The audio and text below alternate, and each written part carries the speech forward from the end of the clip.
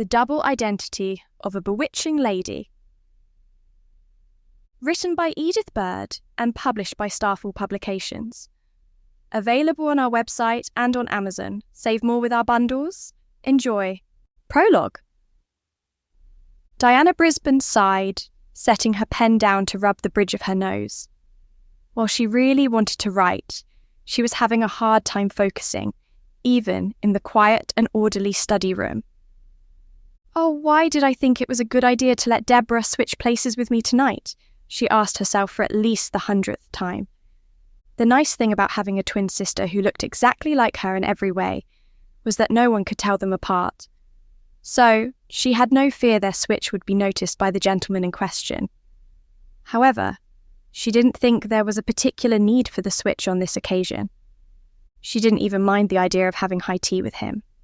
True, he was a little condescending, but at least he was actually willing to talk politics with her, something not many potential suitors were willing to do with a 16-year-old girl such as herself. While she wasn't interested in him for any reason other than his conversation, she could tell he was perhaps interested in calling on her more officially. This morning, when she had pouted at her aunt, who was reminding her she had to make herself more presentable to receive him, Debora had instantly jumped in and quickly talked her into switching places. When she had hesitated, her sister had reminded her of how she had said that she wanted to write today, pointing out that she wouldn't have time to do so if she was entertaining her suitor, and had ended by mentioning the small favour she owed her. It was only long after Debora had gleefully kissed her on her cheek and run off to get ready that Diana paused with an uneasy suspicion her twin was up to something. Though Diana loved talking about politics, philosophy and mathematics, Debora did not. Therefore, as far as she could tell, her sister had no real reason to want to switch places with her just to entertain someone who she would doubtless be bored by. It was this apprehension that was keeping Diana from focusing. With another sigh, she stood and stretched a little, knowing she would have to get herself some peace of mind before she could even think about finishing her writing. If their parents were here, she could have felt more comfortable about leaving things as they were. However, their elderly aunt, whom they were visiting with in Wales at the time, could not keep up with the more rambunctious twin. Just as Diana was about to head out of the library, she heard voices growing louder and then shouting and the sound of something slamming. With wide eyes, she hurried out of the door, down the hallway and to the top of the stairs as laughter joined the cacophony of other sounds. She recognised that one of the people shouting was her aunt. As she stopped at the top of the stairs, the sight that met her eyes seemed like chaos to her. Aunt Anne had her head poking out of the door, seemingly alternating between two conversations. "And I want you to leave my property, and don't you ever come back," she yelled at whoever was outside. Then, turning to Mr. Lincoln, the man inside with whom Diana was supposed to be having tea, she said, "Oh, sir, please don't go. I am sure this was just some sort of misunderstanding. I am certain that—" However, his face was completely red, and he was refusing to look at anyone as he walked around Aunt Anne to reach the door. Meanwhile, Debora was by the wall, a hand over her stomach and slightly bent over as she laughed almost hysterically at everything that was going on. "Please, sir!" Aunt Anne's voice grew louder once more, and Diana saw that she was wringing her hands together. This seemed to make him pause, and she hoped maybe he would say something that would clear up what was going on.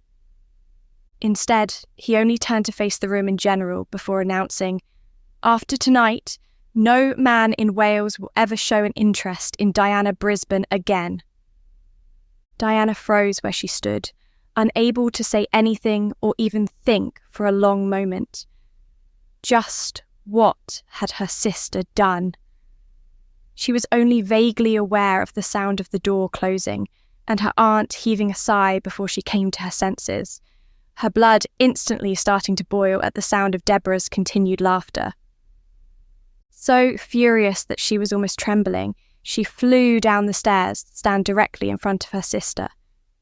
"Just what is so funny? What did you do?"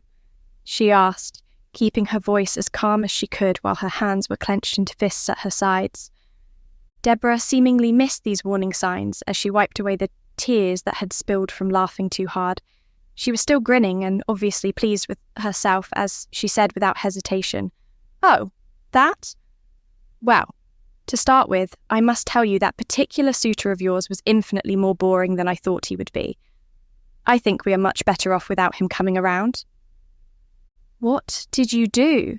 Diana asked again, her already low patience growing even thinner at the absence of either a clear answer or any repentance. Her sister seemed to start catching on to the fact she was far from pleased, and so she answered more directly this time. "Well, you see, I knew Crowley would be coming by today. He is that soldier I told you about, remember? Anyway, when Lincoln was being especially boring, I started talking to Crowley instead." "Just talking?" Diana asked doubtfully, knowing that her suspicion was correct when Debora looked slightly abashed for the first time. "All right, so it was more than simply talking. What of it?" "Yes, I brazenly flirted with a soldier in front of him, but you should have seen the expression on his face. I really think you would have laughed at that. Crowley seemed to find it just as much fun, especially when the gentleman started to protest, and..." Diana could contain her temper no longer. Just picturing the scene in her head nearly made her want to die from mortification.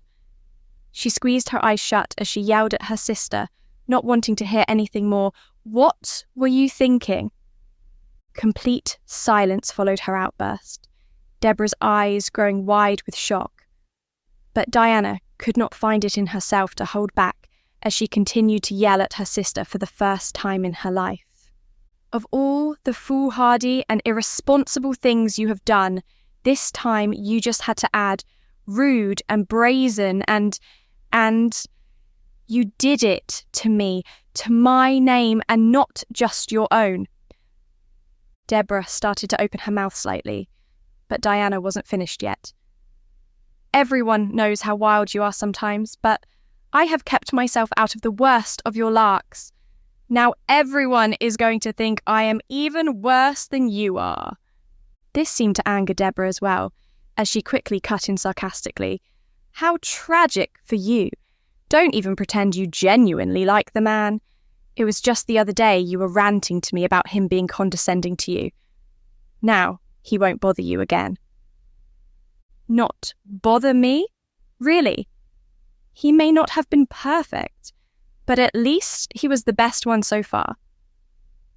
"You can do better than him. I know you can," Debora told her conciliatorily. "That is beside the point," Diana exclaimed, exasperated. "Then what is the point?" "The point is, I do want to actually get married one day," Diana yelled back. "I want to get married, but no one is going to want to marry a brazen, rude little flirt. You don't care if you get married or not, but I do." "Girls," Aunt Anne interjected, trying to get them to stop arguing. However, both of them ignored her as Debora replied angrily, "Just because I am not as interested in the idea of finding someone to settle down with, that does not mean I want to end up a spinster."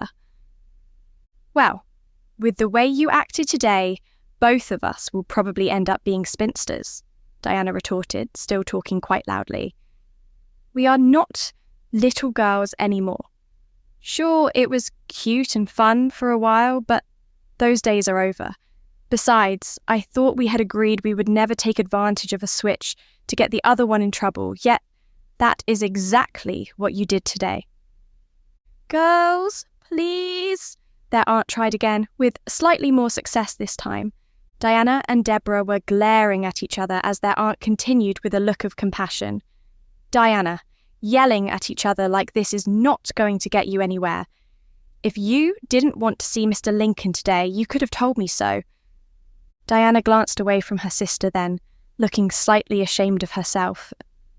"I know, and I can promise you I have learned my lesson, and I never intend to switch places with Debora ever again," she said firmly as her glare settled back on her sister. "Oh, come now," Debora said as she rolled her eyes. "We both know that the next time you start dreading an event Mother and Father want you to attend, that you will—" "No," Diana interjected, adding even more firmly than before, "never again." Aunt Anne cleared her throat to try to regain control of the conversation, but this time her gaze was focused on Debora. The lines around her mouth and her tone of voice were harsher as she said, "I think most of this was your doing. You should apologise to your sister, and then you can stay in your room until I can find a way for you to explain yourself, and apologise to Mr. Lincoln." "What? Why are you scolding only me? She agreed to switch with me, so it is not as though I did this all by myself," Debora exclaimed, angrily gesturing towards Diana. "Aunt Anne is right. I may have agreed to switch places with you. I am not, though, the one who was rude, who was a shameless flirt, and who decided it would be entertaining to ruin someone else's reputation," Diana coldly retorted. "However, you can save your apology for everyone else." "What do you mean?" her sister asked, a slight trace of worry in her voice. Diana turned and started walking stiffly back up the stairs to her room. "I don't want your apology, not when I know that you won't really mean it. In fact, I think that the more distance we have between us, the better." "Distance? You mean from each other? You can't mean that." "Wait a minute." Diana jerked her hand away as her sister began to reach for it to stop her. Turning with an icy glare, she replied, "I have always been the one who found it was more annoying than fun for us to get confused with each other. This time you have taken your entertainment too far at my expense." Then, turning to her aunt, she added, "I am going to my room, where I plan to remain for the rest of the day. The first thing I plan to do is write a letter to our parents. With any luck, I will be able to convince them to send me abroad or something. I will be quite happy if I never have to see her again." She ignored Debora's gasp at her last words, as well as the prick of tears in her own eyes. As she turned and hurriedly continued up the stairs, she already regretted saying something so callous. "You do know it will take them a few days at least to reply, don't you?" Aunt Anne called after her. "I know," she quickly replied as she reached the top step. Soon enough, she was in her room and locking the door behind her. While she wanted to just sit down against the door and cry, she didn't want to be anywhere near the door when Debora came by later, as she knew her sister would likely do. Guilt rolled around in her stomach as she recalled the hurtful words she had said. However, at the same time, she felt that her sister would never learn to behave properly. All her life she had tried to moderate her sister, who was technically the older of the two of them, and the one who should have been more responsible. Any scolding or reproof always seemed to be forgotten after a few days, sometimes not even lasting that long. As she wiped away the slowly falling tears, she prepared to write her letter. There had been many times when she had tamed down the stories of what Debora had gotten them into, even when she didn't have to help her sister avoid getting into trouble. This time, she was going to do no such thing. She was going to lay out all the facts for them in every detail. If they doubted her words, which would be highly unlikely since they knew she was more trustworthy than Debora, then she would bring up past incidents and clarify them as proof of how serious the problem was. At most, she would get a mild scolding for not saying something sooner, but that would undoubtedly be all. Her sister, on the other hand, she winced at the very thought of what Mother and Father would do and say, but something had to be done. Debora could not be allowed to continue to act as she was currently doing. This was for her own good. She and Debora had never been separated before in their whole lives. She also knew Debora would be devastated to be parted from her, but she was so tired of dealing with the aftermath of her sister's escapades. Perhaps some distance was what they both needed. With any luck, one of them would spend too much time in the sun and get tanned skin or something, so that they would no longer be so easily confused. Chapter 1. Philip couldn't help but smile the moment he saw his little sister, Rosalind, step into the small tea room they had agreed to meet at. As soon as he caught her eye, he stood from his seat and waved her over, embracing her warmly as soon as she was within reach. "Was someone eager to see me?" she teased with a light laugh as they both sat. "Of course, I don't get to see you nearly enough since you decided to get married and leave me," he teased back in the same vein. They paused their conversation long enough to get the attention of a waiter so they could order some tea and cakes. Soon, the waiter was leaving with the reply, "Right away, Lord Egerton, Mrs. Ryerson." "You could see me more often, you know, if you really wanted to," she reminded him, with only a portion of the playfulness she had greeted him with. "Perhaps," he said uncertainly. Somehow, it felt like something of an intrusion to visit his recently married sister too often. After all, she was quite happy, and her husband, no doubt, wanted her to himself sometimes. She seemed to sense the direction of his thoughts, and so she shifted the subject slightly. "Oh, you are still coming to the ball, aren't you? I am so excited to attend it. It will be my first ball as a married woman, and I am curious to see how many small differences I will find. I will, of course, be seated with Roger." She drifted off as she realised he had not answered her question. The fact that she had not given him the opportunity to answer her, even if he had wanted to, was beside the point. "Oh, I know you are not interested, Philip, but you could at least pretend that you are." He let a half-fake smile tug up the corners of his mouth at her exasperation. "You know I don't really care for balls. They are so, well, boring." "But you are coming, right?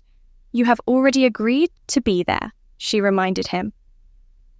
"Yes, I will be there," he replied with a slightly exaggerated long-suffering sigh. "Just keep in mind I am only going because it will make you happy and because it gives me another chance to see you. That doesn't mean I have to be as excited about it as you are. You know, you really should find some way to start enjoying events.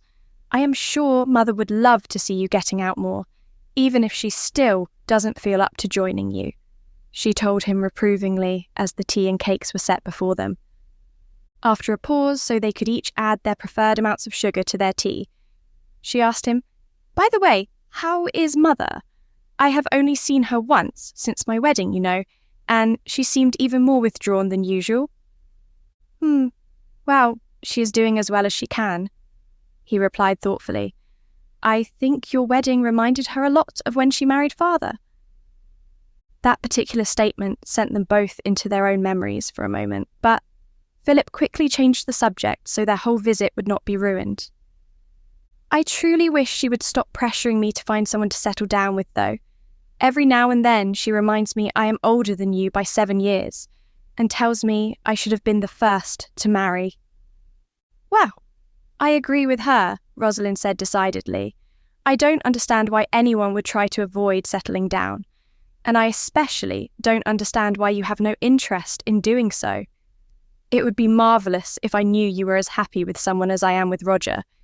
If you were, then I wouldn't have to worry about you so much." Philip had to smile at that. "Well, I don't think that everyone who gets married is as in love as you and Roger are," he pointed out. "You were very lucky to find someone to love so soon after your coming out. Someone who fell in love with you just as quickly, and who is from a respectable family, so that I had no qualms about giving the two of you my blessing." "I am lucky, aren't I?" she asked rhetorically with a light sigh, a blissful smile appearing on her face. He found her response highly amusing, but felt he needed to continue, preferably before she could start expounding on all of her husband's wonderful qualities, which he did not need to hear again. "My point is, just because you found someone quickly, that does not mean I have had the same luck." "But you would be more likely to meet the right person if you attended balls and soirees more frequently," she retorted. "You are not going to meet anyone if you can never tear yourself away from the manor and your books." He sighed and shook his head doubtfully. "I don't think I will ever find the type of woman I am looking for at a ball." Rosalind's eyes narrowed as a thought seemed to occur to her. I know you haven't said anything, but I also know that Mother could not possibly be letting you sit around the estate, even if you aren't attending balls. She started to grin at him as she asked, I would bet she is still introducing you to her friend's daughters, isn't she? Philip gave a fake shudder as he nodded, all of whom tend to be either simpering or boring or both. I would rather never marry at all and leave my earldom to our idiotic cousin Albert than marry one of them.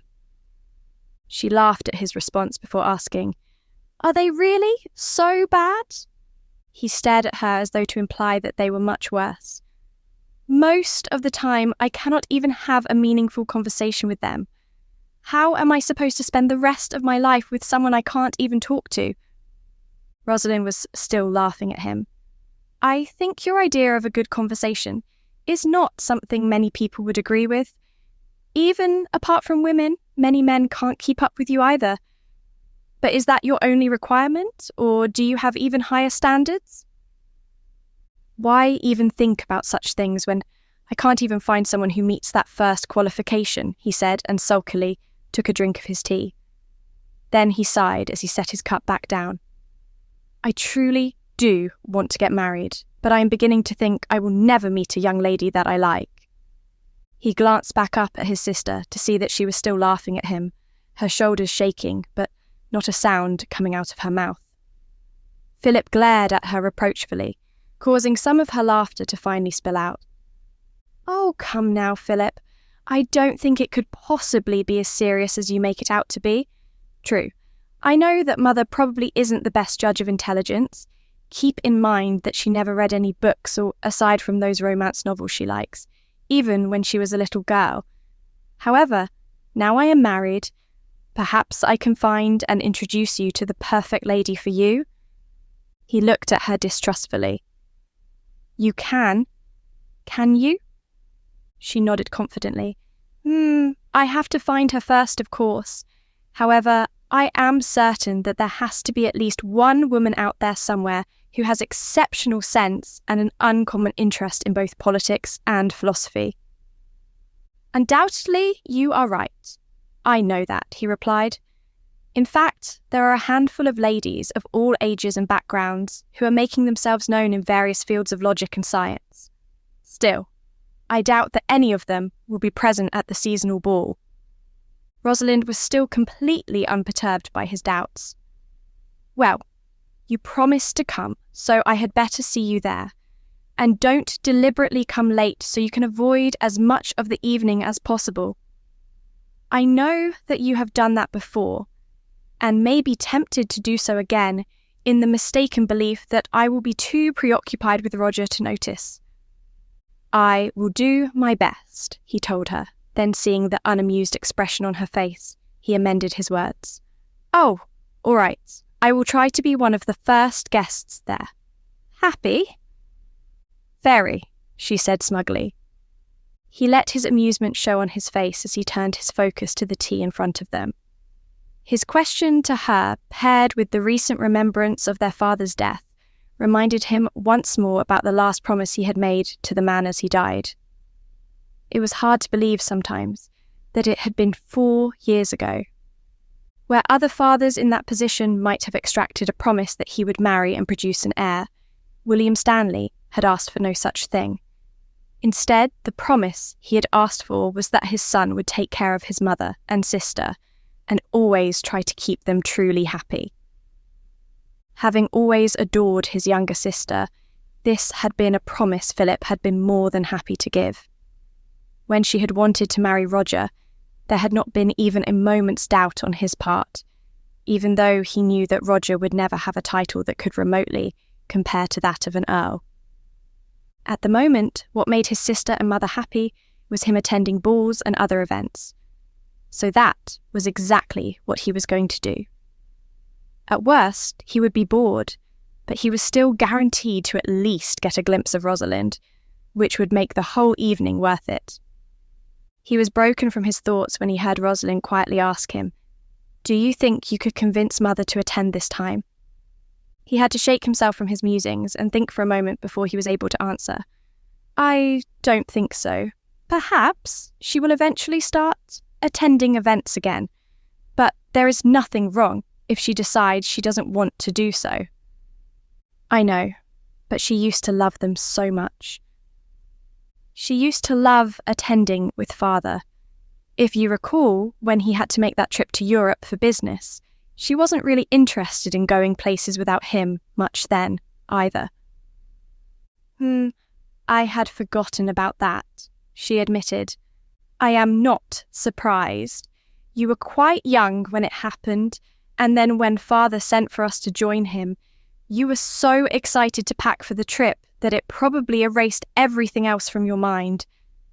He recalled for a moment the fact that she, at 8, had tried to pack her own things before their mother had even finished the letter. The result had been a bag full of clothes that were not the slightest bit folded and were poking out of the bag, which she had not been able to close. She apparently saw exactly what he was remembering, and so she glared at him as she retorted, "If I recall correctly, you enjoyed that trip even more than I did." I did. The museums and lecture halls were fascinating. Maybe I will tour Europe someday so I can visit them all again, he replied with a smug smile. I still think those outings were very boring, she declared, clearly knowing even as she said it that this statement wouldn't faze her brother at all. And that is why I won't be taking you if I go again, he retorted. Perhaps if I can ever find a suitable wife, I can take her with me. That is something I would like very much, he added thoughtfully. Well, I hope you can find such a lady soon, preferably before Mother drives you mad. Agreed, he replied seriously with a huff. Unfortunately, it is time for me to leave, she told him regretfully. I still have to pick up my dress from the modiste and be home in time to greet Robert when he gets there. Must you? I still haven't had a chance to bring up the latest lecture notes I read. Are you sure you don't want to stay long enough to hear about them? He asked with mock sincerity, knowing full well that she had no interest whatsoever in such things. She gave him a knowing look as she said, Yes, I am quite sure. In fact, I think I need to leave immediately in order to avoid such a terrible fate. He stood a moment after she did, hugging her tightly for a minute before letting her be on her way. Just as he was about to sit back down to contemplate having another cup of tea, he saw her turn back as though she had forgotten something. Oh, and I will remember that you said you would be at the ball early, so if you aren't, I will hold it against you, she said. And you can't spend all evening standing around me. You have to talk to other people too. I know, I will do as I am told, Mother, he countered. She rolled her eyes, but seemed otherwise satisfied with his answer as she left. Philip began to wish that he hadn't opened his mouth to agree to go in the first place. Hopefully, some of the men would be interesting to talk to. He doubted there would be young ladies that were the slightest bit interesting, but a small part of him hoped he would be proved wrong. Chapter 2. Diana tried to appear interested. She really did, but the ball was simply boring, and the only thing she could do was try to stifle her yawns. She couldn't understand why all men seemed to fall into one of two categories. Either they could not even begin to hold a proper conversation on philosophy, or they could do so, but simply refused to engage in it with her because she was a woman. She didn't know which category was worse. Not keeping up with the politics and goings-on of your own country seemed to her like it should be a crime, especially for men who could make changes and who were supposed to be taking their country forward. In short, a man who couldn't talk politics gave her the impression of a man who was shallow beyond belief. Those who actually could talk about subjects like mathematics and philosophy tended to be extremely condescending when she tried to engage them in something like an interesting conversation. These men came across as bigoted and unenlightened. Just a few minutes ago, Diana had actually been hopeful for a moment. She had found a man who seemed willing to talk to her about mathematics without sounding too arrogant. However, that had gone downhill very quickly the moment that she had asked him what he thought of Sophie Germain's paper on elasticity. He had instantly scoffed at her, laughing at the very idea of a woman mathematician. Still, Diana had tried to smooth over the conversation like a polite lady, pointing out calmly that Germain was a legitimate mathematician who had even recently received a prize from the Paris Academy of Sciences. His reply had been to roll his eyes and tell her how ridiculous the French were for even letting a woman learn about advanced mathematics in the first place, much less giving her a prize for it. Such a thing was not meant for women. As soon as her dance with him was over, Diana had politely excused herself from his company. Though she had found conversing with him to be tolerably pleasant until then, she already knew that he was not the man for her, so there was no point in further conversation. For the first time in a long while, she felt herself wondering what Debora might be up to. She sighed as she recalled some of their past escapades when they were bored like she was now. Not that she had any interest in repeating any of them. It was just that it would make this rather drab ball a little livelier. At first, Debora had written to her, but after more than a year of no replies, she eventually stopped trying. Diana was glad of that. She really was. Sometimes it was hard to believe it had been 3 years since they had last spoken to each other, or even been in each other's presence. After the incident, as she called it in her mind, their parents had decided that Debora would stay with Aunt Anne out of sight. This was both to prevent any further incidents of mistaken identity, as well as to ensure that any indiscretions on her part would take place in an out-of-the-way part of the country, where it would hopefully not become part of the gossip of the ton. Every now and then she would hear her parents debating the idea of bringing her twin back to England. For now, they seemed inclined to wait until after their more responsible daughter had a likely suitor, an event which Diana was growing increasingly sceptical would even happen. She was so absorbed in her thoughts that she completely missed a man approaching her, a slight hesitancy in his manner before he stepped forward and asked her, "Are you quite all right?"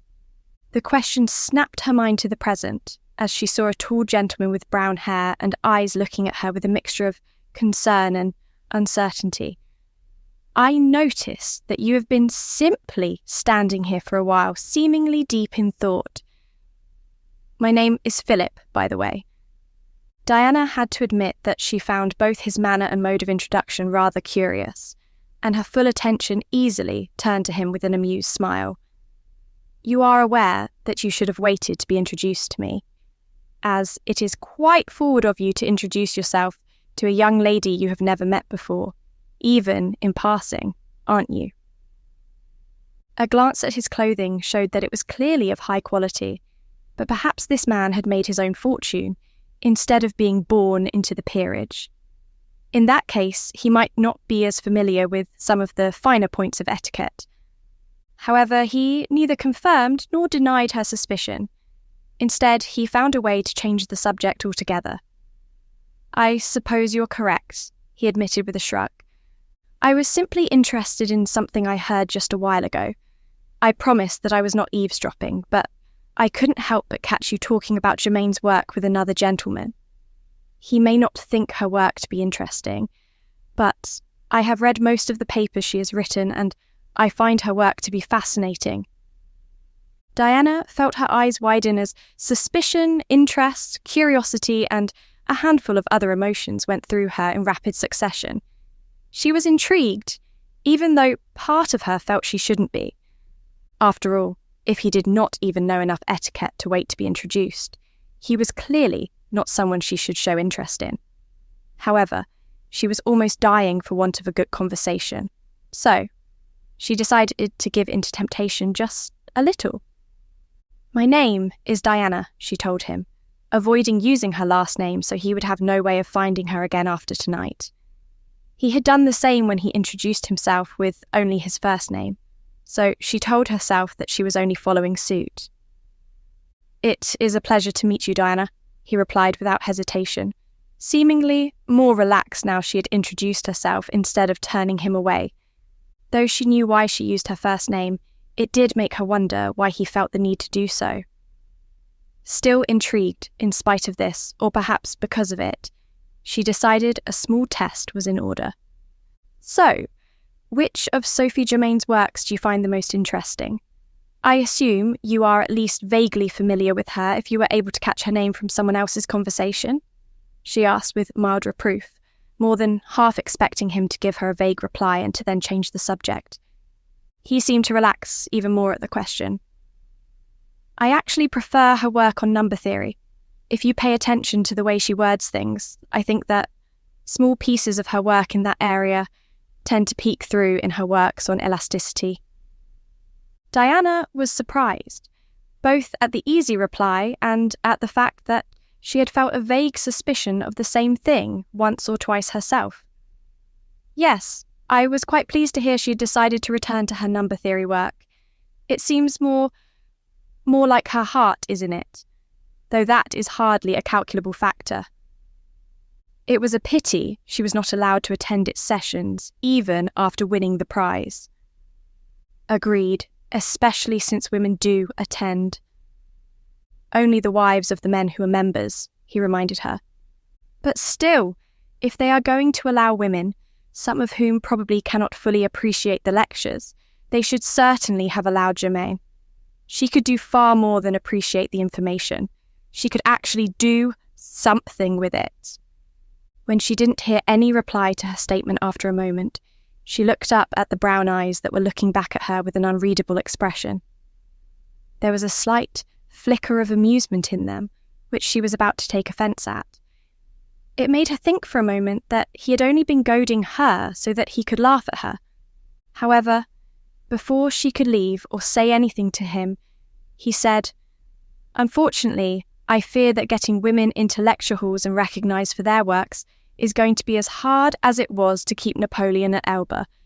But I have a feeling you will figure it out." What? And are the men going to act like the Bourbon monarch, King Louis XVI, who fled to Belgium? Or are you suggesting that, in the end, we will be placed in a house like Longwood House on St. Helena? That is only if he stays there, Philip pointed out. Considering the living conditions in Longwood House, it may very well hasten his desire to depart that island. Maybe that is part of the plan. The Times speculates that the British government placed him there to hasten his death, but considering all he has been through and survived, I think it improbable that poor living conditions will be the end of him. However, even if he doesn't escape, the effects of his actions are still going to far outlive him. And which effects are you referring to in particular? Diana paused a moment, surprised as she realised how much she was enjoying their conversation, and even more so to see that he was genuinely interested in what she had to say. He was talking to her as though he considered her to be his equal. Determined not to disappoint him with a flimsy answer, she thought for a moment before replying, "I would think that both the new independence of Argentina from Spain and the movement for independence within Norway that led to them creating a Norwegian constitution in May 1814 are perfect examples of obvious changes." His reply was not given instantly and was spoken in an equally thoughtful voice. "While I can admit that Bonaparte may have provided something of a spark for both of those, we have yet to see if they will be lasting or not. After all, Norway is already in a union with Sweden, which is the country it last belonged to. A precarious union that is more likely to end before Norway submits to being absorbed by another country again," she corrected. "I suppose we will have to wait and see," he said, not at all offended. "Still, there are times when I wish that England could have hired Bonaparte to get New Orleans for us. He might have defeated that Major General Andrew Jackson, who ended up besting our forces." I am not as confident about that. The American style of fighting is quite different in some respects from the way we are accustomed to fighting on the continent. True enough. I had forgotten that for a moment, and I am certain that, with the possibility of a 19th state about to be added, they would have been up to the challenge should they have needed to go head-to-head with Napoleon on their own. Oh, yes. I have only heard a little about that. Do they have any reason that would prevent them from making Indiana a state? None that I know of. Their current president, James Madison, has been there since the beginning, when there were only 13 American states fighting for their independence. Diana quickly became absorbed with this new source of information, asking thoughtful questions and making remarks as Philip told her what he knew while she pried more information from his not unwilling mind. She could never seem to find much reliable information on the state of things across the Atlantic, and usually she had to suffer through condescension of some type in order to learn.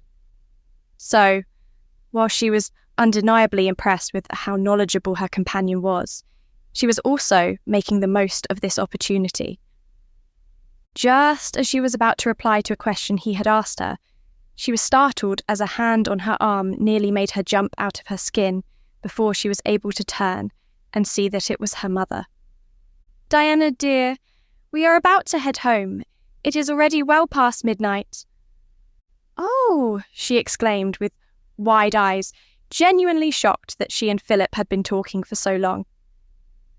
"I will meet you at the door in just a moment," she replied. She wondered briefly if she would hear an unfavourable remark as to who her companion was, feeling another twinge of surprise when her mother simply smiled and nodded at both her and at the man she was with. Seeing that her mother was satisfied with that answer, she turned back with an apology on her lips. But she was beaten to the point when he said, "I am quite sorry for taking up the whole of your evening." She shook her head.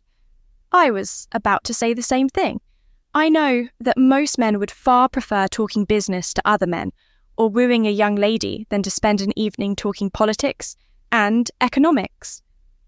This seemed to amuse him as he replied, "I could say the same for most young ladies, except instead of talking business, they talk of dresses and parties." "True enough," she admitted. As she took half a step away, the thought crossed her mind that she wanted this man to know her name, so that perhaps they could find each other again at the next ball. "By the way, my name is Diana Brisbane. I am the daughter of Walter Brisbane, the Earl of Crampton." She was able to catch the flicker of surprise and pleasure on his face before he bowed slightly and said, "It is my immeasurable pleasure to meet you, Lady Diana. My name is Philip Stanley, the Earl of Egerton."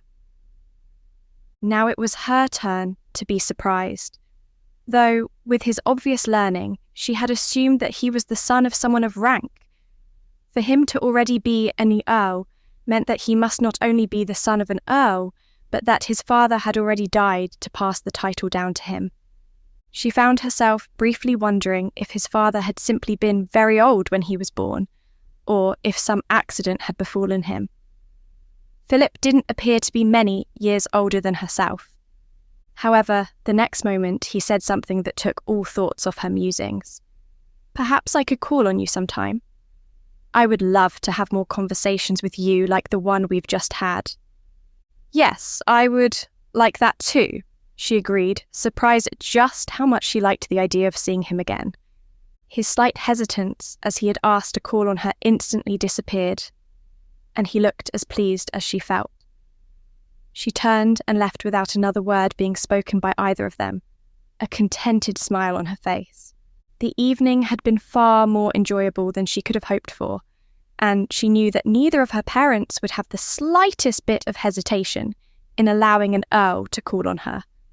She could only hope that things would go as smoothly as she wished the next time their paths crossed. But at this point, he had the most potential of any suitor she had ever met. Chapter 3.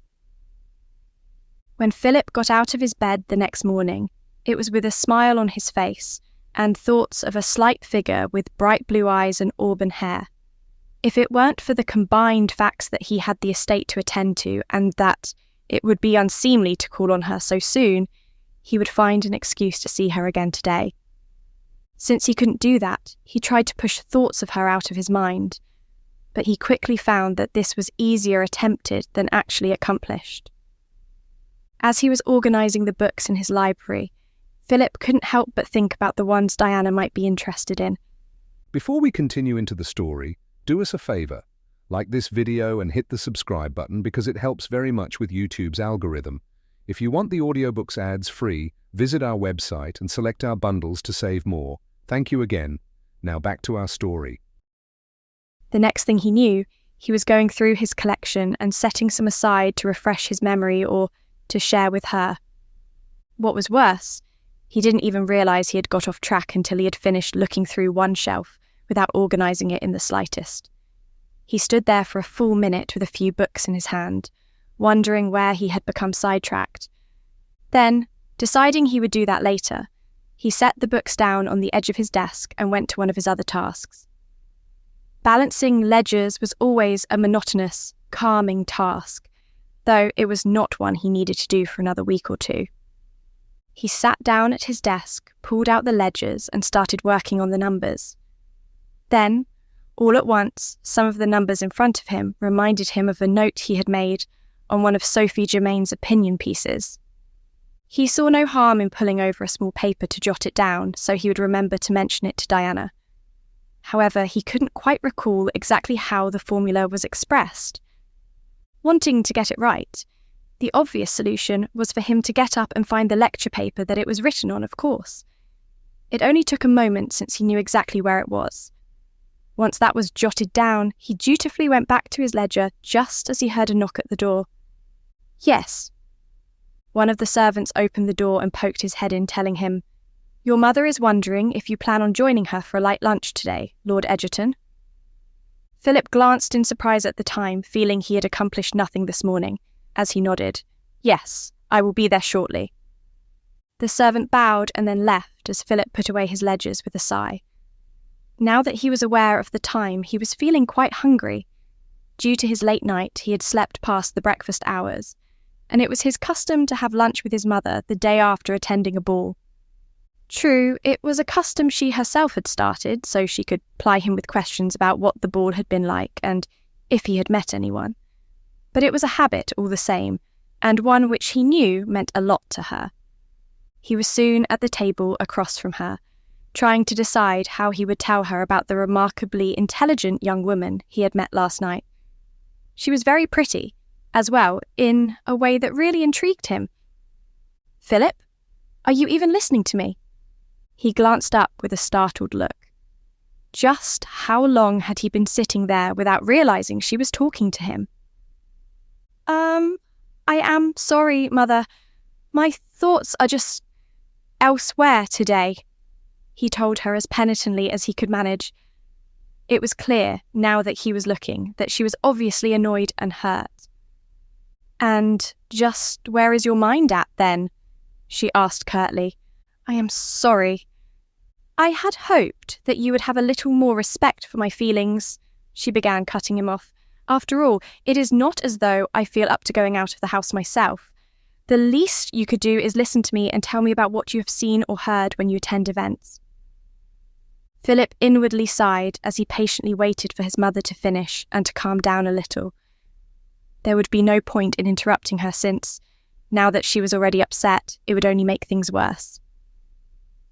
"And even when you are home, you are so preoccupied with your books that sometimes I don't even think you would speak to me at all if I didn't go out of my way to say something to you first. Your dear father was the only one who ever understood and could sympathise with my poor nerves." By now, she was sniffling as a few tears fell from her face. Philip calmly handed her his handkerchief, which was always kept on hand for such occasions. "Oh, I pray that you never know how hard it is for me sometimes," she said.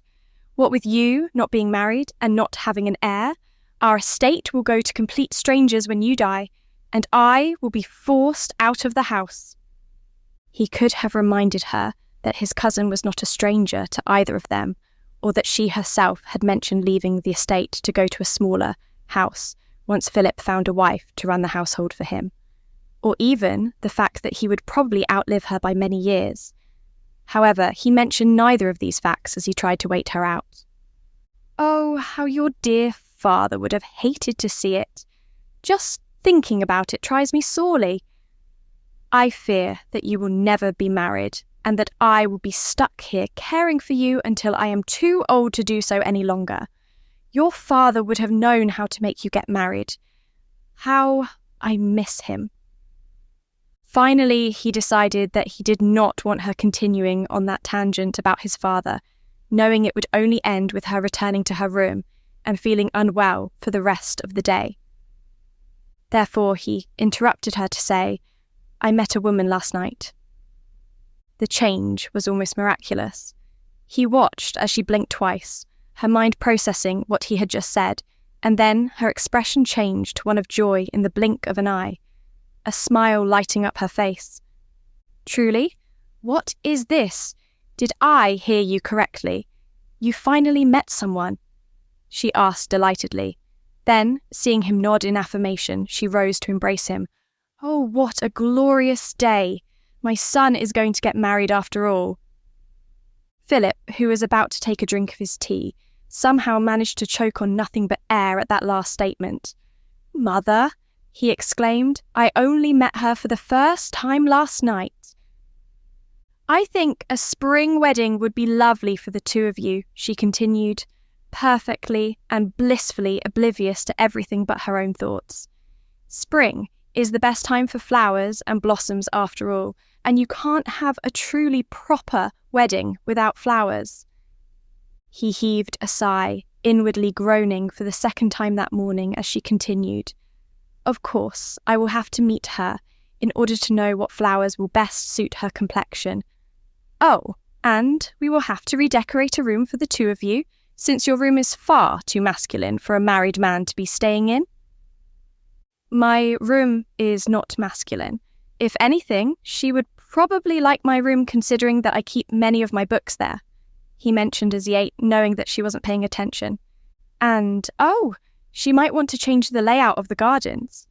I would love to have garden parties held here once again, and it will be so perfect. Perhaps we could even have the reception here.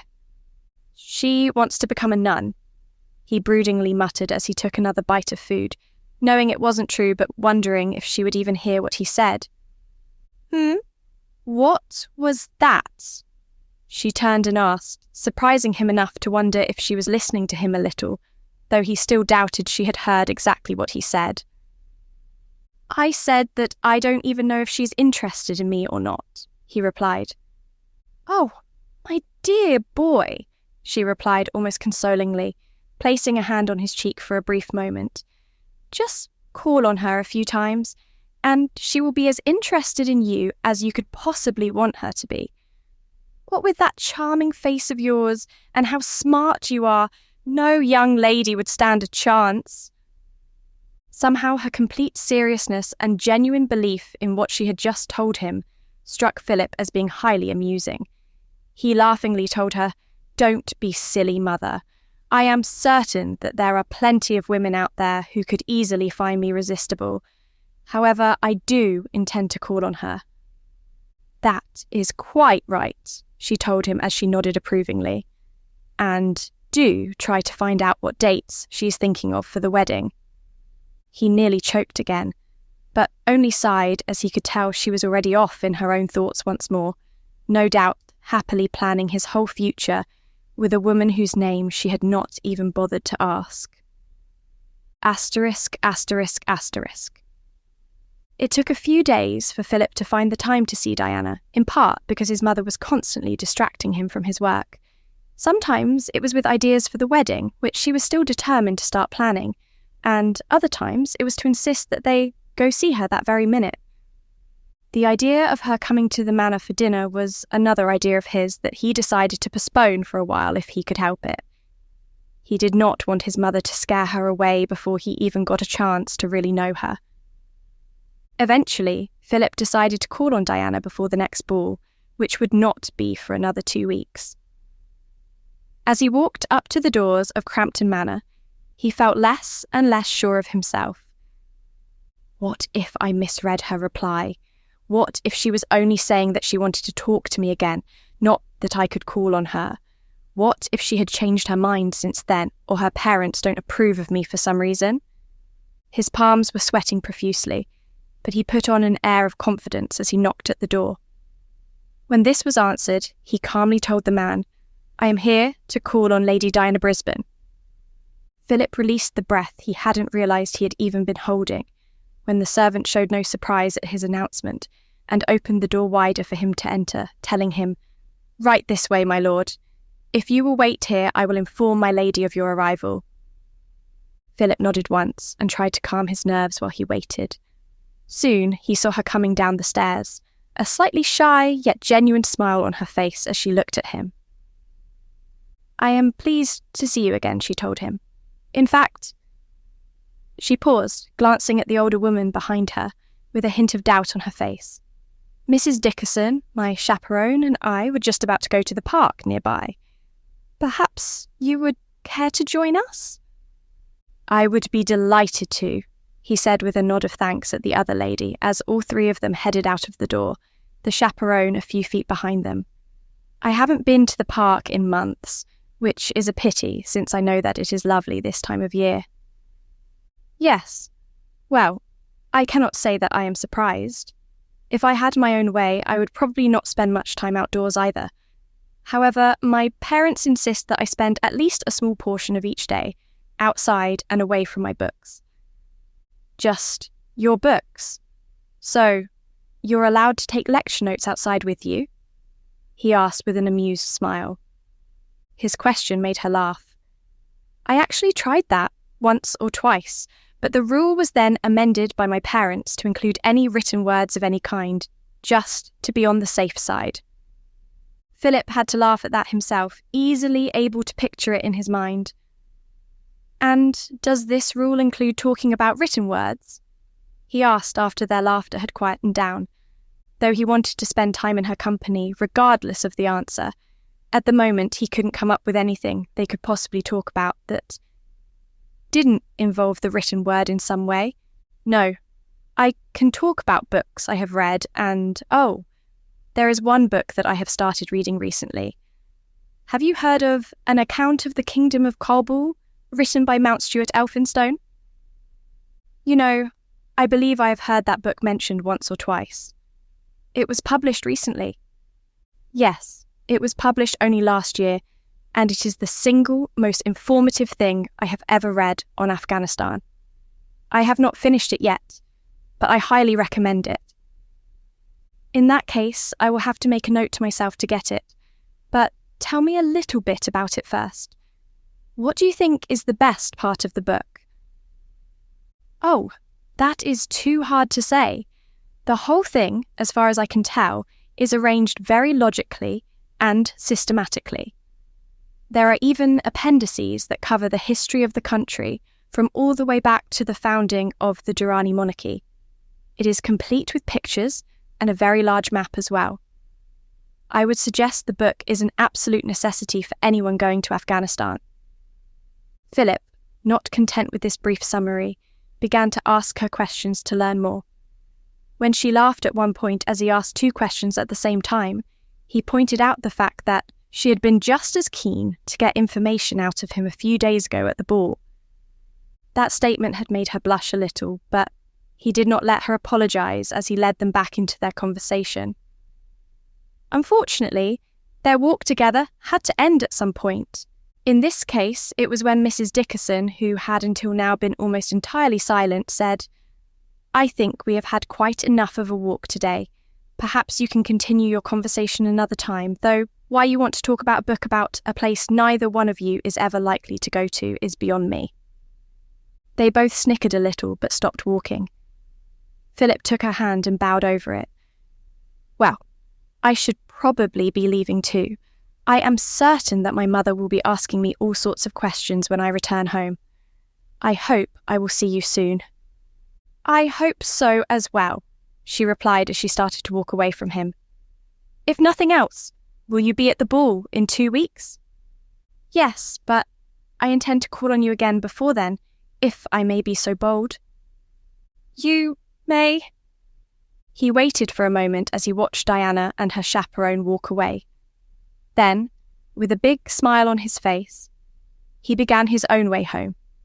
He was happy with the way the day had gone, a bubbling feeling in his chest as he hoped for the future. Chapter 4. Diana stood in front of the mirror as her maid gave her hair a few final touches for the ball that was to start in just an hour.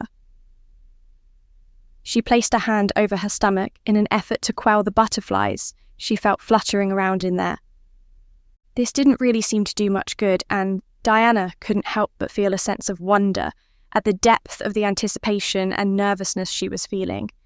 She had never felt like this for any of the other balls she had attended. The only difference now was that she knew that Philip would be attending. He had not only promised that he would be there, but the last time they had met for a walk, they had agreed that they would actually dance this time. Smiling to herself in expectation, Diana left her room and headed down the stairs and out to the carriage. In her mind, she replayed some of the memories of the last ball, where they had been so busy talking that they hadn't even thought to dance. Had it really been only a few weeks since they first met? It seemed as if they had known each other for much longer. Though they had quickly found they did not agree on every subject, they did have a mutual respect for each other's opinions. They could discuss things without growing angry or feeling the need to be right about everything. As Diana stepped into the carriage, she found her mother was already there waiting for her. "Right on time as usual, my dear." "Is father not coming with us?" she asked with a slight frown as the door was closed behind her, and a moment later the carriage started moving forward. "No, I'm afraid not. One of the properties we own caught fire earlier today, so he is looking into that this evening," Hannah said with a sigh. "Are the tenants who live there all right?" Diana asked with concern. "I believe so, but I wasn't there when your father was told about it. All I know is that he is going to be there, and that he won't be coming with us." Diana sighed, leaning back in her seat and feeling a mild temptation to pout at the lack of information. She wanted to know how bad the damage was, if the structure was still sound, and if those particular tenants had anything of value that was now lost. Countess Crampton, though she had allowed Diana the privilege of learning whatever she pleased, made it perfectly clear on more than one occasion that, in her opinion, business was something that was strictly for men.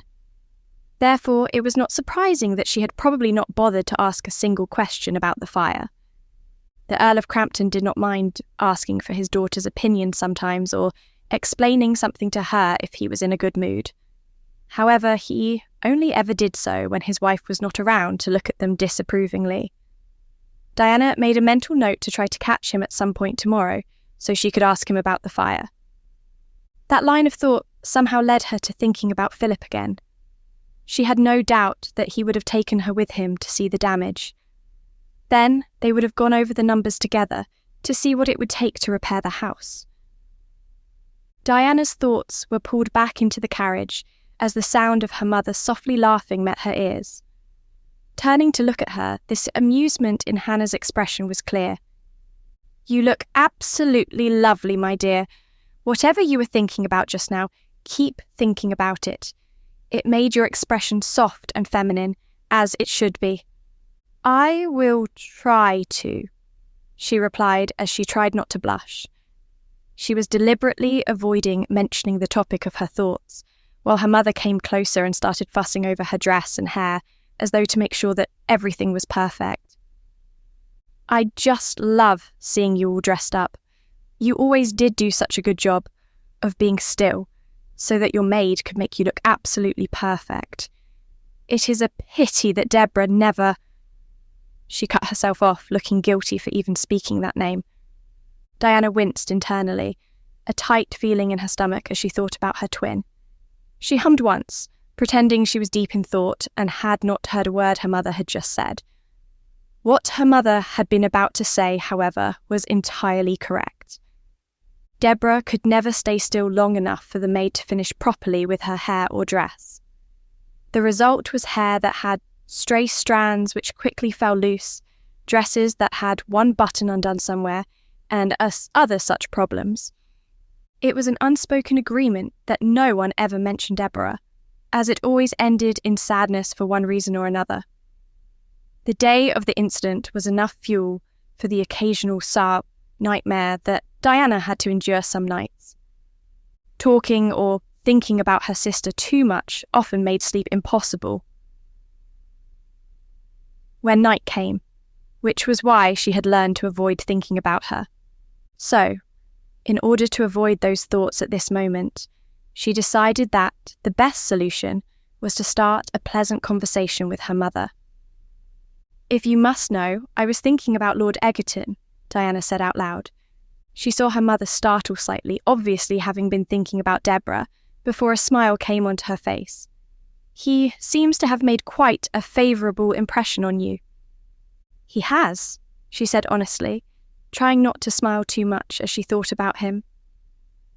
"You know, I haven't had a chance to really meet him yet. He is always far too busy talking to you, so why don't you tell me a little about him?" "Oh, where should I even begin? Let me think for a moment." Diana replied, "I think that the best place to start is how we met. You have possibly figured out by now that he is as interested in politics, mathematics, and logic as I am." She paused to make sure she was being listened to before continuing. "And, well, that was how we met. He heard me talking to someone else, or rather attempting to talk about mathematics, to another gentleman. So, he came over and we started talking." Diana brushed over the fact that they hadn't been properly introduced. "We ended up talking all evening until you told me it was time to leave." Your father and I noticed that. We were a little worried until we inquired about who the gentleman was that you were speaking with. However, we are quite pleased with your choice, though it could be argued that you were rather hasty in letting him call on you so soon after meeting him. I cannot deny that a man of his station must be secured before he can set his sights elsewhere."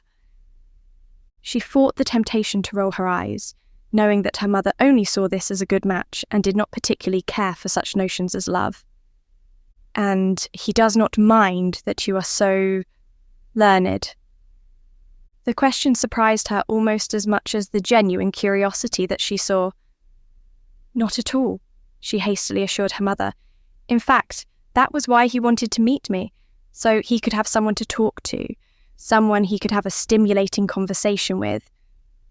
Hannah seemed to consider this, her expression hinting at the fact that she hardly found it credible, and that if it were not for the fact that she knew her daughter to be strictly truthful, she wouldn't have believed it at all. "And what do you talk about when he calls on you?" "The same things mostly, though we did talk about this ball and that we are going to actually dance this time instead of talking the night away."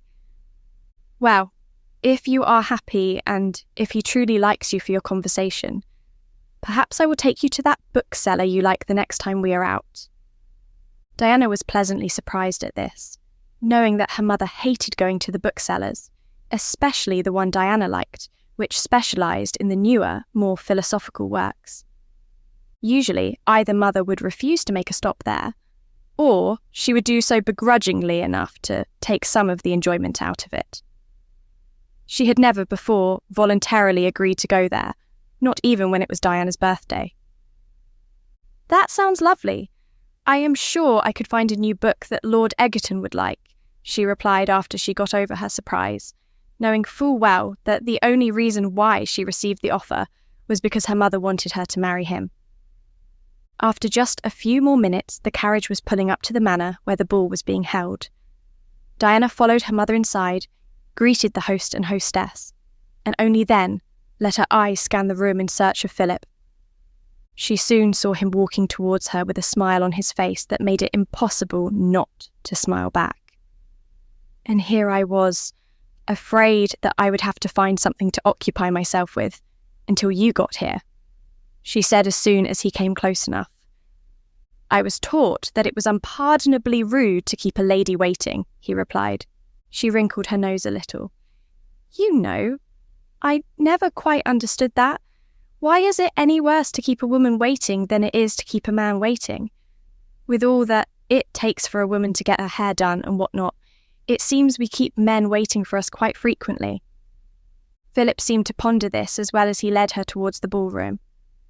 I can't say that I ever thought about it. I suppose that it could be either simply attributed to etiquette, or you could say that once a woman is finally ready to leave, you shouldn't wait any longer. And here I was, thinking that it seems that it is just a subtle way for men to complain about having to wait interminable lengths of time on women, she retorted almost smugly. This made him pause to consider the implications of her statement, only to have the corners of his lips twitch upwards in amusement a moment later. You do have a point there. Of course I do, she playfully scoffed. In that case, remind me never to use that phrase again, he replied. Oh, are you afraid that, now I know the true purpose behind it, it will offend me? Won't it? Maybe.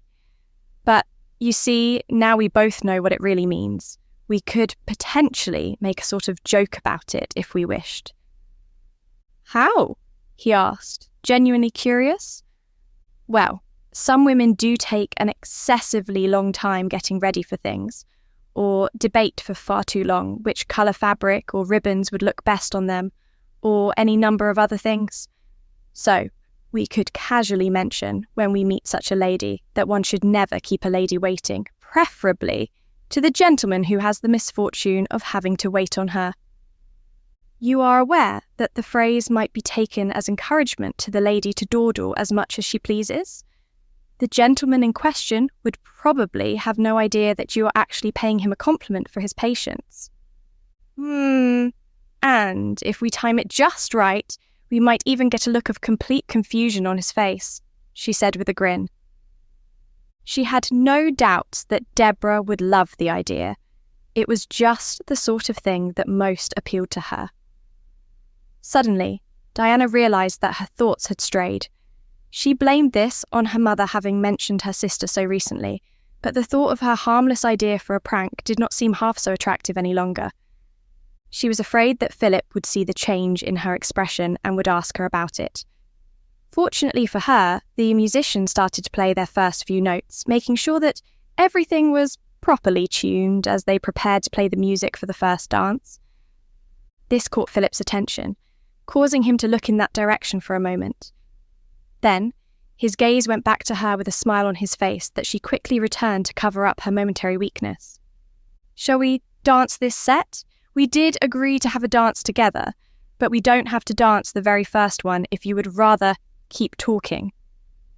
Diana really didn't want to keep talking, so she quickly nodded. I would love to dance this set with you, she replied, as she gave him her hand so he could lead her further out onto the floor. This particular dance had them separating and then coming back together, again, repeatedly, making conversation too difficult to maintain. By the end of the dance, Diana was feeling quite herself again, enough so to remark on the differences between country dances and more formal ones. This sparked a whole new conversation. At first, it was about how some country dances were considered scandalous. From there, it drifted to the dances of other cultures, of which Diana had only heard or read about, but had never actually seen herself. Talking about the various customary dances of other cultures quite naturally led to talking about other cultures in general, as well as what could possibly have sparked the strange customs that some of them adhered to. Somehow, around the time that the two of them paused to get some refreshments, the conversation came back around to their own customs, why they were customs, and how they started. Diana lost all track of time as they talked, enjoying every moment of the thought-provoking conversation. It was Philip who brought them out of it, as he noticed long before she did how the time had passed. If I may be so bold, I would like to have another dance with you this evening, and I can't help but notice that this is the last one, he stated, abruptly interrupting their conversation. Is it really? She asked in genuine surprise, as she took in the sight of the room, her eyes searching for a clock so she could see the time. In that case, yes, you may have this dance. He led her onto the dance floor once again, this time the dance being a waltz that kept them close together. Without speaking a word to each other, they both seemed to agree to simply enjoy the dance, neither of them feeling the need for conversation. However, this did not stop their eyes and expressions from having a sort of conversation of their own. There was a smirk and a twinkle of mischief on Diana's part when he missed a step. He countered with a fond glare and deliberately stepped inside her personal space for a brief second, which caused her to blush at his proximity. In spite of her best efforts, her blush stayed on her face for the rest of the dance, and her heart was beating strangely fast. Eventually, the dance came to an end. Almost immediately, Diana took a step back so she could catch her breath. Well, I should probably find my mother and ask her when she wants to leave. Since father wasn't able to make it, she will probably want to leave soon, she reluctantly told him. So, this is goodbye then? He asked, clearly as reluctant as she was to have to part ways. I'm afraid so, she replied with a small smile. He took her hand, bowed, and kissed the back of it before he released it. Goodbye, then, Lady Diana. I look forward to the next time we meet, which will hopefully be soon. As do I, Lord Egerton. Goodbye for now, she said with a more genuine smile. For a moment, neither of them turned away to leave, but then Diana reminded herself that she needed to find her mother. This took a few minutes to accomplish, but was made easier by the crowd of people at the ball starting to thin out. Are you ready to leave, Mother? She asked as soon as she found her. Ah, there you are. And yes, I am quite ready to go, as long as it is all right with Lord Egerton. I have already said goodbye to him before I came looking for you, she replied with a slight sigh at her mother's none too subtle insinuation that she should be spending as much time with him as possible. And you are seeing him again soon, I hope? We did not set a specific date, but it was implied that we would meet again before long, she replied. Her mother, clearly satisfied, did not ask any further questions or say anything at all the whole trip home. This left Diana with far too much time to dwell on her own thoughts, which, in this case, were on how lovely that last dance with Philip had been. Dancing had never been something that interested her or that she had enjoyed at all before, though she had been taught to dance well as a matter of course. However, dancing with Philip was quite enjoyable, more so than she could have thought possible. She had no doubt that the only reason why she found dancing to be so pleasant on this occasion was because she was dancing with him. Up until now, she recognised that she liked his company and conversation, but now she finally realised she was in real danger of falling for this clever, handsome man. Chapter 5. Debora slipped out of the house as quietly as she possibly could, pausing halfway out of the door to make sure there were no sounds coming from further inside the house. She nodded with satisfaction when she didn't hear anything, closing the door behind her slowly so it wouldn't make any noise. She stopped at the threshold, looking both ways, for a moment to decide which way she wanted to go. With a careless shrug, she picked one direction at random, letting herself enjoy the cool London air for the first time in years, even though it came with quite a bit of fog today. Debora knew full well that she should not be walking around town without a chaperone. She told herself, though, that it was hardly her fault that Aunt Anne was asleep and hadn't arranged for one to be available for her. Her aunt was getting ridiculously old, enough to need a nap today after their long journey to London. Meanwhile, Debora was bored, and besides, why did she care what people would say? The answer was that she didn't care at all. She was finally back in London after being literally exiled to Wales, so she was going to make the most of it while she could. Just thinking about that day, a couple of years ago, was enough to get her blood boiling even now. At the time, she had been torn between feeling shock, hurt, and anger, but now all she felt when she thought about it was resentment. It was all as clear as yesterday in her mind. Debora had been fairly jumping up and down with excitement. Her parents were coming that day to pick her and her sister up, and she couldn't wait to leave this remote place where there was almost nothing to do. Sure, there were soldiers stationed nearby, and they had been moderately fun, but the colonel in charge of them had done his best to keep his men away from the ladies of the small town. Between him on one side and her aunt on the other, she had seen very little of the men at all. Debora had been hoping that they were going to London together after this. There were far more things she could do there, so many places to see and people to meet. Their country house was nice, but it got boring after a while. Just the thought of being in London again had made her too energetic to sit still long enough to even get ready for the day. She had bolted the moment she was dressed, braiding her own hair as she ran down the stairs, and not caring the slightest when she found she had missed a strand of it. Waiting at the window until she saw the carriage that undoubtedly held her parents. She had been out the door and beside the horses before it had even slowed to a stop. "Hello, Mother, Father, it is so good to see you. Where are we going? I am so tired of living here," she prattled before they were even out of the carriage. When they had set foot on the ground, she hugged them closely, brushing off her mother's obvious distaste for her hair, since they both smiled at her and were genuinely happy to see her again. "Where is your sister? Are you ready to go?" Debora nodded, choosing to answer only one of the questions. "I am perfectly ready to go. I am already packed and we can leave right now." As soon as the three of them entered the door, she saw her aunt and her twin standing there with grim faces. Diana had not been looking at Debora, refusing to even meet her eyes. Both parents had seemed to instantly catch on to the mood of the room, and it only took them a moment longer to sense the coldness between the sisters. "What happened?" her father had asked with a sigh, glancing at Debora as though feeling certain that she was the cause of whatever the problem was. "If I may speak with the two of you alone, I think it would be best," Anne said with thin lips. As the three adults had gone into a room, Debora had huffed with annoyance. Seeing that her sister was still holding a grudge about her little prank, she focused instead on trying to listen in through the cracks in the door, part of her waiting for Diana to tell her it was wrong to eavesdrop like that. Eventually, the voices grew loud enough for her to hear.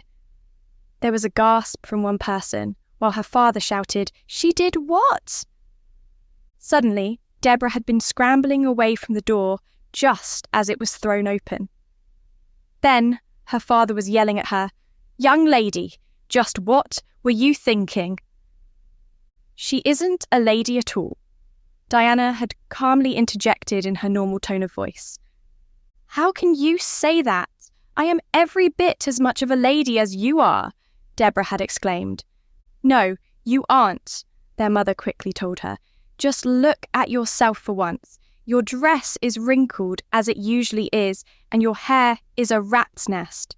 Has it even been brushed today? And when was the last time you worked on your embroidery or anything else ladylike? When we get home, you are going to be confined to your room." "Please, Walter, we have tried that before. Clearly, it doesn't work," Hannah replied exasperatedly. "Why is everyone making such a big deal about this?" Debora had all but screamed. "Hold your tongue, Debora. You have caused more than enough trouble." Then, turning to his wife, he had added bitingly, "Maybe confinement didn't work because we never kept her in there long enough." But Diana shouldn't be punished by having to be alone simply because her sister is.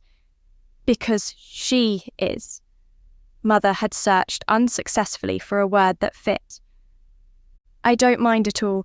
In fact, I think it would be best for me to have my lessons by myself. It might be more boring that way, but I would be able to focus better." "Then it is settled," Father said with relief. "No, it is not. If you recall, she has proven herself to be perfectly capable of getting out of her room through the window, if she feels like it." "If I may," Anne spoke up hesitantly. "Debora could stay here with me. The soldiers garrisoned nearby will be leaving soon. After that, there is not much trouble she could get into around here. And if you take her sister with you, then anything she might find to do will only reflect on her. Debora had been outraged as the following silence suggested that they were seriously thinking about this. Are you serious? It does seem like the best solution to me. What about you, dear? Walter asked his wife. Are you certain that you won't be too lonely without your sister? She asked Diana. Yes, came the quick reply from her twin, who refused to look directly at her. She had wanted to scream, to beg, to demand, to do anything that would have made Diana look at her again. Instead, her throat had felt too tight for her to utter a single sound. She stood frozen there while her parents made the final arrangements with her aunt and then left with her beloved sister. Even before the memory came to an end, a part of Debora's mind knew that it might appear strange for her to be walking down the street while she must look angry. Though she didn't care one way or another about the stairs, she did want to actually enjoy her walk. So, she calmed herself down, in part by mentally telling herself that she had no intention of forgiving them for the way they had treated her. They obviously did not want to see her. So, she had decided she didn't want to see them either, which was why she found a way to make her aunt not tell anyone that they had arrived in London. Part of her couldn't help but wonder if Diana would still refuse to talk to her. After all, she had doubted once or twice that her twin was even getting her letters. She didn't put it past her parents to have kept her letters from reaching Diana in an effort to keep their perfect daughter away from her influence. It was while she was still thinking about her sister that she heard a masculine voice calling out, "Diana?" She turned in surprise and confusion as she tried to pinpoint the person who had spoken. Part of her knew it could be a different Diana, but at the same time she longed to get even a glimpse of her sister if she was here. However, as she looked around, she saw an extremely handsome man staring directly at her and heading in her direction, with a young woman who resembled him at his side. In a flash, Debora understood exactly what was happening as he was nearing her. Seeming to notice her confusion, he spoke again. "Diana, it's me, Philip. Imagine running into you here. Where is your chaperone?" Debora opened her mouth to correct his mistake, but, well, he was quite handsome. Surely there wouldn't be any harm in pretending to be her sister for a little while, and it would be so useful to her right now. She could learn some of what her sister had been up to, perhaps if Diana thought about her at all or had even mentioned her.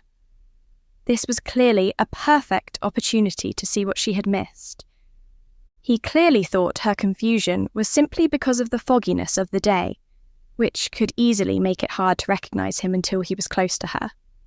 So, she played along with his assumption and did her best to ease any suspicion of her. "Oh, well, I know I'm a little far from the townhouse right now, but I was actually on my way back. My chaperone was with me at first, but she did so want to stay and talk with her friends for a while longer, and I wasn't planning on running into anyone on my way home." This answer seemed to satisfy him, and he quickly turned towards his companion. "Well, this is a perfect opportunity to introduce you to my sister. Remember I mentioned Rosalind? Or rather, I should do introductions properly this time. This is my sister, Lady Rosalind Ryerson. Her husband, Mr. Roger Ryerson, is in a family business in this part of town. Sister, this is Lady Diana Brisbane." "I have heard so much about you," Rosalind said with a bright smile. "It is a pleasure to finally meet you." "On my part too," Debora said with a smile, not wanting to take the chance of saying anything more and having it be incorrect. "So, do you need to go home? If I may be so bold, you could walk with us for a while?" he said almost hopefully. "Yes, and I could serve as your chaperone, so there would be nothing inappropriate about it at all," Rosalind added enthusiastically. "I would love to have a chance to get to know you." Well, Debora debated her options, knowing that the longer she was with them, the more likely it was that she would get caught. Finally, she told them, "I suppose I can join you for a little while, as long as you are certain that I am not intruding." "Of course not," they both assured her at the same time. "Have you taken tea yet?" Rosalind asked her. "If not, that is just what we were about to do, so you could have your tea with us." "No, I have not. And yes, I would be delighted to have tea with both of you, though I probably should not dawdle over it," she said, giving herself an excuse in advance to leave quickly if she found them starting to get suspicious of her. "So, tell me about yourself," Debora asked Rosalind as they walked together, taking control of the conversation and keeping it away from herself. "You mean my big brother hasn't mentioned me?" the lady asked with mock offence. "Of course he has," she replied, playing the odds just a little. "But he might have gotten some things wrong. Better yet, tell me what it was like to have him as an older brother." This was apparently the perfect thing to ask, and she saw Rosalind's face light up at the question. "Oh, he was a perfect brother. I can't imagine any brother being better than mine." Debora felt a pang of jealousy at the look that all two siblings shared, but she covered it up with a smile. "Oh, come now. During all the years you have known each other, there must have been some disagreements of some sort." "Yes," Rosalind admitted with a hint of reluctance as they entered the tea room. "But we always made it right with each other afterwards," she added with a smile. Debora was more than glad for the distraction of choosing what tea she wanted. Looking over the options, it was fairly plain to see what Diana would have ordered, as long as her tastes hadn't changed. But at the same time, the almond cake looked far too tempting. Philip must have noticed her glances in that direction, his voice nearly startling her as he said, "Let me buy you a slice of it." She shook her head to refuse his offer, but he added, "Please, I insist." She bit her lip, looking at the almonds on top of it one last time before acquiescing with a sigh. "Well, I'm not about to fight you on it," she said with a laugh, unable to resist taking a small bite of it the moment she had the slice in front of her. She glanced up, recalling that Diana would never have done such a thing, even if she liked almonds, and that she was pretending to be Diana at the moment. It wasn't until she saw that Philip was smiling at her fondly, instead of looking offended, that she began to realise that this man obviously had feelings for her sister. This realisation made her want to admit her deception on the spot. However, the next moment sent a curl of bitterness and jealousy into her very bones, as Rosalind chose that moment to tell her she was missing out by not having a sibling of her own. She instantly put on a charming smile behind her teacup, sipping on it while she composed herself. "I am sure I missed out on quite a lot. Maybe you could tell me more about what it is like to have a sibling? If we don't have time today, I am certain that I could find the time to go for a walk in the park with you both when you have the time." They seemed to love this idea, setting a time to meet her at the park in a few days. With any luck, they wouldn't see Diana at all between now and then. Siblings, she was able to relax a little as the conversation drifted to other topics. In fact, Debora made subtle inquiries to ensure that he had no reason at all to see her until they were to meet at the park, since he clearly believed that Diana had no. And though she knew that her twin would have found the political topics he brought up to be fascinating, Debora could only pretend so much, finding excuses to change the subject whenever she felt she could safely do so and letting her own personality slip through every now and then. While she only had a vague idea about getting even with her sister and making her pay for throwing her aside, she was at least assured of having a little fun.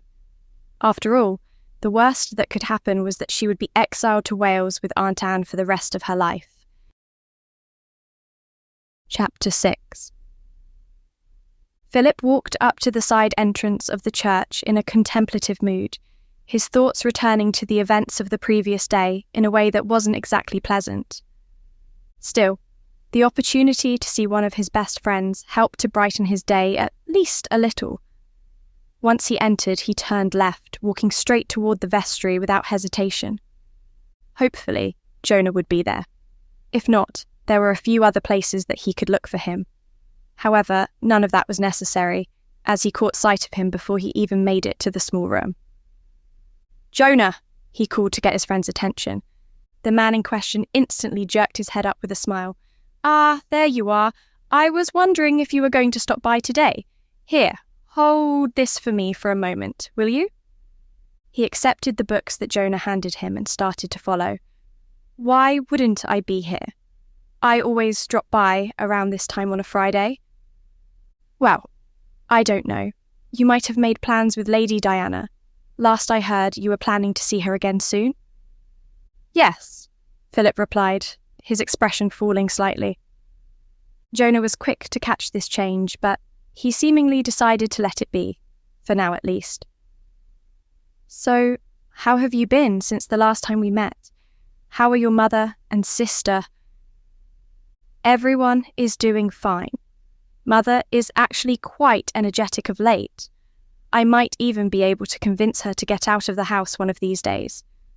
Rosalind is as happily married as ever, though she still complains on occasion that she wished she knew before she got married that Roger snores." "And you?" Jonah asked as he finally took the books back from Philip and began to put them away on the shelf where they belonged. "I am fine," he said, one glance at his friend's unconvinced expression, letting him know that this statement was not believed for even a moment. "Well, that sounds almost terrible. May I ask what caused you to go from feeling fantastic just a few days ago to this?" Jonah asked, putting the last book in place and taking a seat while motioning for Philip to do the same. "Are you asking as my vicar or as my friend?" "Either, neither, or both, whichever one you need right now." Philip sighed, but thought about what he wanted to say. He took the offered seat as he pondered his problem. "Honestly, I can't even say that I know for sure. And yet..." "Very well. So, start at the beginning. Do you know when you started feeling this way? Something is clearly bothering you." His brows furrowed as he replied, "I am not bothered." Jonah looked unimpressed, his expression saying, "Really?" "All right, so maybe I am a little." Seeing that his friend had every intention of waiting him out, he continued, "I ran into Diana yesterday. I hadn't planned on meeting her again so soon, but I was out on a walk with Rosalind, and she was out walking too, so..." "Keep going. I have yet to see where the problem lies.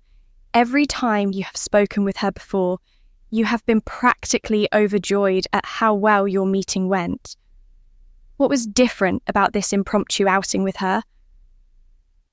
"I am not entirely sure. It was just a handful of small things that just seemed off somehow. Any one of them by itself probably wouldn't have even caught my attention, but..."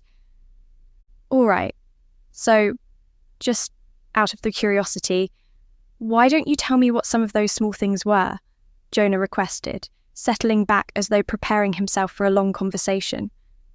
"Well, to begin with, when Rosalind and I met her, she was walking around without her chaperone. It was odd to see her alone, even though she said she was simply returning home. Her excuse was a valid one, I will admit. She is quite fond of Mrs. Dickerson," Philip continued, "and I can easily picture her volunteering to walk home alone to let the old lady have more time with her friends. However, I find it easier to picture her patiently waiting for Mrs. Dickerson to finish her conversation, not leaving by herself." "And?" Jonah asked. "Her conversation was different somehow. She was as intelligent as ever, but she seemed far less interested in politics than usual, even on a subject she had been dying to discuss the last time we met. If I recall correctly, she hadn't met Rosalind before, correct? So I think it would only be natural that she would be more interested in getting to know your sister, instead of talking about things the two of you might talk about at any other time." Philip sighed, running a hand through his hair. "I might have agreed with that. She could have said so directly, in my opinion. But I can see that she might have preferred to talk to Rosalind at that point. It was just..." for one or two of the jokes she made sounded almost, well, crass. She has always had a pleasant sense of humour before. Jonah was quiet for a long moment, and then he shrugged his shoulders. Perhaps she was just tired. Didn't you say she was on her way home? Did she tell you how long she had been out or what she had been doing? No. Come to think of it, I was so excited to introduce her to my sister that I completely forgot to ask, Philip said thoughtfully. So, it is entirely possible that she was already tired and in a bad mood, but was trying her best to act like her usual self. You can't tell me that you haven't done the same yourself on occasion. Philip considered the previous day with this new point of view. If his friend was right, it would explain quite a bit. She had seemed slightly off somehow, almost the entire time. It would also make more sense for her to leave her chaperone to go home by herself, though, if she was feeling somewhat unwell. You know, I think you are probably right, he finally admitted out loud. You doubted? Jonah teasingly retorted. When Philip scoffed, he continued, If you are truly serious about Lady Diana, you are going to have to keep in mind that neither of you is perfect. Both of you are going to have your bad days as well as your good ones. You will also have to learn how to put up with hers in the same way that she will have to put up with yours. And since when did you become so wise on this subject? Did you get married without me knowing about it? Philip asked amusedly. It is not as though you are much older than I am. In fact, if I recall correctly, you are only 2 years my senior. As a vicar, I happen to see a lot, and as to the fact that I am not married, well, a vicar's wife has to meet a lot of expectations. Probably as many, if not more, than even the wife of an earl such as yourself. Have you met any lady yet that you think might fit that role? Philip asked. If you have, you haven't mentioned her. Then, again, I have been doing most of the talking the last few times we have met, he added guiltily. No, there is no sign of her yet, Jonah replied with a smile as he stood. The Lord will bring the right woman along when I am ready for her, and when that happens, I promise that you will be the first to know, even if I have to interrupt you mid-sentence to tell you about it. Philip stood as well, knowing that he would have to follow his friend around if he wanted to continue their conversation. Jonah was far too busy to just sit and talk for very long at a time. Are you going to ask her about it? Philip said, unable to catch what exactly was being asked. I know that you really like this woman. So, are you going to ask her if she is feeling better or what was wrong? Jonah asked him as they began to walk to the storage room. Philip thought about this before shaking his head. You're right about me liking her, but I think I am just going to brush it off this time. After all, what would I say? That I am sorry that I noticed that something was off, and I only realised after the fact that she was possibly unwell. And what if she was not really unwell and was just in a bad mood at the time? All of those are fair points. However, it might not hurt to take her a small gift or something that might cheer her up, even if you don't mention what it is for. That sounds like a good idea. Thank you, Jonah. I will do that before we are to meet at the park. Perhaps I will wait a day or two first. I don't want her to feel she must go for a walk if she is not feeling up to it, but I will definitely get her a small something. You know, it is always my pleasure to help in any way I can, even when I serve no other purpose besides that of a listening ear. I know, and I am as grateful for it as ever, Philip assured his friend. So, has anything interesting been going on in your life besides the young lady? No, not really, unless you count new books, mathematics, and lectures to be interesting, which I know you don't.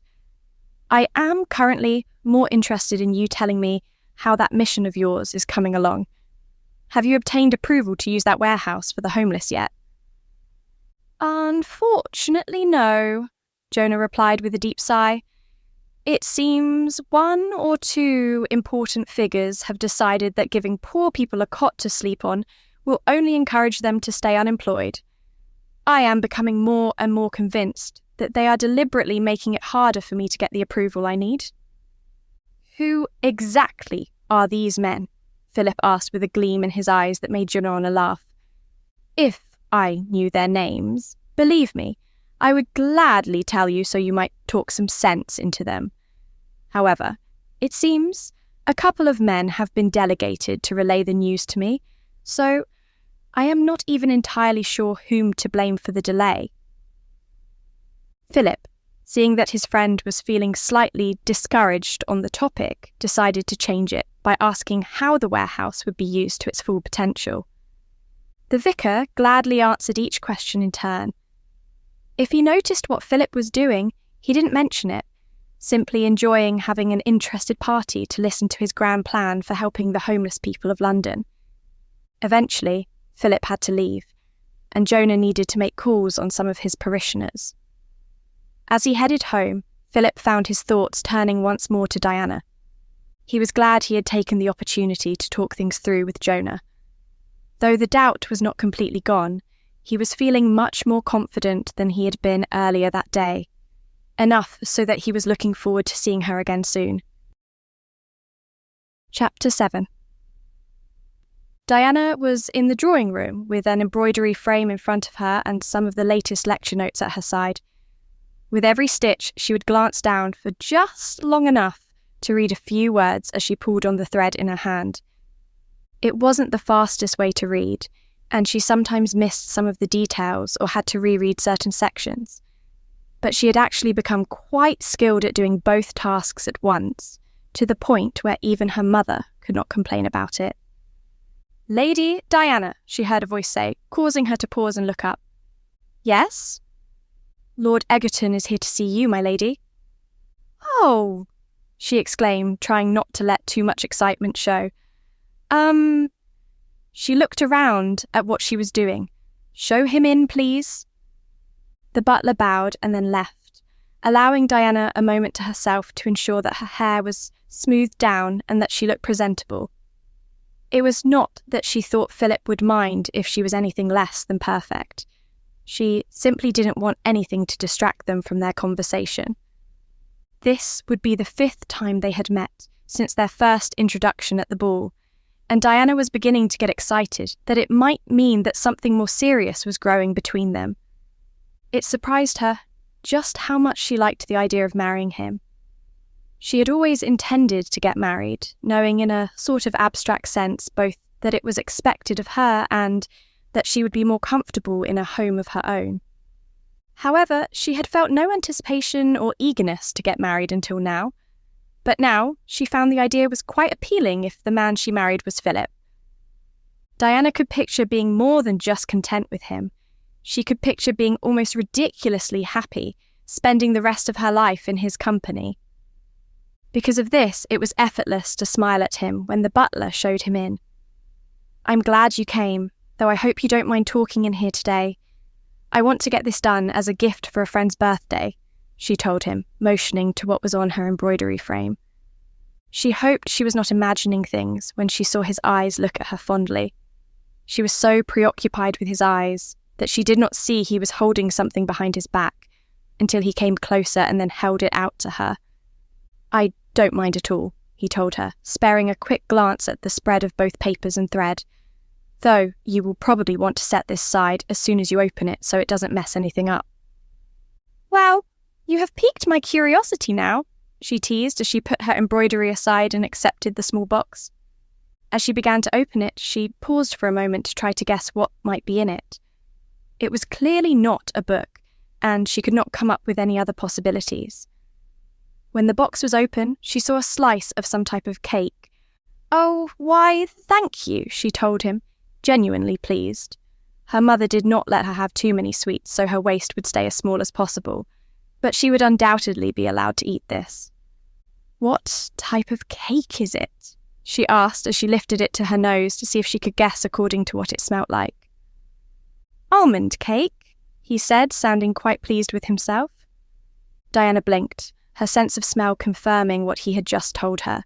She fought the urge to wrinkle her nose, but was unable to completely hide her frown. Of all the different types of cake he could have brought her, why did it have to be almond? However, he didn't know of her distaste for the nut, so she quickly caught herself smiling gratefully up at him as she set it aside. "Thank you very much," she replied, focusing on the thoughtfulness of him bringing her something which she was still grateful for. Almonds were possibly a favourite of his, which would easily explain why he wanted to share it with her, just as they enjoyed sharing their knowledge of philosophical things. He seemed to sense that something was not quite right with her reaction to his gift, taking a seat across from her as he asked, with clear puzzlement on his face, "Are you unhappy with it?" Diana knew she couldn't lie to him and decided that it would be better to tell him about her aversion to almonds now rather than later on. So she clasped her hands in her lap and took a deep breath, hoping she would cause no offence by telling him the truth. "I truly am grateful for any gift that you might give me, but I must admit that I am really not very fond of almonds," she said. Seeing his increased confusion, she quickly added, "But it was very thoughtful of you to share something you enjoy with me." Philip didn't even seem to hear her last sentence, still looking thoroughly confused by something. "I was sure that you loved almonds." She opened her mouth to tell him that she had no idea why he would think so, as she had always hated them, but then closed her mouth when she decided that saying that might be rude. Besides, there really was no point in saying anything more, since he now knew of her dislike. If Debora were here, she would gladly eat the cake for me. She has always loved almonds. In fact, almond cake was always her favourite. I wonder if Aunt Anne lets her have some on occasion. Diana quickly shook her head to clear it of those thoughts, trying to quickly come up with anything to break the silence, which she now felt to be somewhat awkward. "I don't know how long you are planning to stay, but perhaps we could talk a little while I work," she asked, just as he had been about to say something. He paused for a moment with his mouth open, as he seemed to need a moment to process this sudden change in subject. So she continued, "I would normally offer to talk about these new lecture notes with you, but I can't say I have been able to get very far with reading them. I would much rather wait until I am more familiar with the concepts in them, if you don't mind." "No?" "So, what would you like to talk about instead?" he asked, still looking preoccupied and slightly ill at ease about something. Have you had a chance to read The Travels of Mirza Abu Taleb Khan yet? When we spoke about it last time we met, you did say you had the book," she reminded him. "Yes, actually, I did read it. At least, most of it. I am just a chapter or two short of reaching the end," he said. "And? What do you think of it so far?" "It was, refreshing, in a way. The best, most informative books are written by Englishmen. Men can immerse themselves in other cultures all they like, but it is never quite the same as hearing from someone who is actually a part of that other culture." Diana nodded enthusiastically as she picked up her needle again.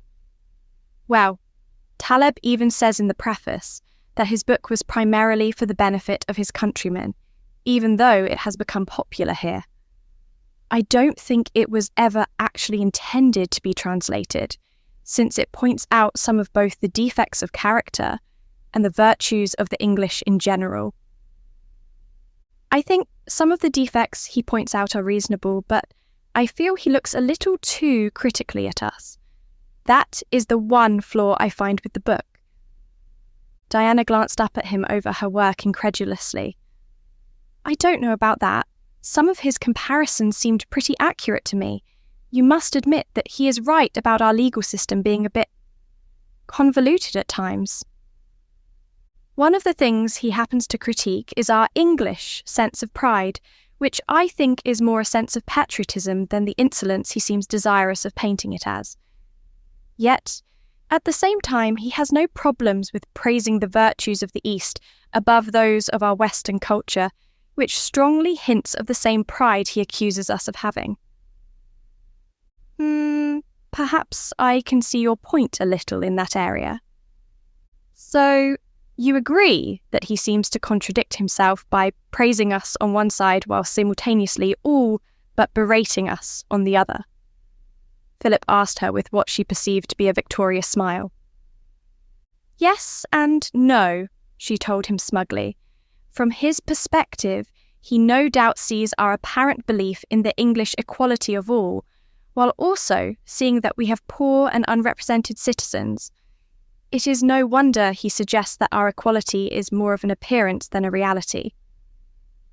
I can see that, but he doesn't mention some of the equally obvious flaws about his own culture, he pointed out.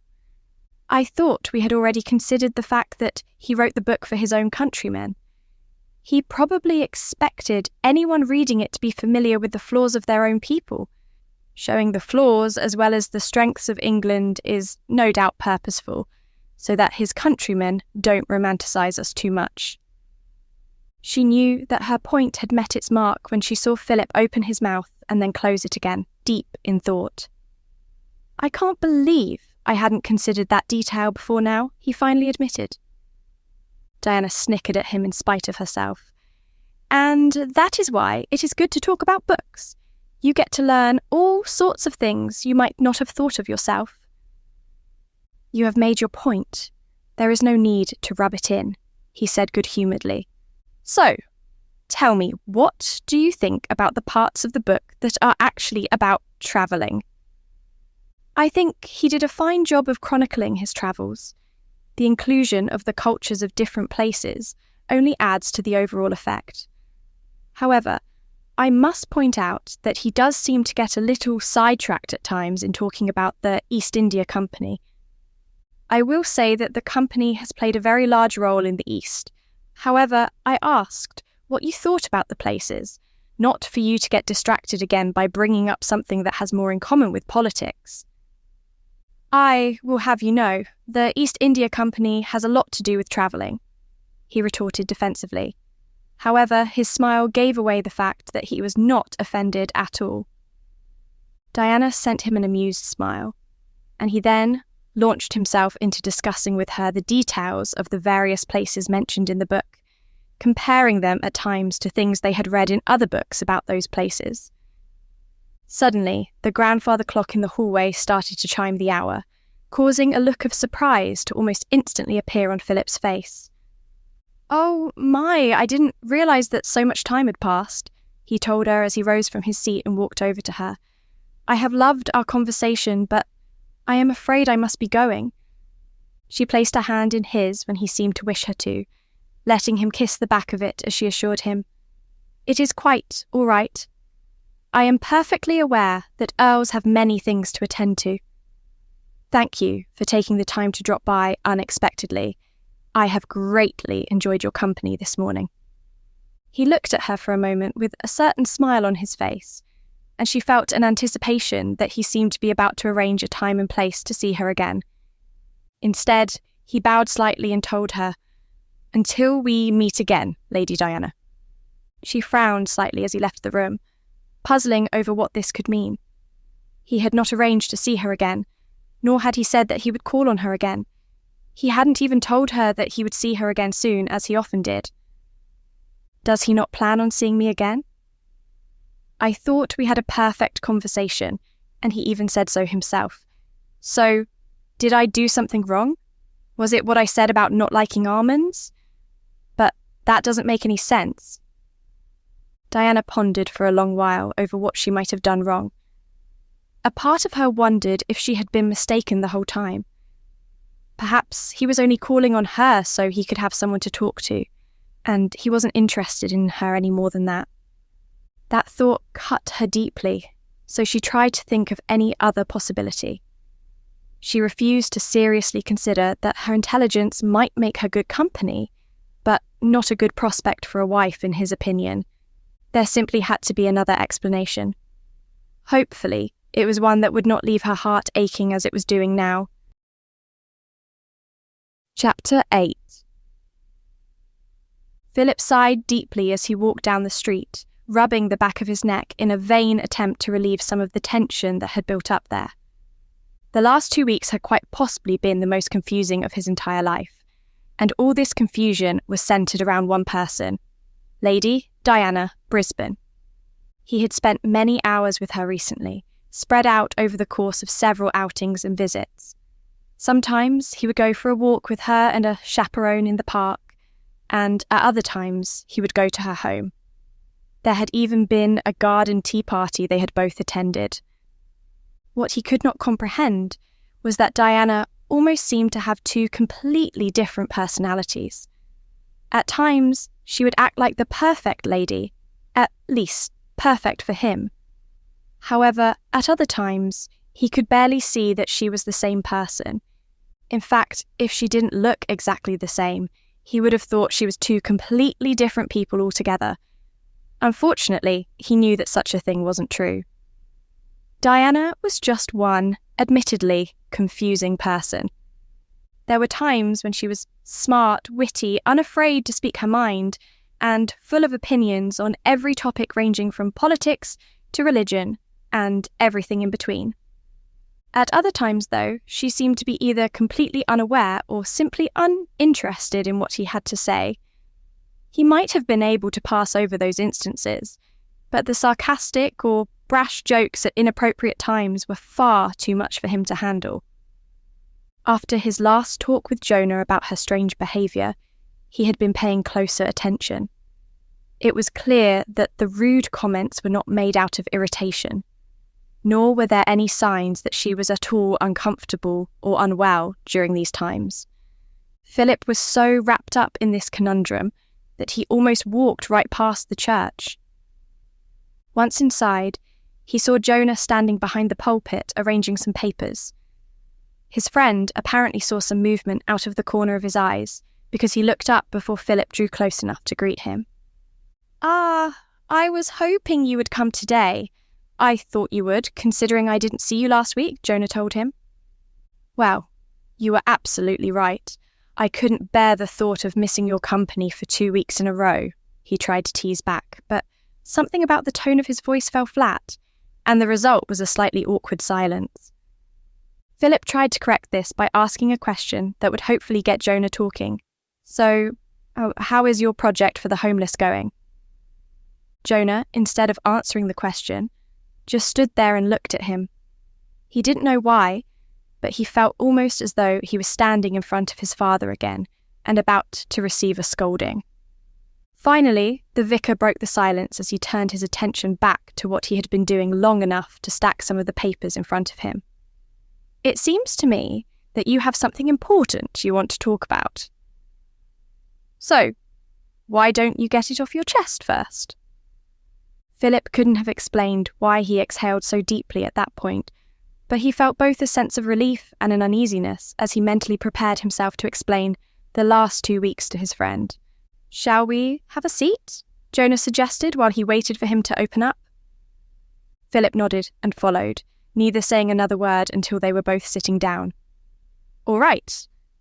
So, I suppose that the best way to start is by catching you up on the last 2 weeks, he finally said.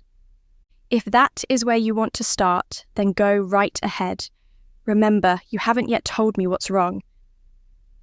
Philip sighed, then told Jonah about each and every time he had met with Diana over the last couple of weeks.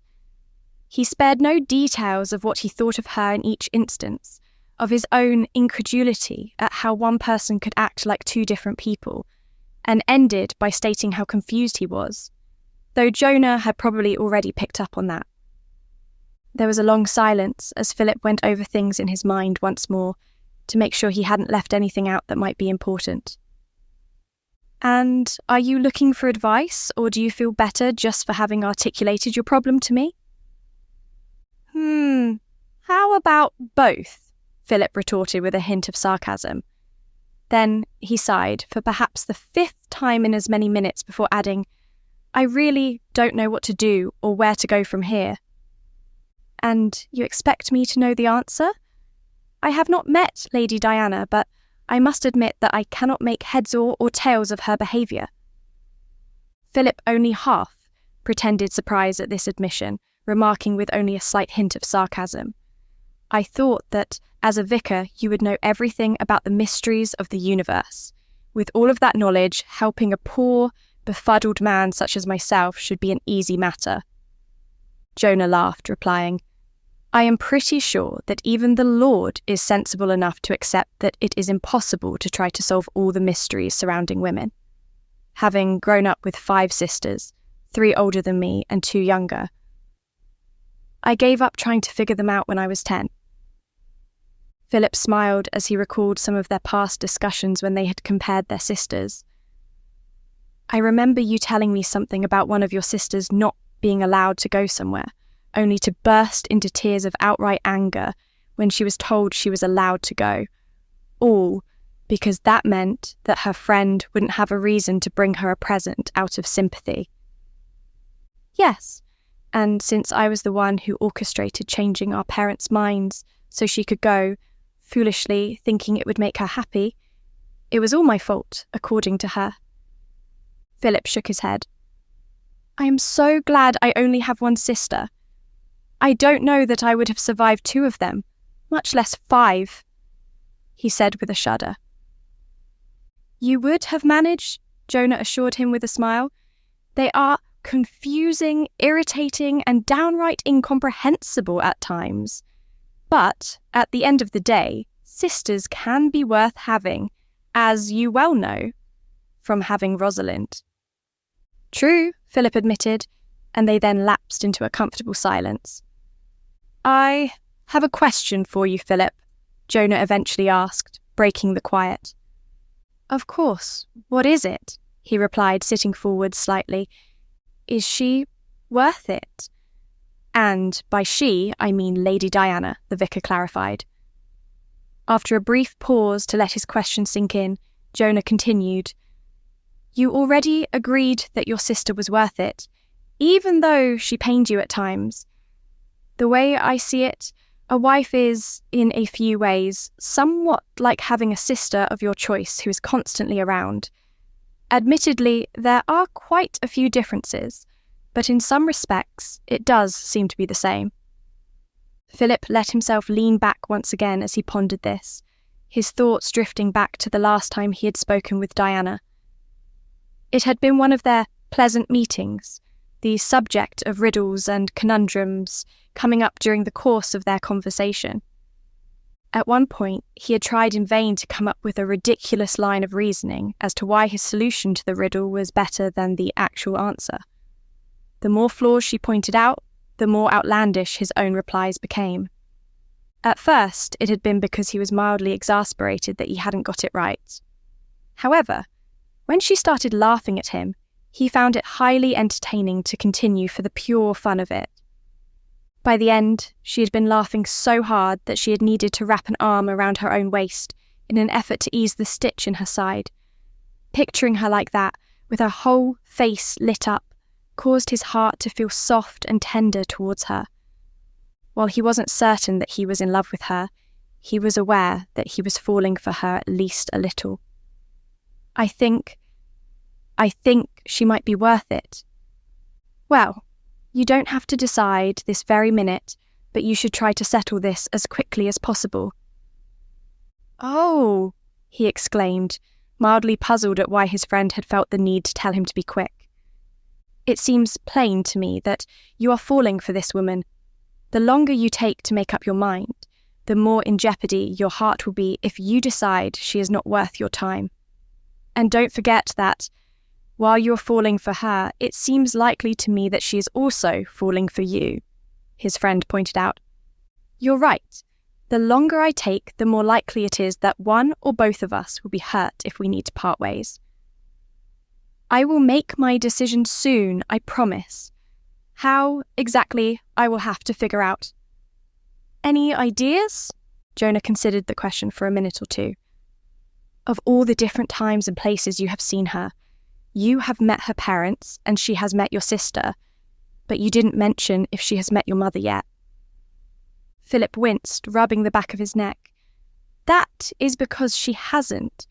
I didn't want Mother to scare her away with her enthusiasm, and I wasn't sure that I should introduce the 2 of them unless I was certain I was serious about her. After all, The moment Mother lays eyes on her, she will probably bring up the subject of a spring wedding again. And that is a problem? Philip glared at his friend for teasing him. Yes, it is. Believe it or not, I want to actually propose myself, if I decide I want to marry her.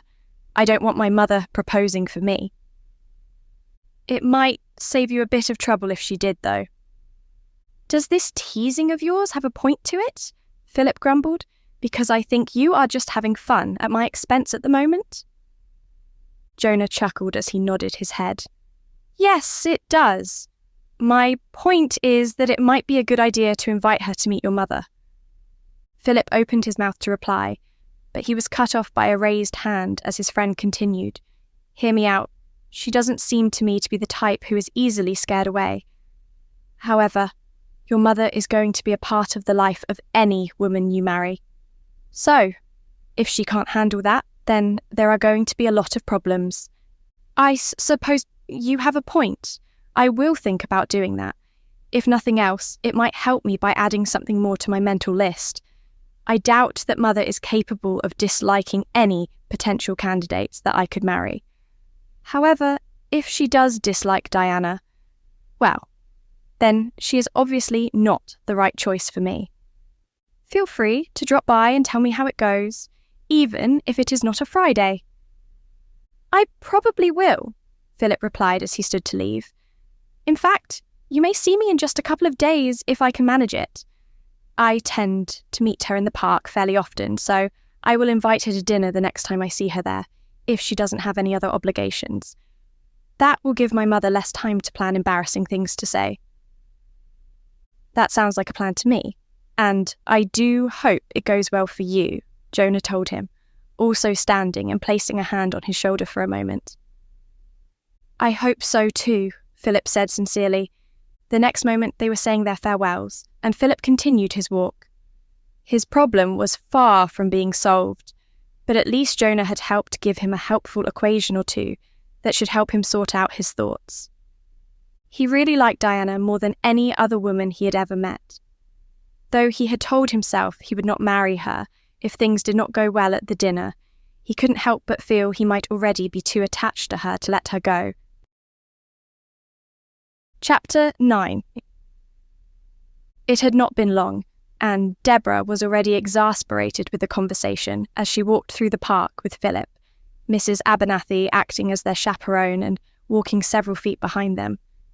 She did her best to smile and nod as he launched into an explanation about something or another that she didn't care the slightest about.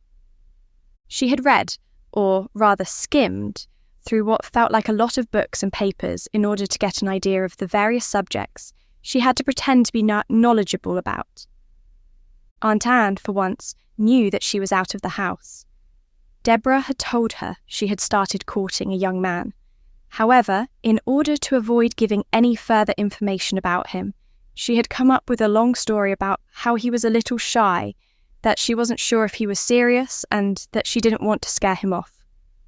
Anne had still been hesitant, understandably, but Debora had promised that she would introduce him if anything changed. She also used this as leverage on her aunt to get her to continue keeping quiet about her presence in London. After all, she had argued, what better way to show her parents that she had improved and was no longer being a flirt than if she had a steady courtship going on with a respectable gentleman? Aunt Anne had given in at that point, though with a lot of grumbling. So, Debora had virtually free rein to go about with Mrs. Abernathy as her chaperone. Philip had been just as easy, though she could tell he was suspicious of her at times. But if there was one thing Debora was good at, it was improvisation. When he had asked her about Mrs. Dickerson, she told him the old lady wasn't up to long walks like she used to be, and that she had asked for a younger chaperone for their outings at the park. She assured him that he would still see Mrs. Dickerson during their other outings. All in all, Debora had performed much more interesting pranks. One of the only reasons why she kept this one up was out of curiosity to see just how long she could keep it going. She expected him to confront her any day now. In fact, at moments like this, where the conversation was boring her to death, She almost wished he would catch on, so she wouldn't have to put up with these tedious topics any longer. This time, however, he seemed to notice her disinterest, hesitantly slowing their walk to a stop. "I was wondering," he began. "Yes?" she asked encouragingly when he did not continue after a moment. "My mother has been wanting for you to come over for dinner for a while now. Would you be available to come over for dinner this evening by any chance?" Debora froze for a moment in surprise, but this was followed by a sense of exultation at how well he was falling for her hoax. She knew that she still had to be cautious, however, so she played off her excitement as simple eagerness. "I would love to meet your mother. You have met mine after all. I don't think that Mrs. Abernathy will be available to chaperone me for dinner, but I will talk to my aunt. She should be able to act as a chaperone for that time." "That sounds perfect. Is around 5 in the evening good for you?" "Yes, I will let my aunt know. I am sure she will be delighted to meet you as well." "Not as delighted as my mother will be to meet you, I am sure," he almost grumbled. "By the way, you don't really talk about your aunt a great deal." "Oh, that is because there is not really a whole lot to say.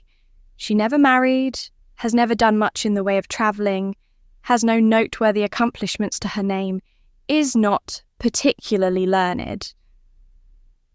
There is just not a lot to say about her," she told him with a careless shrug, trying to make Aunt Anne appear as uninteresting as possible so he would not ask about her again later.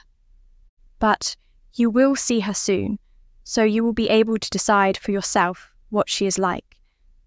What I want to know, though, is why you don't seem too pleased that your mother is looking forward to meeting me," she added pointedly. "Well," he began, and she watched as he rubbed the back of his neck. "Mother is great, but she can sometimes be a little over-enthusiastic. She has tried to set me up with ladies of her acquaintance more times than I can count. So she is. Quite a bit ahead of herself in this case." "And you are afraid she will scare me off," Debora said as she nodded. This sounded more and more delightful. She had met people before who were excitable, and she had found that they were loads of fun to subtly tease. Often, they would get so wound up that they would not even notice she was laughing at them, which made it so much more entertaining. "Well, you don't need to worry about that. I promise I won't be intimidated by your mother, no matter how enthusiastic she is," she assured him. "But perhaps we should cut our walk short for now so that I can tell my aunt and get ready for dinner." "Oh, you don't have to wear anything formal. It will only be ourselves," he assured her. "Perhaps, but I feel fairly certain that Aunt Anne will insist on it. She may not be as bad as your mother, but she can be persistent herself." Philip smiled at that, then took her hand, bowing over it as he placed a kiss on the back of it. "Very well. I will leave you now in the hope that I will see you again at 5. As they parted, Debora walked sedately away, only long enough for Philip to no longer be in sight. After that, she skipped along at a much faster pace, eagerly looking forward to sharing the news with her aunt. There was no question that Aunt Anne would realise what she was up to the moment he called her Diana. However, Debora also knew that her aunt would never make a scene by exposing her publicly. As long as they were there, she was relatively safe from her aunt's wrath. As soon as she entered, she called out, "Auntie, you have been wanting to meet the gentleman who has been calling on me? Well, he has invited us to dinner. It will be just you, me, him, and his mother." As she had predicted, Aunt Anne insisted on them dressing up for the occasion, and Debora found she was able to do a tolerably good job of sitting still for once, her thoughts fully occupied with how fun the evening was going to be. In fact, she did such a good job of sitting still that her aunt even remarked on the fact approvingly. Debora rolled her eyes at the clear hint that Aunt Anne took this as a sign that she had improved since meeting this man. However, this allowed them to arrive early, which Debora was quick to push for. After all, the sooner they got there, the fewer questions her aunt could ask her beforehand. Debora watched her aunt's reaction as carefully as she could without being obvious about it, and it wasn't until they were out of the carriage, the front door was opened for them, and they were led in, that Anne realised that the man Debora had been seeing was the Earl of Egerton. "I must admit, I am quite impressed with," her aunt began, but she was cut off by the hasty arrival of Philip. "Diana, I am so pleased to see that you and your aunt were able to make it. I am afraid, though, that your early arrival means that there are a few things that I still have to do. I will be back with you in just a moment." Debora barely refrained from wincing as he darted away again, his butler showing them to where they could wait. It was obvious that Aunt Anne was in shock for a moment, but as soon as the butler left, she all but exploded. "I cannot believe you," she announced, barely having the presence of mind to keep her voice down just enough so that no one else would hear. "Oh, come now. It is just one little dinner," Debora retorted carelessly, wondering devilishly if she could goad Aunt Anne into losing her temper enough to actually yell at her. "I hoped you had learned something these last few years with me. Clearly, you have learned nothing at all. Do you even realise how much you're embarrassing us both, that your actions are reflecting badly on your whole family?" "Please," Debora said sarcastically, "the only embarrassing thing going on right now is you. Just how do you plan on explaining why your face is so red?" "I will. I will tell them that you—" "I thought as much. If you are so virtuous, you should expose me here and now. But you won't do that, because that would involve making a scene. Look, at this point, they don't know I have done anything wrong at all," she pointed out. Then, determined to get her aunt on her side before anyone came to get them, she continued, "I have no doubt you'll be watching me like a hawk from now on to make sure I don't do this ever again. So, as long as this evening goes well." "He will never need to know, and then nothing bad will come of it besides some harmless fun for me." "Agreed." Anne bit her lip, clearly disturbed by the idea. "Very well," she finally said begrudgingly. Debora smirked at having won, not even bothering to hide it even when it earned her a glare. Now that was over with. She could enjoy the rest of the evening, and she had every intention of making the most of it. A moment later, Philip returned and led them to the dining room, where his mother was waiting for them. Just being introduced to Veronica already had Debora highly amused. She had barely been able to get in a single word as the petite woman gushed about meeting her as they all took their seats. "Oh, my dear, you are so lovely. Of course, I knew that you simply had to be lovely in order to catch my Philip's attention. It is clear to me that he has good taste, and I am so glad that he has finally brought a young lady home to meet me." "Maybe he just hadn't met anyone before that he wanted to introduce to you," Debora replied innocently, her words and tone sweet as sugar, in spite of the veiled implication that he might be a little ashamed of her chattiness. Anne was the only one at the table to catch this, but Veronica continued as though she had just been paid a huge compliment. "Well, what a dear you are, and it has been worth the wait to get to meet you. He talks about you all the time, so I knew it was only a matter of time before he would have to introduce you to me. It is only a pity that he waited so long. We have lost so much time that we could have used to start planning." She seemed to catch herself, glancing at her son as though she had been on the verge of saying something she wasn't supposed to. Philip clearly felt the same way, cutting in, "What Mother meant to say is that she feels the two of you could have already been getting to know each other if I had introduced you sooner." "Oh, well, that is very sweet of her," Debora said with a smile. She had every intention of pouncing on whatever it was that they hadn't wanted her to know. "But I must admit, you have me curious. You mentioned something about planning. Did you want to plan an event with me? A tea party, perhaps?" "Oh, well," the older woman clearly wanted to tell her, but kept glancing at her son. Debora decided that a little more encouragement was in order. "You can tell me, I promise I won't think it forward of you," she assured her. She was satisfied when Veronica instantly perked up, even more so when Philip seemed to pale and started shaking his head to stop her. However, she was still not prepared when the reply was, "I just love planning engagement balls and weddings. I have told Philip to ask you what time of year you would prefer for that sort of thing, but I suppose that since he hasn't asked you to marry him yet, it is my place to ask, and not his."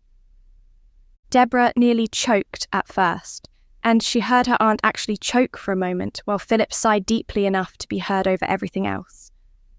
At the moment, she was torn between surprise and amusement.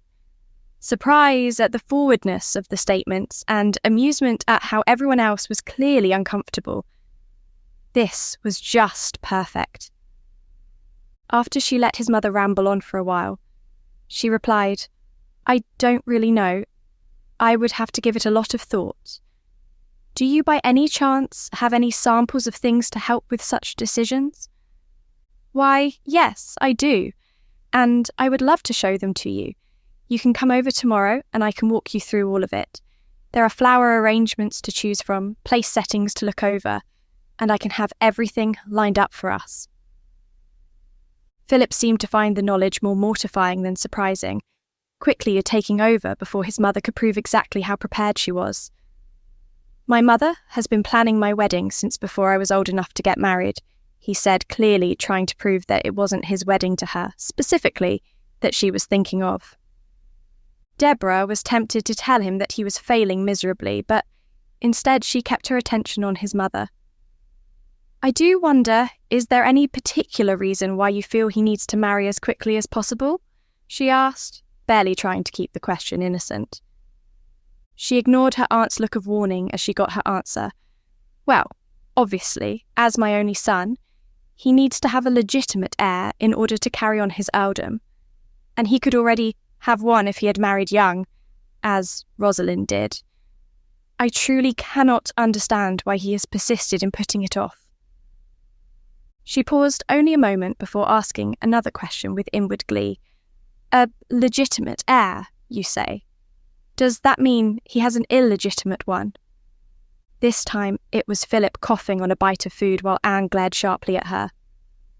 Veronica barely seemed to catch on to the fact that her question was highly inappropriate, but she still chose to answer, "Oh, no, not at all. My Philip is not the sort of man to even consider such a thing.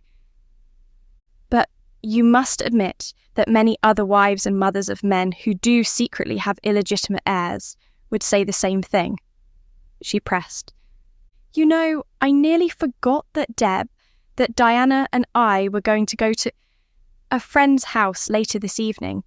We really shouldn't dawdle if we want to make it there on time," Anne quickly spat out, evidently trying to come up with any excuse for them to leave early.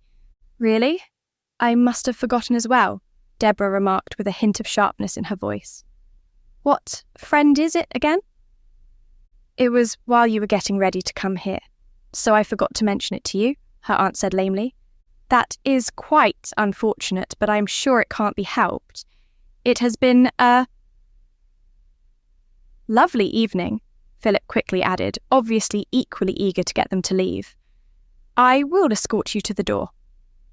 Veronica was the only one who didn't seem to catch on to what was going on, looking confused as well as disappointed as she said, "So soon? Couldn't you stay for just a little longer? I was so looking forward to spending more time with you." "As was I," Debora assured her. "But I am afraid it is out of my hands." Poor Philip was greatly embarrassed, but escorted them out. As they were forced to wait a while for their carriage to be brought up, he took Debora aside a step or two and said, "When I see you tomorrow, Diana, we will need to talk." It was perfectly clear to Debora that this talk was not going to be a pleasant one. However, this was not something she felt concerned her in the slightest, though she wished she could be a fly on the wall when that conversation took place. He looked as if he wanted to say more, but the presence of her aunt was preventing him from saying it. The next moment, Debora and Aunt Anne were in the carriage, and she was tuning out what promised to be a very long-winded lecture. What concerned her more at this point was wondering what she was going to do next, for fun, now that this source of amusement had been discovered. While she felt a hint of pain at the knowledge that her actions would disappoint her parents, she had felt for a long time that nothing she could ever do would make them proud of her, especially not when they were perpetually comparing her with Diana. She hoped that Diana would be able to see the humour in this prank of hers. Though she didn't care what her parents thought of her, she had always made an effort when it came to pleasing her sister. Chapter 10. Diana was having a pleasant morning, eagerly looking forward to the next time she would see Philip. Having just finished reading the lecture notes and thoroughly checking their logic, there were a few points she was anticipating talking to him about. She was playing over possible opinions he might have that would disagree with her own, what she would say to counter his arguments, and, most of all, the smile she hoped she would see on his face while they talked. True, he sometimes looked preoccupied when he first arrived lately, but he was always perfectly relaxed and happy by the time he left, and he always seemed pleased at the thought of seeing her again soon. In spite of the fact that she was thinking of him, she was not expecting the butler to enter the library and announce, "Lady Diana, Lord Egerton is here to see you." "Oh, of course. I will be right there. We can talk in the sitting room," she said as she jumped up from the window seat. "Actually, my lady, he wishes to speak to you alone," the butler told her hesitantly. Her eyes went wide, her mouth hung open for a moment in shock, and her stomach exploded with butterflies. "Oh, very well. Show him in here." The moment he left, she sat down stiffly, her heart pounding in her chest. Her mind could only think of one reason why he would ask to talk to her alone. Could he really be about to propose to her? And more importantly, how did she feel about that? A quick perusal of her own heart revealed that she was beyond happy with the idea. If he asked her to marry him, she would say yes in a heartbeat, without hesitation. She placed a hand over her stomach and tried to quell her nervousness as she heard his footsteps approaching. His look of uneasiness as he entered only seemed to confirm her suspicion and increase her anticipation. However, the troubled yet determined look that came onto his face was her first hint of trouble. The determination was in keeping with the proposal, but why would he be troubled? "Diana, I told you yesterday that we needed to have a talk today, and I am not one to postpone unpleasant things, so I wanted to get this over with as early today as possible." She felt frozen as she tried, unsuccessfully, to work out what he was talking about. This only got worse as he continued. "To put it bluntly, your behaviour last night was unacceptable. Though my mother may not have caught on, it was perfectly clear to me what some of the things that you were insinuating were—" "Your mother? What are—" She swallowed hard, unable to get out the rest of the question. The censure in his voice was painful, tearing into her heart badly enough to make tears start to come to her eyes. At least this seemed to catch his attention, as he asked her, "What did you think I was coming here for? Did you think that I had forgotten overnight what your behaviour was at dinner?" "Yesterday?" she asked, feeling more and more puzzled the more he spoke. "Just what was going on here?" "I thought you might be about to propose," she added, her utter confusion mingled with the hurt and shock she was feeling temporarily removing her filter. "I was, in fact, thinking about proposing, but every time I thought about it, the next time I saw you, I would reconsider. When I invited you over to dinner last night, it was with the hope that seeing you interacting with my mother would help me decide, and it did. Just not in a way I would ever have imagined." Diana opened her mouth in utter bewilderment to ask when it was that he had invited her to dinner, but he cut her question off as he continued. "I cannot believe that you behaved in such a way in front of both my mother and your own aunt. Even she seemed shocked at your behaviour, and I am grateful to her for coming up with an excuse to get you both out of my house." The one word that stood out to her among all the chaos she was feeling was the reference to her aunt. the last she knew. She only had one aunt, and Aunt Anne was currently in Wales with Debora. Clarity hit her suddenly, along with a wave of nausea and disbelief. She hoped with all of her being that she was wrong, but as much as she dreaded it, she had to know. However, it wouldn't do to be incorrect about this. "And what did you think of my Aunt Anne?" she asked, still holding on to the tiny chance that he would say something that would put her mind at ease. Philip frowned. "I thought she was a lovely woman, but clearly too old to keep you in line. It is a pity she so closely resembles you, and that there is no mistaking the relationship. But, unlike you, she seems to be proper and know what manners are." There could be no doubt now. His description of her, by noting their resemblance, was enough to convince her that the woman he had invited to dinner was Debora pretending to be her. Stiffening her spine, she looked at him resolutely, temporarily ignoring how stunned she felt. "It won't happen again, I can assure you," she told him, wondering just how much she should say, and wishing that her parents were here. "And how do I know it won't?" Philip retorted sharply, but his anger was already dying down. "I promise I will find a way to fix things, and a way to show you that you don't have to worry about me ever behaving that way again," she replied, looking him right in the eye. He was silent for a moment, seemingly debating her sincerity, but then he nodded. His face softened as he told her, "Very well, I will leave you to it then. I think, perhaps, that it is best if we give each other some space for a while, at least until this is cleared up." Diana felt her heart breaking, but she did see the logic behind his reasoning.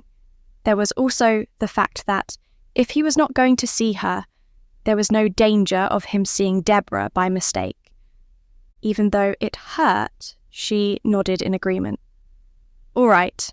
When we next talk, I think that it should be here, if that is all right with you," she said, trying to eliminate the possibility of him talking to Debora first. "I have no problem with that," he told her. "I will see you."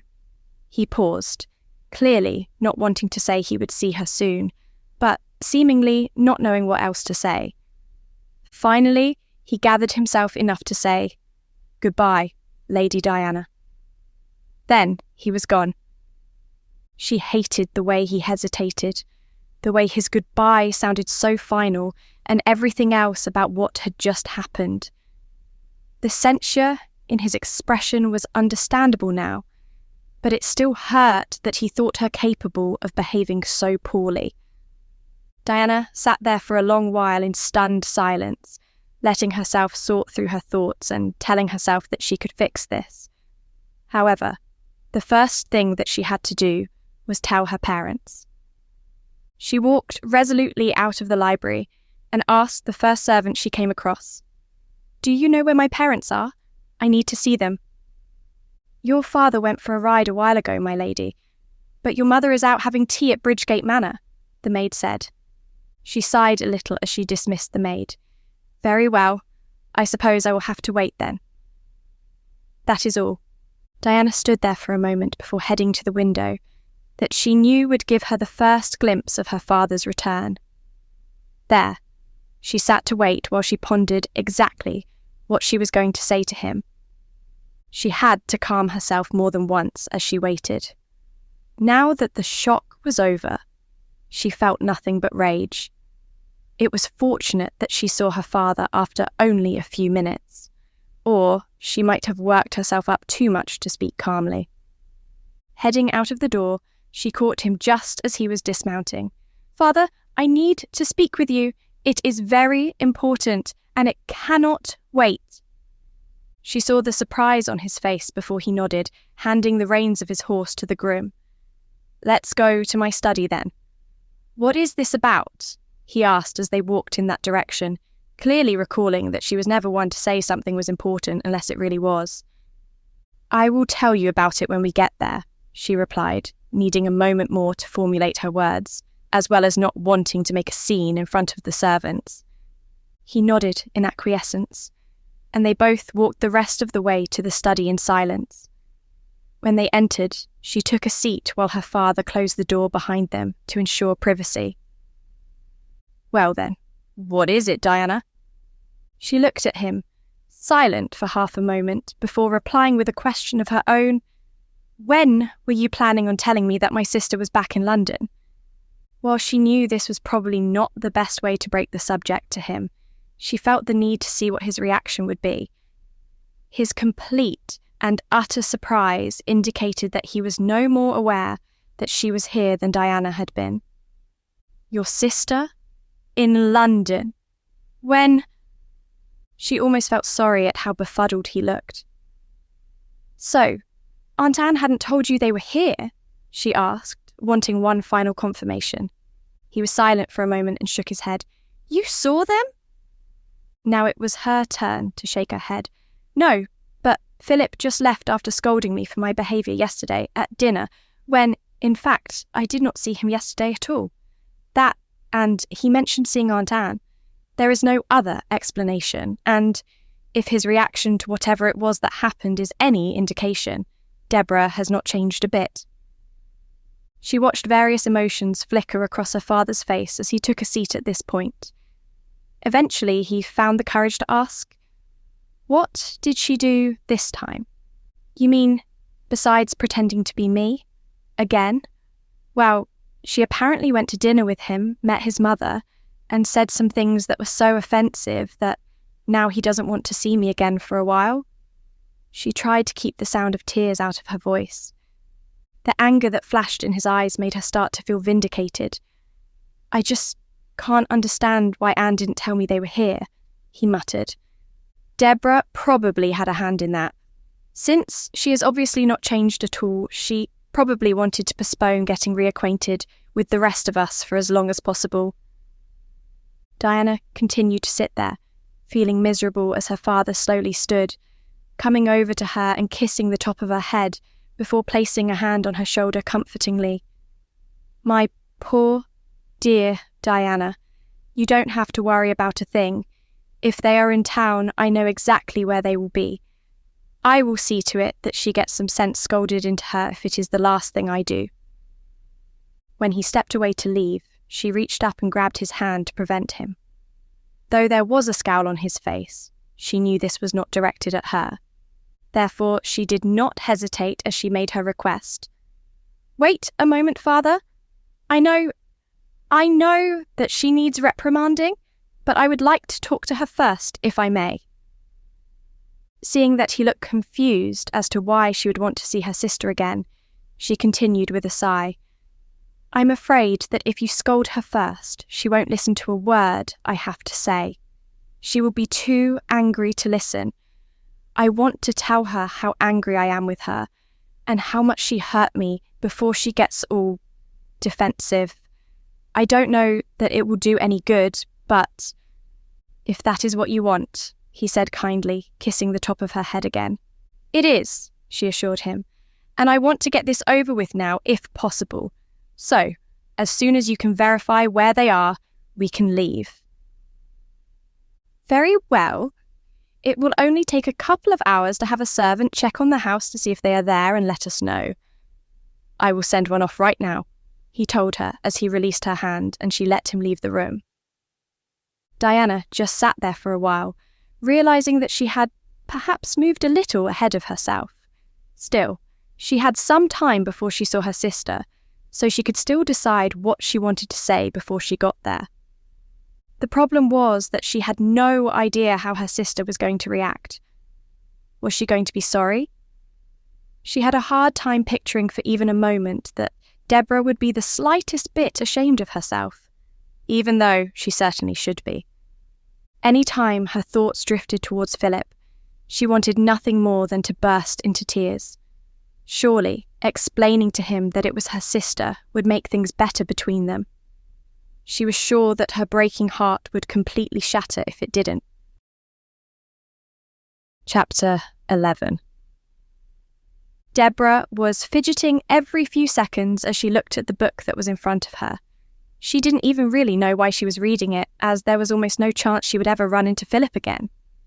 Still, it was the only thing she could do, since she was not allowed to leave the house without her aunt after what she had done yesterday. That was why, when she heard the sounds of someone arriving at the door, she wasted no time in closing her book without marking the page and rushing to the top of the stairs to see who it was. Even if it was no one of any importance, at least it was something interesting. As she reached the top of the stairs, she heard her aunt telling someone in a soft voice, "I knew you'd show up sooner or later, love. She's upstairs." This piqued her curiosity even more, enough to make her glance over the banister to see who Aunt Anne was talking to. She gasped when she saw Diana coming inside and heading up the stairs toward where she was standing. Impulsive as always, Debora rushed to the top of the stairs and took a few steps down, too eager to wait until her sister reached the top. The instant that Diana saw her, their eyes meeting for the first time in years, caused both of them to freeze where they stood as they took in the sight of each other. She felt tears in her eyes, wanting nothing more than to rush down the remaining few steps that separated them and wrap her arms around her dear sister. Though she had been angry at being abandoned, she could never stay angry at Diana for long. However, as soon as she took 2 steps down, she saw her sister take 1 step back and away from her, the moderately soft expression that had been on her face fading into one of resentment. This caught Debora so off guard that she froze once more, having completely forgotten in the excitement of seeing her sister that she had played a prank on the man who was courting her. "I already know the answer to this, but I am going to ask you anyway, and you are going to answer me. Have you been seeing Lord Egerton?" Diana asked her sternly. "Yes," she replied with a smile, still determined to see the humour of her actions, in spite of the uneasy feeling in her stomach. "You know that I have always loved pranks." Diana's eyes flashed back at her as she said, "And you know that I told you that I wanted you to never pretend to be me ever again." Debora shrugged. "But that was years ago. It has been so long that I was sure that That I would forget how badly you embarrassed me the last time we switched places? That the way to get back in my good graces was to do the same thing that made me want to have nothing more to do with you? Or do you think that having fun at my expense is enjoyable to me?" The questions were practically dripping with bitterness, and Debora could barely breathe as all the delight she had been feeling a moment ago left her with an exhale, her lungs seeming empty somehow. Still, she just knew that if Diana would only pause long enough to see the humorous side of it, she would have to admit that there was at least a small part of it that was funny. She refused to admit to herself that she might have genuinely hurt her sister. So, she ploughed on in spite of her dry mouth as she finally replied with a laugh, "Oh, come now. What do you mean by saying that it was at your expense? You can't seriously tell me that there is no humour in it at all. It was only done in fun." "Fun? Fun!" Diana exclaimed furiously, clearly wanting to say more, but restraining herself and taking a deep breath before continuing in a cold voice. "Well, I had hoped you had changed. So had Mother and Father. However, it is clear to me now that you haven't even tried to change." "Why on earth does everyone think I need to change?" Debora exclaimed, already being beyond exasperated. Diana did not answer, simply standing there with pursed lips before continuing on as though she hadn't heard a thing. "Do you want to know what the worst part of this whole thing is? I will tell you. I used to feel guilty about not keeping in touch with you all this time. Oh, I figured that you were probably writing to me, even if you had to do so behind Aunt Anne's back. And I knew that our parents were keeping your letters from me, however, I always managed to refrain from asking for them." Debora felt a wild jumble of emotions at this announcement, but her sister had not finished speaking. "Right now, I am glad that I didn't ask for them. If I had, I might have felt sorry for you and asked that you be brought home." Now, I know it was for the best, and I sincerely wish that you were still in Wales and not here causing trouble for me. Trouble for you? Is that all you care about? Debora all but yelled as a sense of fury came over her. She had to clench her fists tightly to prevent herself from bursting into tears. You are always so concerned about being perfectly proper. And the only thing you ever care about is having fun at other people's expense, her sister countered just as angrily. Well, I am very sorry that the rest of us cannot all be as perfect as you, Debora retorted, her words fairly dripping with venom. I never expected you to be perfect, but it is absolutely clear to me that your fun is more important to you than my feelings are. What is the problem? I didn't do anything to you, I just messed with one of your suitors. I actually liked this one, that is the problem. Please, considering that he couldn't tell for weeks that I wasn't you, I don't think he could possibly be all that attached to you, Debora retorted, quickly covering up the slight twinge of her own guilt. Diana was silent for a long moment before she said in a quieter voice, And you don't care about me at all either, if that is all you have to say for yourself, Debora. Mother and father will probably bring you and Aunt Anne back home, where they can keep a better eye on you. But you can stay away from me. I don't care to speak to you ever again. You are so dramatic, Debora exclaimed as she watched her sister turn and start heading back down the stairs. Oh, and you can leave Philip alone too, or I will use all of my persuasion to get father to send you back to Wales permanently, Diana shouted over her shoulder as she stormed out of the house. Debora stood there, enraged at the last words her sister had said. So, just because Diana liked a man, she was willing to send her sister into exile over offending him a little? All this time, she had been wanting to see Diana, to laugh with her, to talk to her, to even hear her go off on a tangent about a book she had just finished reading. She had blamed their parents for cutting the ties between the two of them, but now she saw that her sister was just as much a party to that as they were. Diana had been someone who, while she didn't always understand or agree with her, would at least listen objectively to anything she had to say. It seemed, however, that her sister had changed in the years they had been apart, and coming in the door right now was her father, one of the culprits behind turning her loving sister into someone who didn't even want to see her any longer. So, Debora put a careless smile on her face and skipped the rest of the way down the stairs to meet him. Good evening, father. What a pleasant surprise it is to see you again, she told him cheerfully, deliberately ignoring his scowl. Is mother here too? No, your mother is not here, and you are in quite a bit of trouble, young lady. Get yourself in the sitting room and tell me exactly what you did. Your behaviour is inexcusable. She went and sat as she had been told to do, allowing Aunt Anne to fill him in on what she knew while she occupied herself with her own thoughts.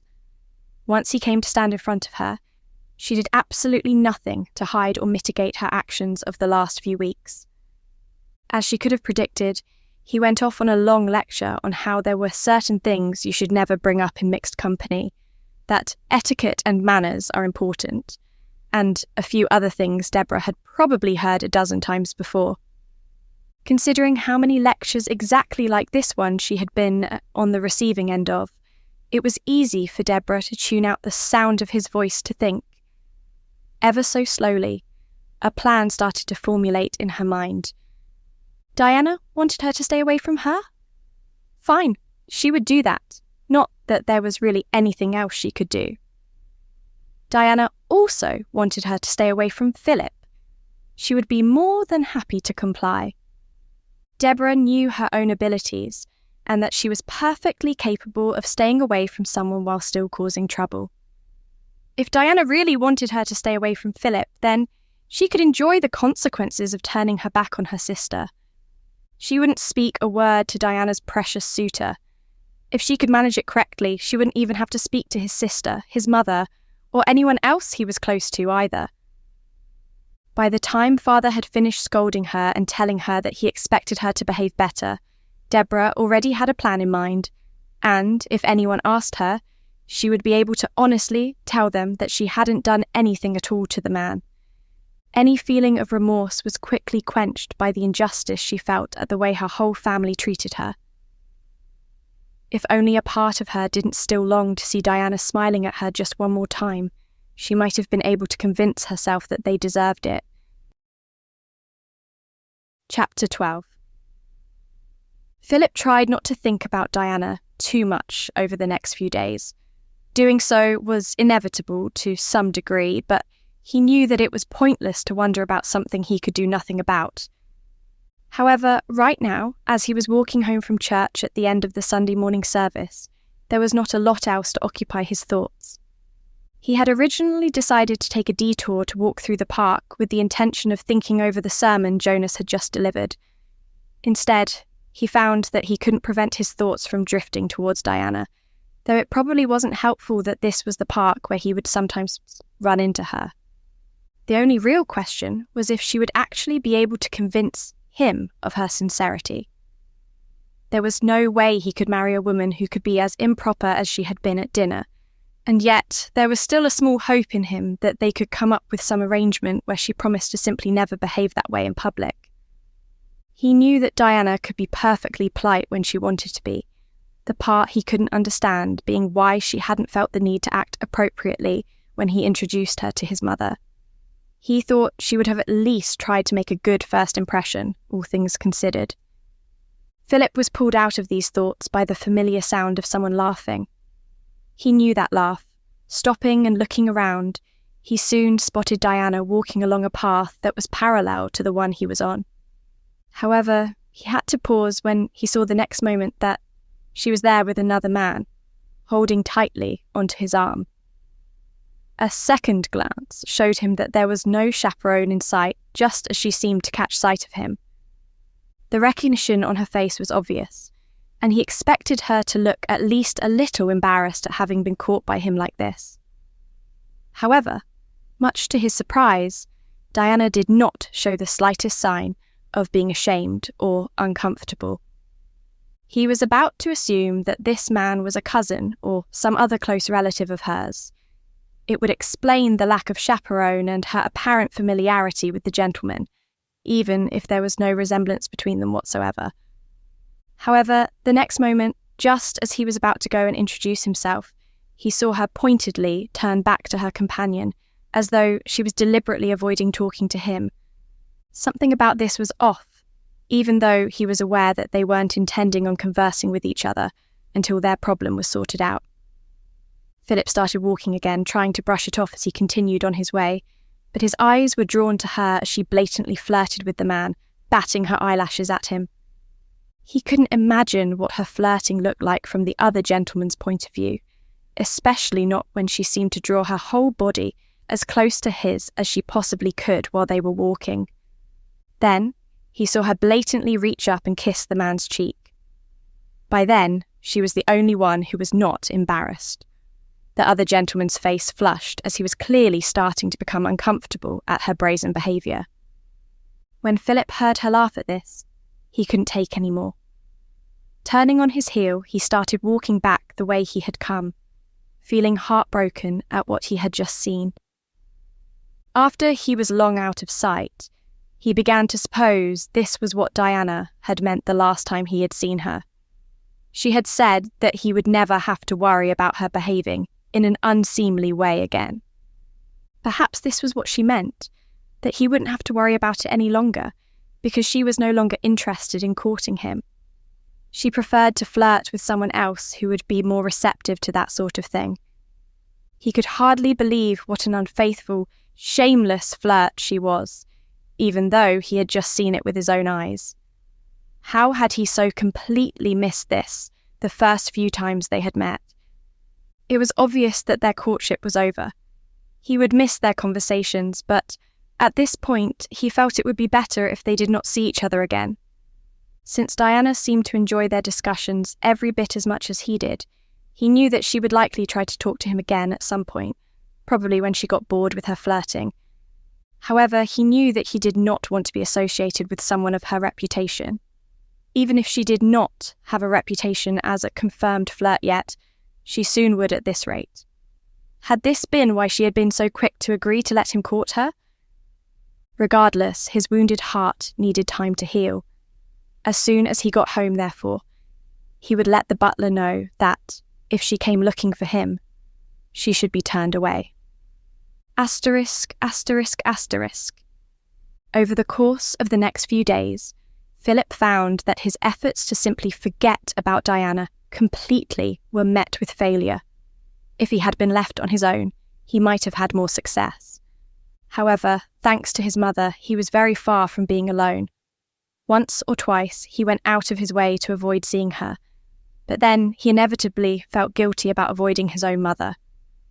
Whenever he did see her, the first question she would inevitably ask would be regarding Diana, and he couldn't handle that. The first 2 times, Philip found an excuse not to talk about it. Then, he realised that she was only going to keep asking until she received an answer. Not wanting to get into a long conversation about such a distasteful topic, he told her simply that he was no longer courting her. The surprise and despair on her face at the news were painful to see. He had quickly changed the subject and found an excuse to leave her presence, hoping his explanation would be the end of the matter, and that she wouldn't bring it up again the next time he saw her. However, as he sat having tea with her, he realised just how vain a hope that had been. "I really don't understand it. She seemed like such a sweet girl, and so pretty too. Won't you tell me what happened? I am sure it can't be anything too bad. I would love to see her again, and perhaps the 2 of you can mend your relationship," she rambled. "I would rather not talk about it," he said with a deep sigh, requesting silence on that topic for the 3rd time that day, pursing his lips for a moment to prevent himself from talking to her in anger. "Can we talk about anything else, please?" But she was clearly not listening to him, shaking her head as she puzzled over what could have gone so terribly wrong. "I just don't understand. If she cares for you, and you seem to think just days ago that she did, and if you care for her, you do care for her. I know you do. I can see it in your face. So why are you not marrying her, Philip?" "Because things are not that simple," he snapped. "Caring for someone is not reason enough to marry that person, no matter what you think. And I have asked you to drop the subject more than once, so please just leave it alone." He felt horrible about himself the moment he finished speaking, and he felt even more guilty when he saw the tears in his mother's eyes. Even though her questions and statements were touching on a part of him that was hurting, it was no excuse for taking it out on her. As he opened his mouth to apologise, she was already on her feet and rushing out of the room. Philip stood to follow her, but then he reconsidered. He would give both of them some time, calm himself down, and then go to her with an apology and tell her all that she wanted to know, even if telling her reopened the wounds on his heart a little. She was his mother, and she deserved to know. In the meantime, Philip called for a horse to be readied, deciding that a ride into town would be just the thing to clear his head a little, and he would stop and get some of his mother's favourite flowers while he was there. He knew her too well to think she would refuse to forgive him, flowers or not, but it had been a while since he had done something nice like that for her. He made a mental note to himself that he needed to do nice things for her every so often, without hurting her feelings first. Philip took his time riding there and back, planning in his mind how he was going to explain things to his mother while politely getting her not to interrupt him. Even thinking about Diana was painful, and the thought of having to talk about her was even worse. Ironically, if he had to pick one person who he wanted to talk to, who he felt would understand him without judging or misunderstanding, it would be Diana. She was just so incredible, and somehow she had become his favourite person to talk to.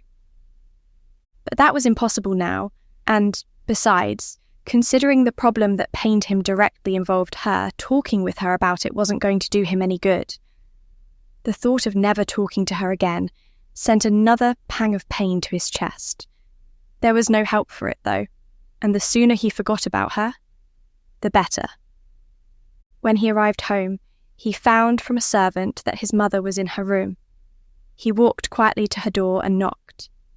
When he heard some sniffling on the other side, but nothing more, he announced, "I am coming in unless you tell me otherwise."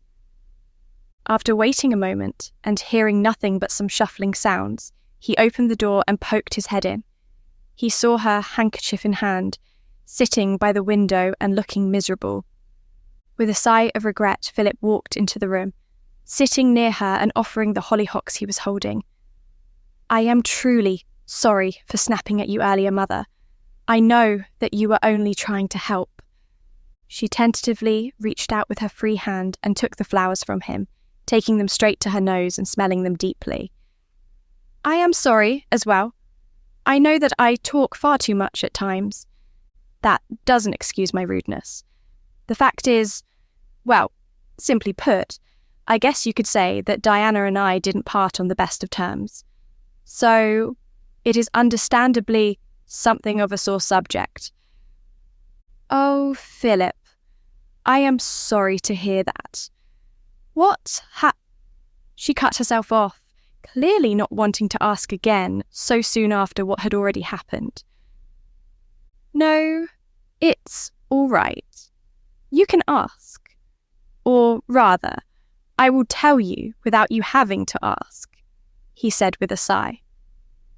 She set the hollyhocks aside, making it obvious that she was giving him her full attention. "You don't have to tell me, son." "I know, but I feel you should know why I don't intend to see Diana ever again," he told her. "Just, please try to let me have my say without interrupting me." "Of course I won't. I will try very hard not to say a word," she assured him, knowing herself too well to be able to promise that she would be able to succeed. He nodded, and then he began. Philip had already decided that he would start at the very beginning, how he met her, what drew him to her, and how their first few visits had gone. Then he went on to the first time he had seen her start to behave differently, and their meetings after that. During this part of his story, his mother paused him a time or two, questioning if Diana's actions were really as bad as he seemed to think they were, which is why he started going into detailed explanations as to how her behaviour was inappropriate. He finally got to the dinner, his point of view of that event, and what had taken place between them afterwards. By the time he ended, his mother was uncharacteristically silent. Eventually she murmured, "Oh, I see. I think you are right about not seeing her again in that case." "Precisely. I don't mean to disappoint you, Mother. I do intend to get married one day, I really do. But please, let me find the right person in my own time." He was more than satisfied to see her start to nod slowly. "I will try to let you pick your own wife. You just want me to be happy." "I know," he replied as he reached over to hug her briefly. "Well, I am going to leave you now. I have plenty to attend to, but I will see you later for dinner." He only waited long enough to see her nod before leaving the room, relieved that the painful conversation was finally over. Now, if only the pain itself could be over and done with, he would feel a whole lot better. As much as he wished to be done with Diana, however, he knew that his heart would not let go of her quite that easily. Chapter 13. Diana found herself once again looking out of the window, without even thinking about it. She only realised she had stopped reading the book that was in her lap when it started to slip out of her hands. With a sigh, she marked her place, and set the book aside as she admitted to herself that her preoccupation with the window was solely due to the fact that it had been several days since her last conversation with Philip. She had not seen or heard anything from him, not even in the form of a note, and she was starting to get a little worried. It was the beginning of the day, and she was not looking forward to another day of endless waiting. True, they had agreed that the next time they saw each other, it would be here. Maybe he was waiting for her to initiate things. That was a possibility. Diana sincerely hoped it was that simple, that he hadn't encountered Debora again, and thought that it was her without her knowing about it. She didn't know what she would do if that was the case. But how was she supposed to start up this particular conversation with him? There was no way she could write him a letter telling him all she needed to say. A letter was far too impersonal a way to explain the complexity of her sister, after all. So, she had to see him in person in order to explain herself. The only question she had to consider was just how she was going to get him to come here, so they could talk about Debora. Diana went to her writing desk, got out her ink and paper, and tried to write to him. A small note shouldn't be that hard to compose, but after 16 failed attempts, she sighed in exasperation. They had talked for hours at a time, so this really shouldn't be this hard. Finally, she decided to just send him a note asking how his health was. He had looked rather tired the last time she had seen him, which was no surprise, as dealing with Debora would be enough to send anyone into a state of exhaustion. While this was far from the topic she wanted to talk to him about, at least it was a start. Philip would hopefully send a reply soon, and then she would have a chance to send another message in reply, one that would be more to the point. Sending a servant to deliver the message, Diana was then forced to resume waiting. It was slightly easier to wait now she felt she had accomplished something, and she was actually able to focus on the book she had been trying to read. It seemed like almost no time at all before the servant interrupted her with the reply to her note to Philip, though a glance at the clock showed that it had been a few hours. Diana rose to her feet and grasped at the note eagerly, slightly disappointed at how small it was as she began to read it. Lady Diana Brisbane, please do not bother writing to me again, as you will receive no further replies from me. Our courtship is over. Egerton. She froze where she stood for a long while, before sitting down with a loud thump, rereading the note to try to make sense of it. As the words started to sink in, tears started to pour down her cheeks. She placed both of her shaking hands over her heart, trying to ease the pain she felt there as her crying turned into sobbing. She knew that it was really a cliché, but she didn't realise until then how much he meant to her. If only I had caught on to what Debora was doing sooner. I never even asked how long this had been going on. Why didn't I do that? There was the time that he brought me almond cake. That must have been her doing, so she had been playing with him since before then. I really must have been blind not to see the signs of her meddling. Was I really too late to try to fix things with Philip? Maybe I should have told him right then about Debora, when he confronted me about my supposed actions. I knew then that it had to be her, but a part of me just didn't want to believe it. I was so foolish. When she heard the sounds of two of the servants chatting gaily with each other as they passed by the room she was in, Diana decided she wanted to be somewhere more private. So she rushed to her room and closed the door. Once there, she threw herself on her bed and cried until she was exhausted. She managed to fall asleep for a while, only to wake up, remember the note, and start crying all over again. It was dark outside when she felt the touch of her maid, Lucy, who was trying to wake her up. Lady Diana, your parents are worried about you, she said quietly. Diana groaned a little as she rolled over. She considered getting up, but the mere thought of it seemed like too much effort to her right now. I don't feel like getting up. Give. She paused to choke on another wave of tears as she handed the note to Lucy. Give this to them, and tell them that I just want to be alone for a while. Yes, my lady. Can I do anything else for you? She asked as she took the piece of paper from Diana. Diana had to think about this for a while, and then she started shaking her head. No? Well, I could use a glass of water. No, make that a cup of tea, she eventually admitted. I will get that for you right away, my lady, the maid replied with a curtsy before she left to carry out her instructions. Diana knew that the tea would be hard to swallow, her throat sore from the amount of crying she'd been doing. But she also felt parched, so she knew she needed something, and eating anything was out of the question right now. She managed to avoid crying, for the most part anyway, as she thought about what she was going to do now. She couldn't bring herself to give up on Philip. She just needed a chance to explain.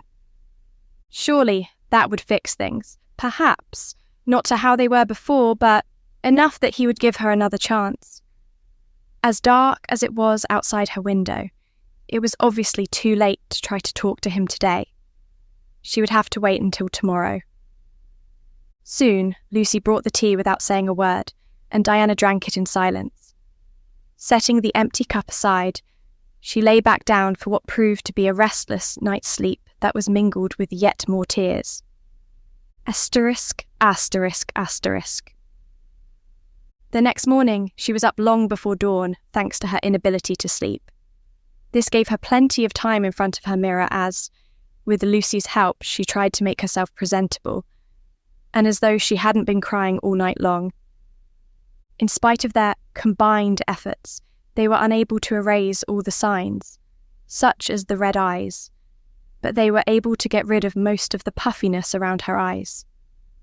When this was done, Diana sent Lucy to get her a cup of tea and some toast, knowing that she would not be able to keep anything more down, but that she needed to eat something. Then she had the carriage brought around and directed the coachman to go to Philip's home. All the way there, she sat in silence as she struggled with exactly how she was going to tell him what she needed to. On the one hand, he needed to know that what he saw was not her. However, at the same time, she didn't want him to think that she was just trying to come up with an excuse of how it was not her fault, even though it really wasn't. She just didn't want to be seen as someone who put the blame on others. This problem felt like a very tricky equation to her, though this was most likely due to her lack of sleep. The fact that she felt like an emotional wreck at the moment probably wasn't doing her any favours. When they arrived, she stepped out of the carriage with a sigh, still only knowing what she needed to say, without having any idea yet of just how she was going to say it. It was the butler who answered the door, a look of surprise on his face as he seemed to recognise her. She wanted to scowl at Debora once again, and wondered for a brief moment if this poor butler had been forced to endure any of her improper behaviour himself, or if he had simply heard about her. She didn't question him about that, though, clearing her throat as she instead said, "I am here to see Lord Egerton." "I am sorry, my lady, but he has given instructions that he does not wish to see you," he told her with genuine regret in his voice. She knew from the sympathetic look which he was giving her that he could tell she had been crying. So, she tried to use this sympathy to her advantage if she possibly could, as she replied, "Please, just for a moment or two. I only want a chance to explain, to tell him something that he needs to know." Diana could see that he was conflicted, and she truly felt bad about taking advantage of his kindness, even though it was for a good cause. She also knew that this was her last chance to get Philip back. She waited with bated breath for the butler to either tell her to go away again, or to acquiesce to her request and get Philip. She dared not press him further. Eventually, he seemed to come to a decision as he told her, "I will be right back." "Thank you," she told him as he went inside. She was not at all offended by having to wait outside the door. She didn't want to get the butler in trouble after all. A few endless minutes later, the butler was back. Only, instead of Philip with him, there was an older lady whom Diana did not recognise, and who was already frowning at her as though she had done something unforgivable. This must be more of Debora's doing, she thought to herself as she tried to smile. Hello, I hear that you want to talk to my son," the lady sharply interrupted. Diana tried to prevent her eyes from going wide as a few pieces suddenly clicked together in her mind. This was Philip's mother, the one he had said she had met at dinner and behaved poorly in front of. "I do, and I should probably talk to you as well. And I am quite sure you have nothing to say that we are at all interested in hearing about," his mother told her curtly. "You should be ashamed of yourself, young lady." Her words stung, and Diana had to remind herself that they were not really meant for her. This was Debora's doing, and Philip would see that if only she could talk to him. I need to tell you that I would never what? I will tell you what you should never do, and that is that you should never come here again." By now, Diana was struggling in vain against the coming onslaught of tears. Her mind was refusing to work properly, making her unable to come up with a reply, any reply at all. "I just wanted to... There is just one thing. Whatever that one thing is, you can keep it to yourself. I want you to leave right now, or I will have you escorted away from here. Oh, and I don't want to ever hear that you have been near my son again." And with that, Philip's mother turned and went back inside, the butler closing the door with one final look of regret. Meanwhile, Diana finally burst into tears, unable to even attempt to hold back the flood of them any longer, as she slowly walked back and got into the carriage. This time, her tears did not last as long as they had before, probably because she felt she had almost no more left inside her that she could cry out. She let the last of her pain turn into anger and determination. She had a feeling that Debora had done something more, even though she had no idea what it was. It was just one of those sisterly hunches she used to get when her twin sister caused trouble. Since there was now no way she could talk to Philip, there was only one person she could confront about this, and that was Debora herself. By the time she reached this decision, the carriage had reached home.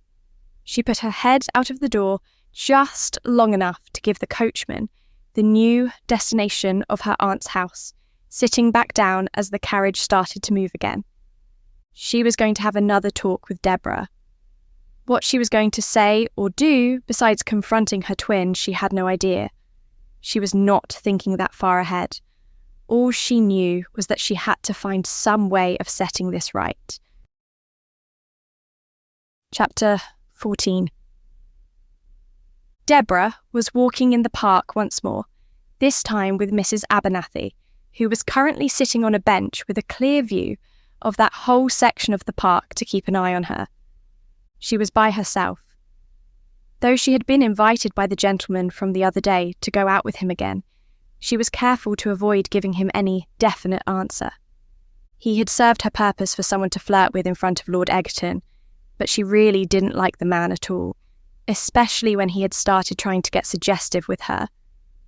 While she didn't mind making innuendos in fun, she hated it when men took her joking seriously. For this reason, she was avoiding that particular gentleman and had no intention of seeing him again if she could help it. She wondered what Philip had thought about her little act and if he had mentioned it to Diana yet or not. She partially hoped that he had. The thought of her sister getting scolded was not a pleasant one, or at least it wasn't until she reminded herself that Diana deserved it for abandoning her. Debora knew that she had received more lectures than she could count, so surely Diana could handle getting a reprimand or two from a man she liked. But then again, Diana had never been able to brush off getting scolded, as Debora had always been able to do.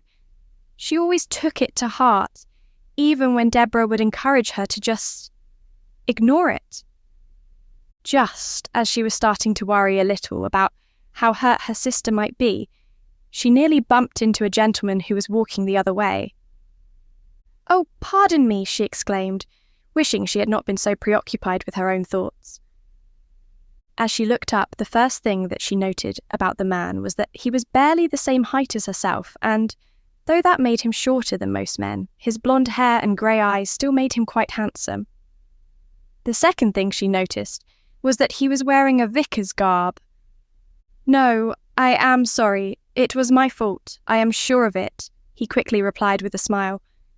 I didn't hurt you or anything, did I? He added with a look of genuine concern. Oh, no, I am fine, she said, giving him a slight smile. He seemed to find her assurance to be doubtful, as though he could tell that her smile was a fake one. Still, she was not prepared when he asked, Are you all right?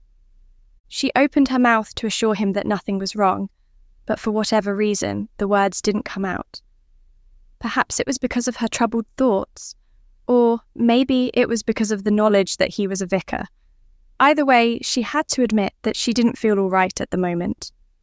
However, she wasn't going to say that to a complete stranger, even if he was a vicar. So she instead replied, I'm not sure. I think you do know how you feel, but if you don't want to talk to me about it, you don't have to. You should know, though, that I am a very good listener, he told her sympathetically, clearly trying to encourage her to open up. Even though he was being obvious about it, Debora was surprised to find that she wanted to tell him about her problem. She looked at him critically for a moment as she thought about it, and he simply stood there, obviously aware of the fact that she was scrutinizing him and patiently waiting for her to come to a decision. She decided that she wouldn't tell him everything, but that she would confide in him a little if he had the time. I am sure that you have somewhere you need to be right now, she said cautiously, carefully watching what his reaction would be. I have time, he replied sincerely, amused at how closely she was observing him. She paused for a moment, looking for any sign that he was truly busy and might simply be saying that he wasn't, because he felt it was his job as a vicar to listen to stray people. However, all she saw in his face was that he was completely at ease. This had the unfortunate effect of making her want to get some sort of reaction out of him. Is lying a sin? She asked him bluntly. He didn't so much as bat an eye in surprise as he readily said, Yes, it is, and I think you know that. But all humans have flaws, and if you are truly sorry, God promises in the Bible that he will forgive you if you ask him to. And what if I'm not sorry at all? She retorted, trying to be sarcastic in her reply, but finding that she was genuinely curious as to what his answer would be. He seemed to consider the statement she had made before he told her, If something keeps coming to mind, you do know that it means you probably do feel at least a little guilty about it, even if you are not quite ready to admit it to yourself, don't you? Debora hoped that the twinge she felt at those words was not plain to see. And how about if it is for a good reason? She asked with a hint of defiance. The vicar smiled at her as he asked, What good reason is there to lie? Oh, there are lots of reasons, she instantly replied. She felt the next moment that her reply had been a little too quick. I mean, I am fairly certain that we all lie every now and then for special occasions like birthdays and to hide surprises and things like that. And I am sure that those things certainly qualify as being good reasons to tell white lies. But something tells me that those lies are not the type of lies you're really thinking about, he pointed out. No, she reluctantly admitted. But are you saying that surprises are not a good reason to lie? She asked, trying to change the subject. He only smiled at her deflection, showing no irritation as he replied, Perhaps, but that is the one situation in which lying has no benefit to yourself. The implication of his words was perfectly clear to Debora, though she hated to admit that he actually had a point. She was in no hurry to reply, taking a moment to look around the park. But eventually, she asked, And what if a lie might benefit both yourself and someone else? Where would that fall? Surely it had to be a benefit to Diana that she found out that Lord Egerton wasn't as interested in her as she seemed to think he was. He couldn't have been, or he would have noticed that there was a difference between the sisters. At least, that is what Debora told herself, so, really, her actions had been doing her sister a favour in addition to the fact that she had been letting herself have some fun. These thoughts distracted her for a moment, and it was only the prolonged silence that called her back to her surroundings, and the fact that neither she nor her companion had said anything for a while. Looking over at him, he seemed to still be contemplating her last question. However, as soon as he caught her glance, he offered her a small smile as he told her, "I suppose that would depend. If you are lying to protect someone, you should probably stop and ask yourself if they would really want you to lie to protect them. The answer is often no. Most people would much rather have the truth, even if it hurts." "And what if it is not exactly a lie?" she asked, thinking of Diana telling her to stay away from Philip, and the fact that technically she had done just that. If there is any doubt at all as to whether something is a lie or not, then it probably is a lie, and you simply haven't acknowledged the fact yet, he told her bluntly. She frowned at him. "I doubt that is always the case. I am certain that there are at least some occasions when it isn't really a lie, even if you are in doubt about it." "All right, I can concede that point," he said good-naturedly, causing her to look over at him in complete shock, having not expected a vicar to agree with her. He found her expression far too amusing for her liking, and she pouted as he continued, "The real question is, if you are all right with feeling guilty, if you are debating with yourself whether or not something qualifies as a lie, then it is most likely because you feel guilty about it." Debora had to admit that she did feel a little guilty about making her twin sister upset. Just picturing Diana's possible reaction when she found out about her devious actions after their confrontation made her want to cringe. But Diana never had to know about that. After all, it wouldn't serve any purpose for her to know now. Either her sister would be able to patch things up with him, or she wouldn't. "What do you think about simply not mentioning a lie?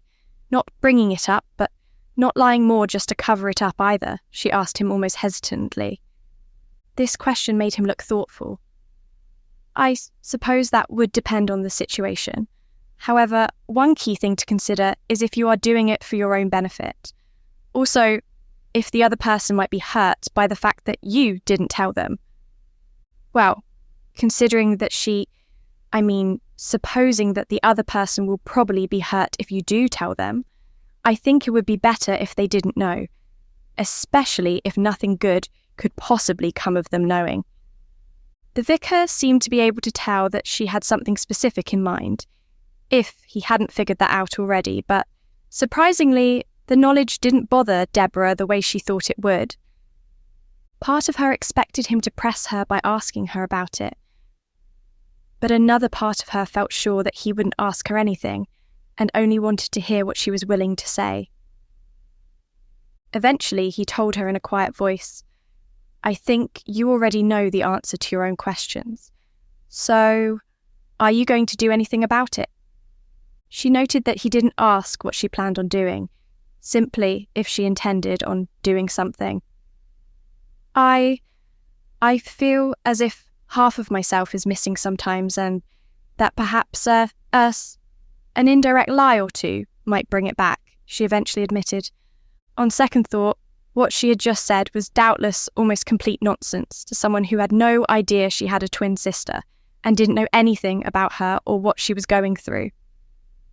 Now she had broached the subject, she felt certain that he would ask her about it.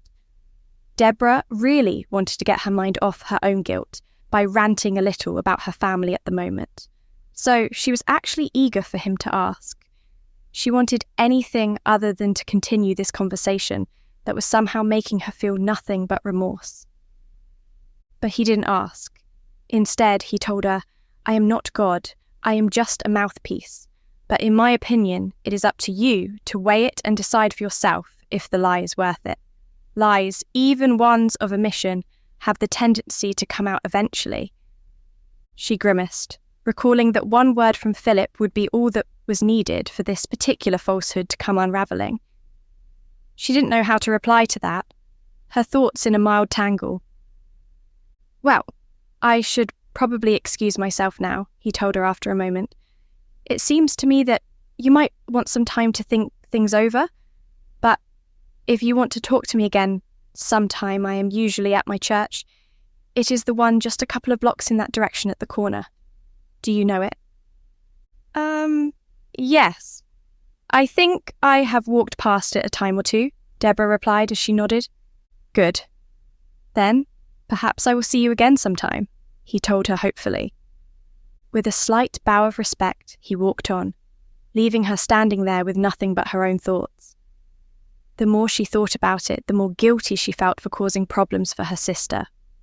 As for her parents, well, that didn't bother her nearly as much, but Diana's feelings had always been important to her.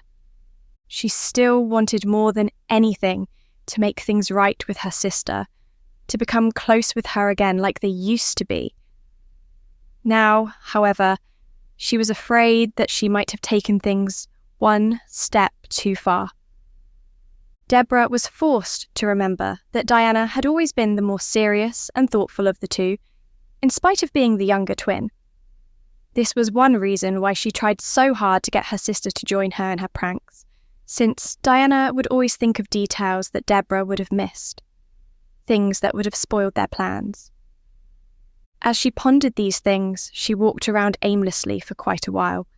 If anyone passed her on the path, they must have noticed that she was deep in thought, because none of them disturbed her by speaking a word to her.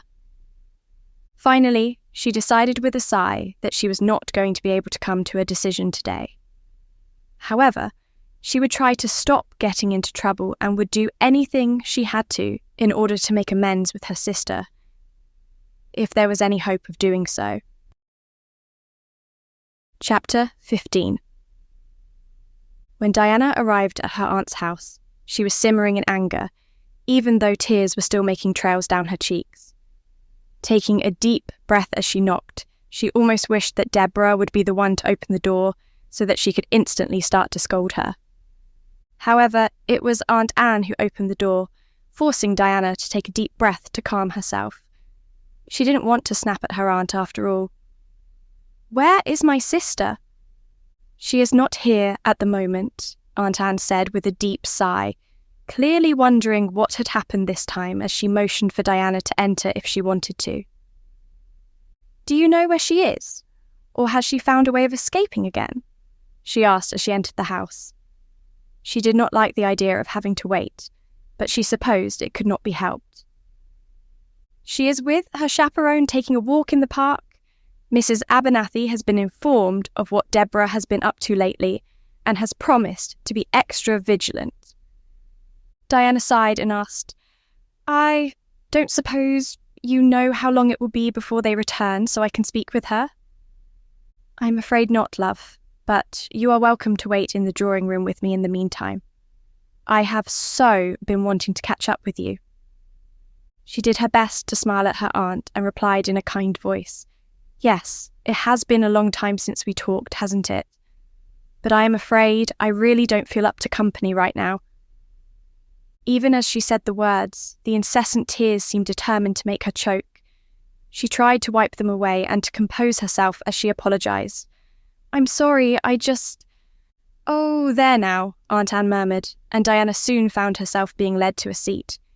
"You can tell me all about it, if you want to. Or you can just sit here with me and not say anything at all. Just cry it all out if you need to, dear." "But I don't want to cry it all out again," she all but wailed as the sobs started to come, pressing her head into her aunt's shoulder while she felt hands start to pat and rub her back. "I've already done that at least once, and it didn't help." Diana sobbed for what seemed to be a long while to her, but she knew it was shorter than the last few times she had cried. It was probably short in part because she ran out of tears after only a few minutes.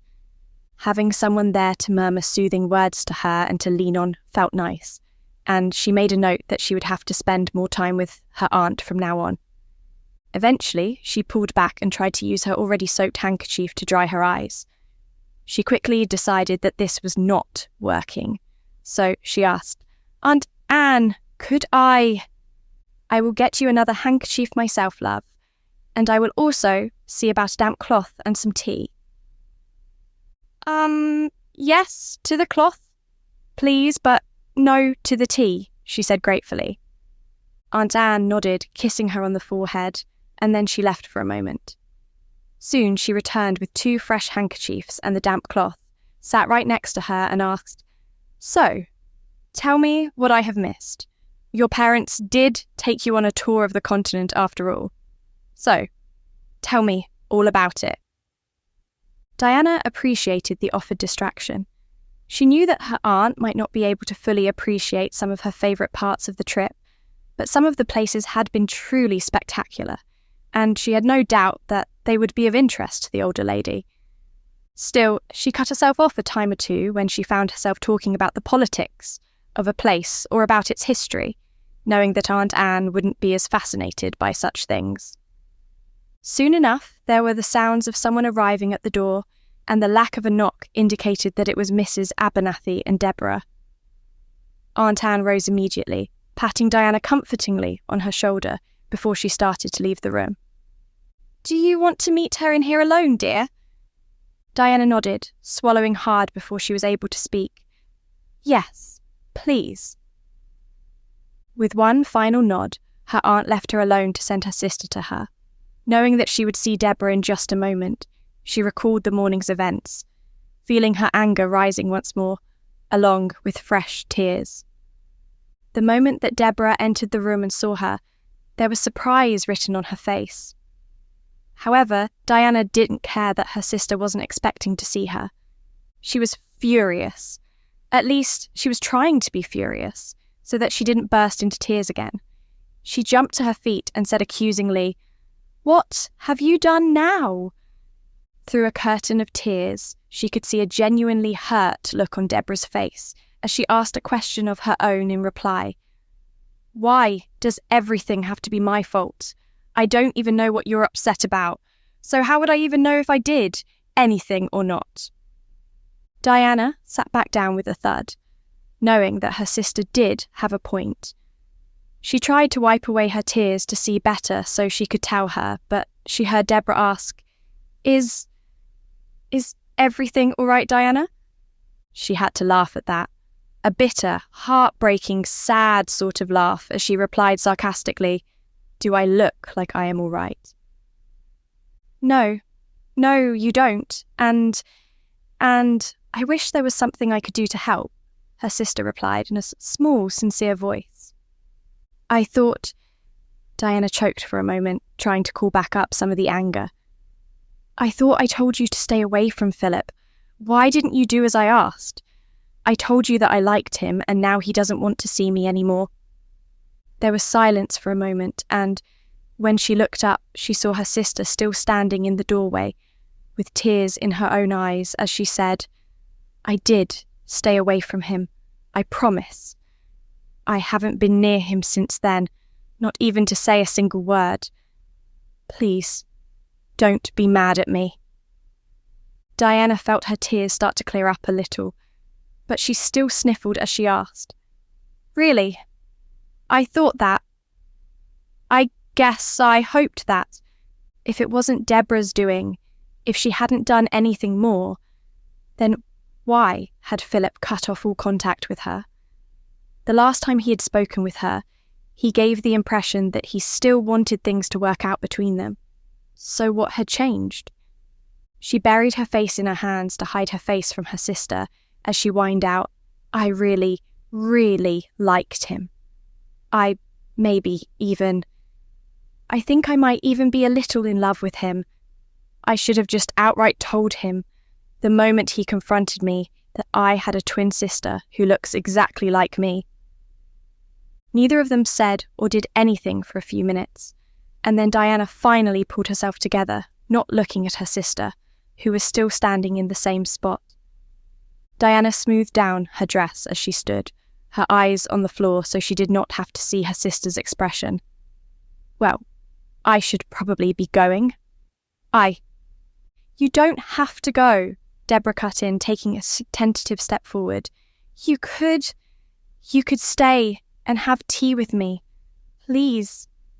Diana hesitated, finally looking at her twin sister, only to see that there were a few tears on her cheeks and a look of obvious longing on her face, her hands clasped fists tightly in front of her in a manner that suggested she was barely able to prevent herself from rushing over for a hug.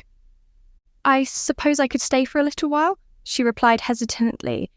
Debora's whole face seemed to light up and she stepped forward as though to embrace her before catching herself and taking a step back. She rang the small bell on the table and said, "Oh, thank you. I will. I will make sure that we have your favourite tea cakes." "I really don't feel like eating," Diana told her. She didn't even feel like tea, but she was feeling weak from not having eaten anything, so she had to at least have that much. It was strange seeing Debora so uncertain about herself, and Diana wasn't sure what to make of it. From her point of view, it seemed as though she was second-guessing every step, movement and word, and she had never seen her acting this way before. Debora cautiously sat down next to her, leaving plenty of room between them, still managing to look as though she was afraid that at any moment she would be told to sit somewhere else. Her sister was also quiet, which was another rarity. So, Diana decided to break the silence herself. "What have you been up to in the last few days?" She watched as her sister flinched before she replied, "Honestly, not much. I have mostly kept to my room, apart from church yesterday and a walk today." Oh, Diana knew that she should have thought of that. "So, since you are here a lot, have you managed to develop a taste for reading, needlework or something?" The wrinkled nose was enough of a reply all on its own, even before Debora started shaking her head. "Not a chance. I have become proficient enough at needlework to finally finish a sampler, and novels can sometimes be nice if they are exciting enough. But I don't think that I will ever truly enjoy either." Diana was able to smile a little at the vehemence of the reply, but the smile disappeared as quickly as it had appeared when she was asked, "And how have you been these last few days?" She felt so foolish as her eyes began to water. She had really hoped that she would have already run out of tears by now, but it seemed she had no such luck. "I'm sorry, I shouldn't have asked, not when it is so clear that it hasn't been a good day for you," Debora said sympathetically. "We can talk about anything else you want to. What lecture notes have you read recently?" Diana shook her head and sighed. Part of her felt that her sister deserved to know why she had been accused of messing with Philip again. "Just give me a moment." "Of course, take as long as you need," her sister assured her, just as the servant came in with the tea. She poured herself a cup as she collected her thoughts on exactly what she wanted to say. She took a sip, hoping it would soothe her throat before she finally said, "I have been waiting for Philip to..." She sighed, realising that she would have to go back a little further in order for this to make sense. "You don't have to tell me anything if you don't want to. Hopefully, there will be other chances to tell me." The way the sentence ended in a question was clearly her way of asking Diana to visit her again soon. "No, I mean, I suppose that I could call again. It is not as though I have anything better to do right now. But I want to get this out," she said, frustrated with herself. They both sipped on their tea in silence until Diana felt she had the right words. "When Philip confronted me about my supposed actions, I knew that it had to be you. I wasn't certain though, or rather I didn't want it to be you. So I told him that I would fix things without telling him how or giving him an explanation." Before we continue into the story, do us a favour. Like this video and hit the subscribe button because it helps very much with YouTube's algorithm. If you want the audiobooks ads free, visit our website and select our bundles to save more. Thank you again. Now back to our story. She sighed deeply and set her cup down for a moment as she continued, her eyes on her hand sitting in her lap. He had said that we would revisit the matter in a couple of weeks, or something like that. He looked like he wanted things to work out between us, but today I got tired of waiting. Diana did her best to keep from crying as she continued. He hadn't spoken to me or anything since then, so I thought that maybe he was waiting for me to start things. But when I went to his house. He doesn't want to see me ever again." She paused once more, this time to take a deep breath before she finished. "I thought it was certain that you had to have done something more, but maybe he was just trying to go easy on me that day and hoped that distance would make me forget. Do you think that is a possibility?" she asked her sister with tears streaming down her cheeks. Debora's expression was one of both surprise and sympathy. "He didn't even talk to you again?" she asked, seemingly appalled. She shook her head to signify that he hadn't said a word to her. "He even told his butler that he didn't want to see me, and he doesn't want to receive any messages from me either." "So, you didn't explain anything, and he isn't even giving you a chance to explain at all?" Debora asked disbelievingly. Diana couldn't speak at the moment, reaching for her tea again as she heard her sister say, "Well, in that case, you are far too good for him. You deserve someone who is willing to hear you out, even when I'm the one who messes it up for you." The last few words had barely been a whisper, but Diana had heard them anyway. She was surprised at the regret in her sister's voice. She sounded truly sorry for the first time in a very long time.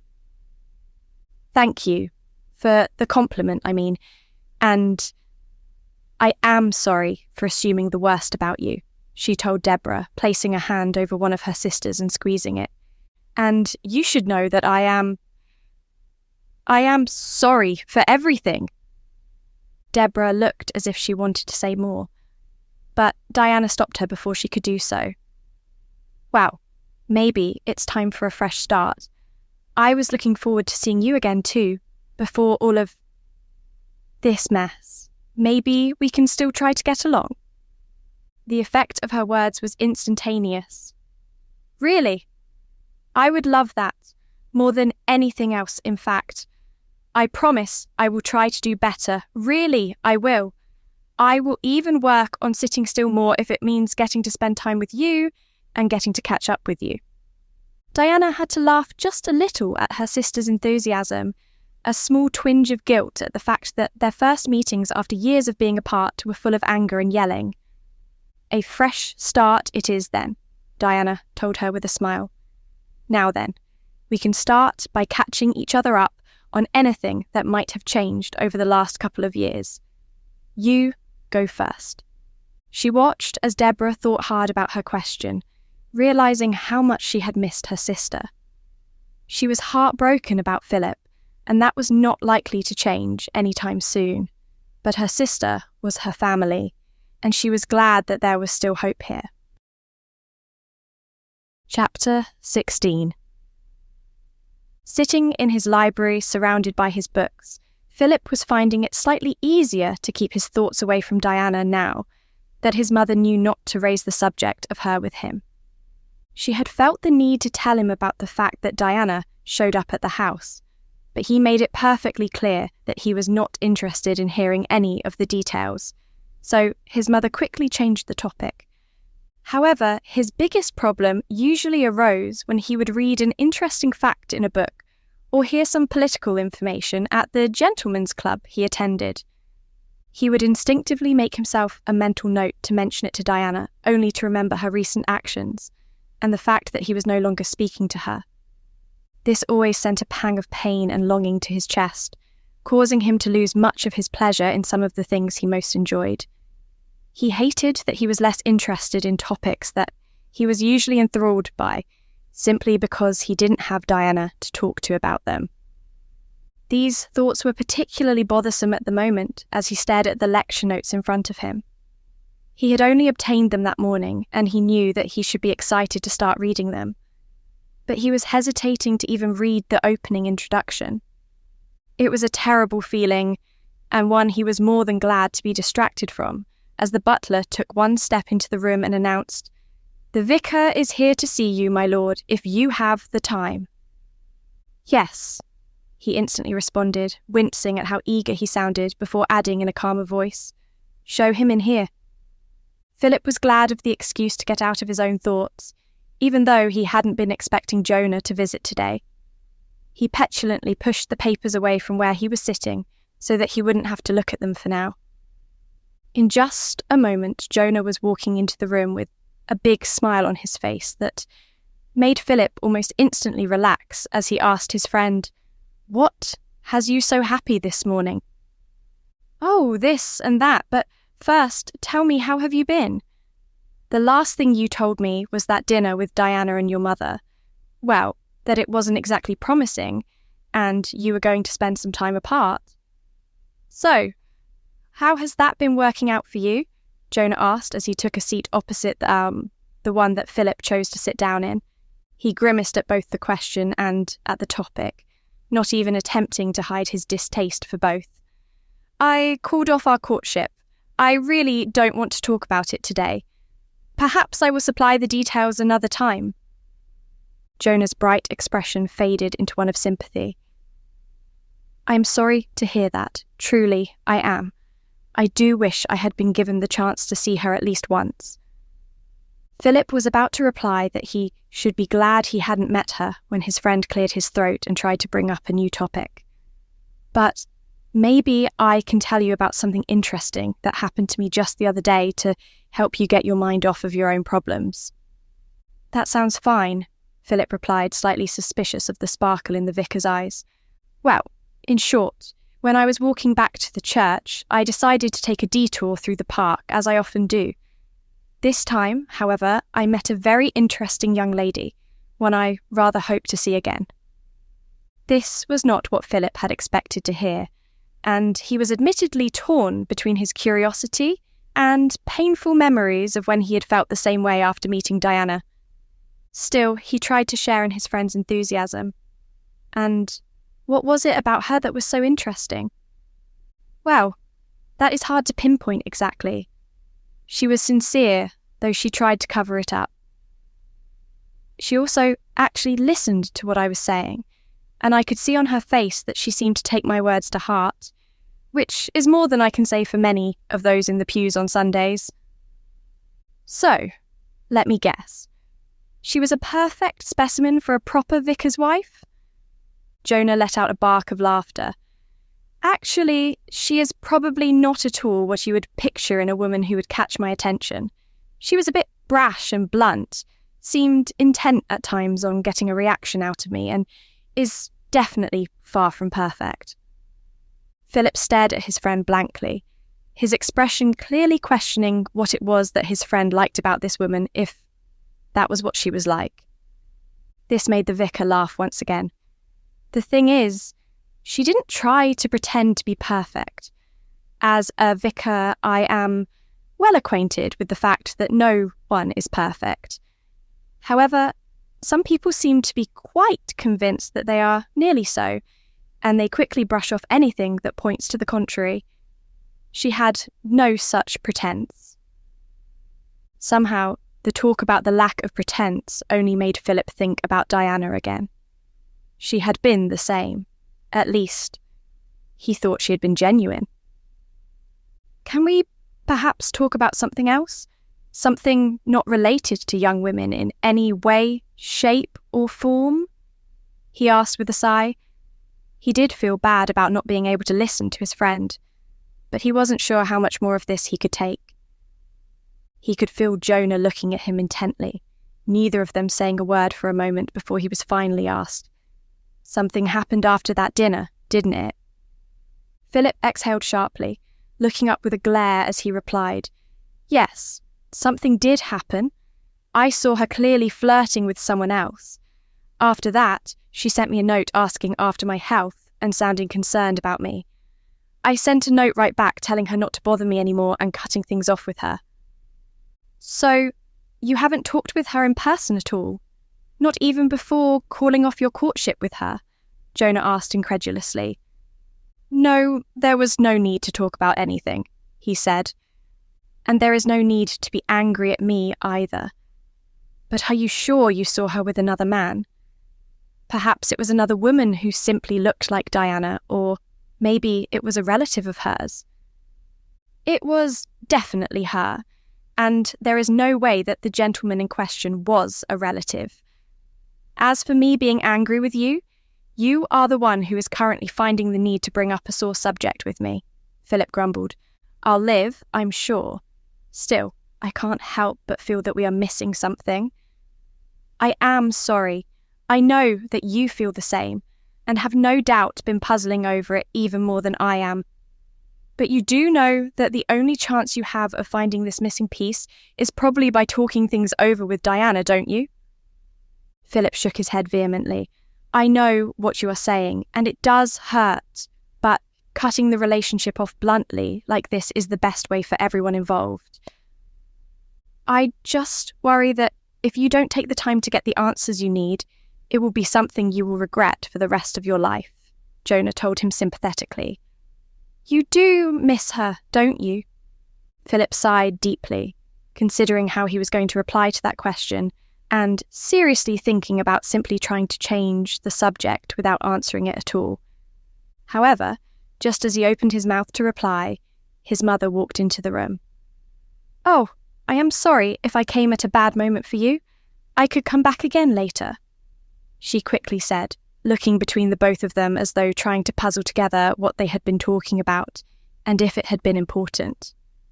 No, you don't have to go, Mother. Did you need something? Philip asked, catching a smirk from Jonah that indicated that the latter was perfectly aware of how eager he had been for any distraction at all. Philip is right. I can leave if you need to talk alone, the vicar offered, turning back to Veronica as he stood to go. No, there is no need for that, as long as you are sure that I am not interrupting anything important. You can stay while I talk to my son if you like. You may not be friends with me like you are with Philip, but you are still my vicar, and, well, you can stay and listen if you wish. Both Philip and Jonah found themselves sitting back down quietly, as they sensed that whatever she had to say was important to her. She sat down next to her son, the two of them angling themselves slightly, so that they were facing each other. What did you need to talk to me about, Mother? Philip asked gently. Well, I feel that I have a little explaining to do, she admitted with a sigh. About what? You know that I am not the brightest or the fastest to understand things, and I know it too. So, I was rather surprised myself as I have recently come to realise that I have probably been a little pushy in regard to you getting married, and I feel that I should explain myself. Mother, there really is no need for that. I understand that you want me to get married because you want me to be happy, he assured her, trying to recall anything that he could have said that might have made her feel guilty like this. I know you understand. You have always been so good at understanding, she said as she reached over and patted his arm. Still, I feel that I should tell you why I feel the way I do. So, if you will allow me, I will tell you a little about myself when I was younger. Of course, I would love to hear about it, Philip told her. His mother had never really spoken much about her life before she got married, and it was something he had been curious about at times. My family, when I was a little girl, was not always sympathetic to the fact that many things went over my head. I know that my parents did their best to be patient and explain things, but my siblings were far less patient. She paused when Philip reached over and gave her hand a squeeze in support, but then she continued. My mother may have been smarter, but she had a problem of her own. She was always sickly. One of my favourite stories growing up was my mother telling me how she had always been sickly, but that father hadn't cared. Her face softened at the pleasant memory as she went on. Hearing the story, and seeing how much in love the two of them still were, and how my father found ways to compensate for my mother's poor health. Well, one day one of my siblings claimed that I was sick in the head, just like Mother was sick in her body. Though that was very unkind, it also gave me hope. Perhaps someday I could meet someone like Father, who wouldn't care, and who would help me and love me. Veronica turned to Philip, a melancholy smile on her face. Then I met your dear father just after I turned 18. My wish came true in every way I wanted it to. He eventually convinced me that everyone had flaws, and that some were just more obvious than others. He made me happier than I had ever hoped to be, every bit as happy as my parents were." Philip could see where his mother was going with this, quietly interjecting, "And you just want that for me too." "I do. I may love you dearly, but I can still see where your flaws are, and every time I see them, I am reminded of my own flaws, and how much happier I was when I had someone to help me with them. I always knew that it was just because you wanted me to be happy, but I thought that it was simply due to the fact that you were so happy with Father. I am sorry if I have pushed you too much to get married. Even though I meant well by doing so, I should have let you work it out in your own time. And I am truly sorry if my prodding had anything to do with why things didn't work out between you and Diana, or if the only reason why you showed interest in her was so that I would leave you alone about it." "No, none of that," he scolded his mother. "Everything to do with her was all my own doing." "Well, I do hope that you find joy one day," she told him as she leaned in for a hug. He rose slightly to embrace her warmly as he murmured, "Thank you, Mother, for telling me a bit about yourself." "I should probably have told you all of that long before," she replied as she pulled away. "Now I have had my say. The two of you can resume whatever conversation you were having when I interrupted you." Philip and Jonah sat in silence even after she left the room. Eventually, the latter finally stood and said, "Well, I think that your mother has just given you something to consider. You know where to find me when you have the time to talk." Philip nodded absent-mindedly to acknowledge his friend leaving the room. Finally, bracing his elbows on his knees with a sigh, he wondered when every subject he talked about with others would stop finding a way to bring his thoughts back around to Diana in some way. In this case, he was reminded of how well they had seemed to complement each other and how happy she made him. Yet, as much as he wished to forget about her, the thought of not remembering her was somehow almost as painful. Chapter 17. Debora was soaking in her sister's company in the same way one might soak in the sunlight after a week of nothing but clouds and rain. True, there were moments when she felt a pang of fear that Diana might find out about her little white lie. However, Philip had seemingly no intention of ever contacting her sister again, so she was beginning to feel a little more at ease. Right now, she was anxious to meet Diana again. They were attending the same ball together, and she had already verified subtly that Lord Egerton was not one of the guests. Surprisingly, she and Aunt Anne had arrived at the ball before her sister, and she was now forced to wait, her aunt watching every move she made and making the time seem to pass even more slowly. She had never been quite so early to a ball before, and now she decided that she hated being early. Then again, she had also started getting ready long before she usually did, wanting to look presentable and show Diana that she was trying to improve. They had only met a couple of times since they decided on their fresh start, but Debora really wanted to prove herself to her sister. It was difficult at times, but she had even managed to avoid playing any pranks, even small ones. Diana seemed to see that the change in her was genuine, and her smile of pleasure at the progress made it worth the effort. Each visit let them become closer and closer, and by now they were as close as they had ever been. Debora felt that if she could just continue to control her sense of mischief, they might even be able to become closer than they ever had been before, and the very thought sent a thrill of pleasure to her heart. This thrill was almost doubled when she finally caught sight of her twin sister arriving. She left her aunt's side and made a beeline through the other guests to get to her as soon as she could, beaming at the smile directed at her. "Diana, it is so good to see you again," she exclaimed, quickly wrapping her sister in a tight hug. Diana laughed a little at her as she replied, "It is good to see you again too, but you act as if it has been ages since you last saw me. It was only yesterday that we went for a walk together." "But yesterday was ages ago," Debora teased dramatically.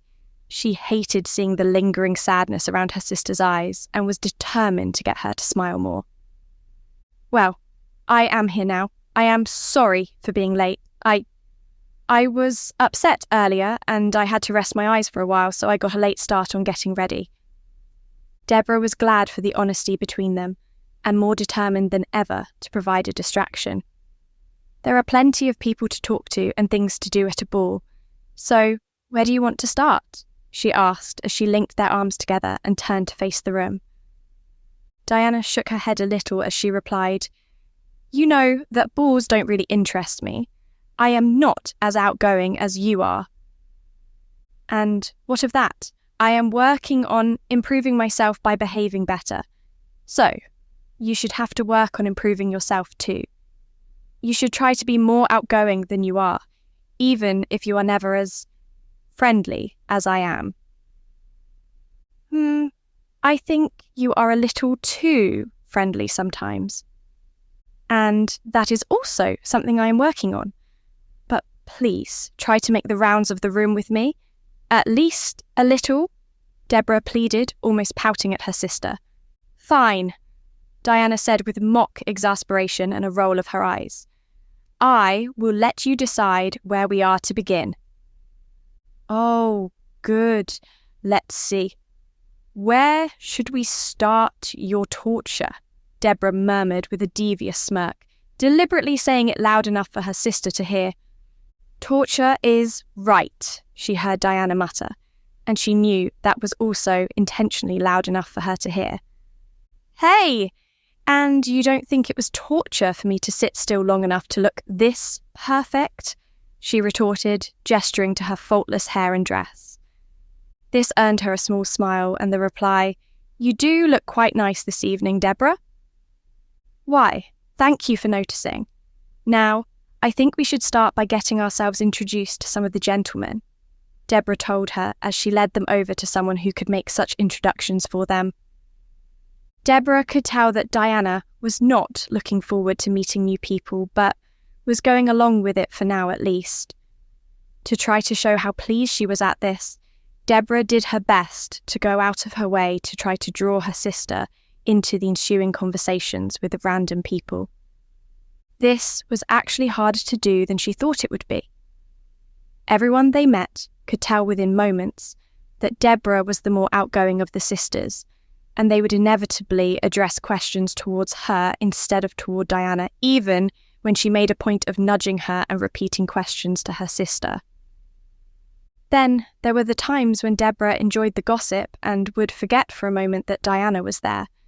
Like right now, when she was asked to dance and said yes, before even recalling that her sister didn't particularly like dancing. "I am sorry. I will help you find someone to dance with, or I can stay here with—" "No, I know that you love to dance. I don't mind staying here by myself. Go, enjoy yourself," Diana told her.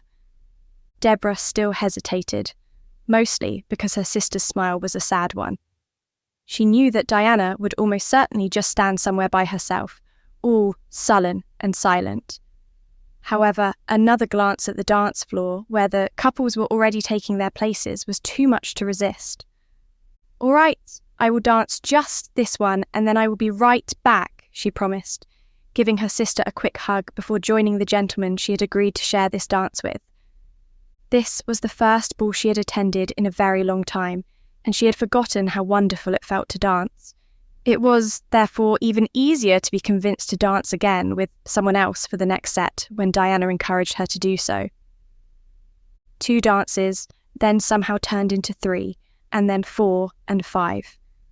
It was only when the musicians started to pack up and leave that she realised that she had been dancing and leaving her sister alone.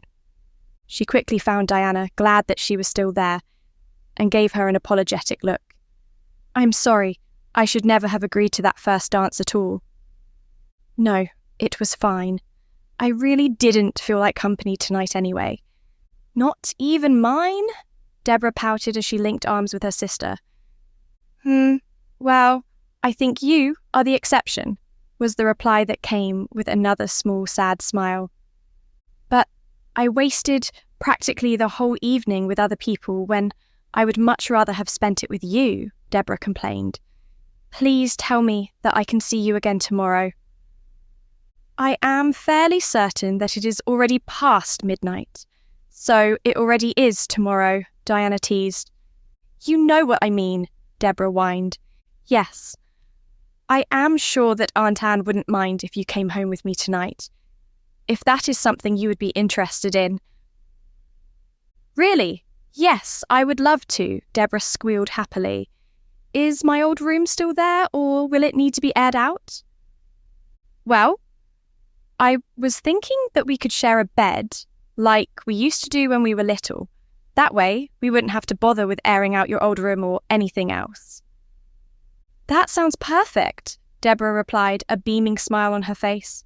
Just don't take all the covers. Hey, you're the one who somehow ends up pushing the blanket to the floor, was the quick retort. Debora giggled at that as she pulled them over to where their aunt was standing. Aunt Anne, I am going home with Diana tonight, she announced. Anne was incredulous, looking at Diana as though expecting her to deny the declaration. But Diana nodded and rephrased the statement into a request. Yes, it has been so long since we shared a room, and it really would provide us with a perfect opportunity to catch up with each other, if that is all right with you, of course. All right. Only if you're certain, so. Their aunt reluctantly conceded. We are, Debora exclaimed with a bright smile as she instantly pulled her sister towards the door so that they could leave before she changed her mind. As they rode home together in the carriage, their conversation along the way drifted to the balls they had each attended without the other. Debora shared some of the stories of parties in Wales, leaving out the ones she knew Diana wouldn't find humorous. Once they were home, instead of calling for Diana's maid, they got each other ready for bed, taking turns and occasionally yawning as the day caught up with them. I've missed this, Debora said with a sigh as they got into bed, lying so that they were facing each other. So, have I, Diana agreed, and I just wanted to say, I am sorry. I know that I was angry for a long time, but I should have read your letters and I could have written back to you. I can see why you would feel abandoned. I abandoned you, and I am truly sorry. There were tears in both of their eyes, and Debora found herself wanting to blurt out an apology of her own, telling her sister everything. Instead, all she got out was, and I am so sorry for hurting you. I know that you never meant to hurt me. You love me too much to want to cause me pain, Diana assured her. Of course I do, and I promise that I will do my best to make sure that I never, ever do something like that again. I know, her sister replied as they both moved forward to hug each other. I do still miss him, though. Sometimes I miss him so much. Debora squeezed harder, so tempted to tell her the truth, but knowing that her sister would quite possibly leave her if the truth were to come out now. This knowledge caused her to keep her mouth shut as Diana cried into her shoulder. However, she felt she had to say something to help stop the tears. Maybe he met someone else? Someone besides either of us, and he just didn't want to mention it to you for some reason, she said cautiously, testing out how receptive Diana would or wouldn't be to the idea. I don't think he would do something like that, was the reply. Debora was pleased that there was no anger about her accusation. In fact, there may have even been a slight hint of doubt in her sister's voice. She decided to capitalize on this, both to take the suspicion away from herself and to help her sister feel better. But you said that you didn't know him for very long, she pointed out gently. So how could either of us really know what he would or wouldn't do? There was no immediate reply to her question, but she was pleased to hear the crying turn into merely sniffling. I can't picture him being the sort of person to do something like that, though. But how are we to know? It is not as though he explained himself, and wouldn't he have given an explanation if he had a good one? That likely means that he is just a scoundrel who doesn't have a good excuse for leaving you, Debora pointed out, pleased at her own cleverness as she tried to drive her point home. Still, She didn't want to make Diana think too hard about it, so she tried to brush it off as she smoothed back her sister's hair with the palm of her hand. I am sure that whatever went wrong, it was not your fault at all. If he can't see that, then he is not worth your time. Besides, I am here now, and I can help you think of other things. Diana offered her a small smile, and they cuddled a little, Debora changing the subject to ask her about what they would do when they woke up the next morning. Eventually, her sister fell asleep, but Debora was still awake, her conscience bothering her as she worried about what she was doing and if it was right. This brought to mind her conversation with the vicar, the things that he had told her, and the way he felt sincere. She made a mental note to herself that she would go down to the church he said he would be at and have another talk with him. With this plan in mind, sleep was finally able to come to her. In her mind was the wish that nothing would ever change between her and her sister again. Chapter 18. Philip waited until his usual day before he took a walk to the church to see Jonah again. He had a lot on his mind, mostly thoughts about Diana, and he knew that one of the things he wanted to talk with him about was if talking to her might really give him some peace of mind.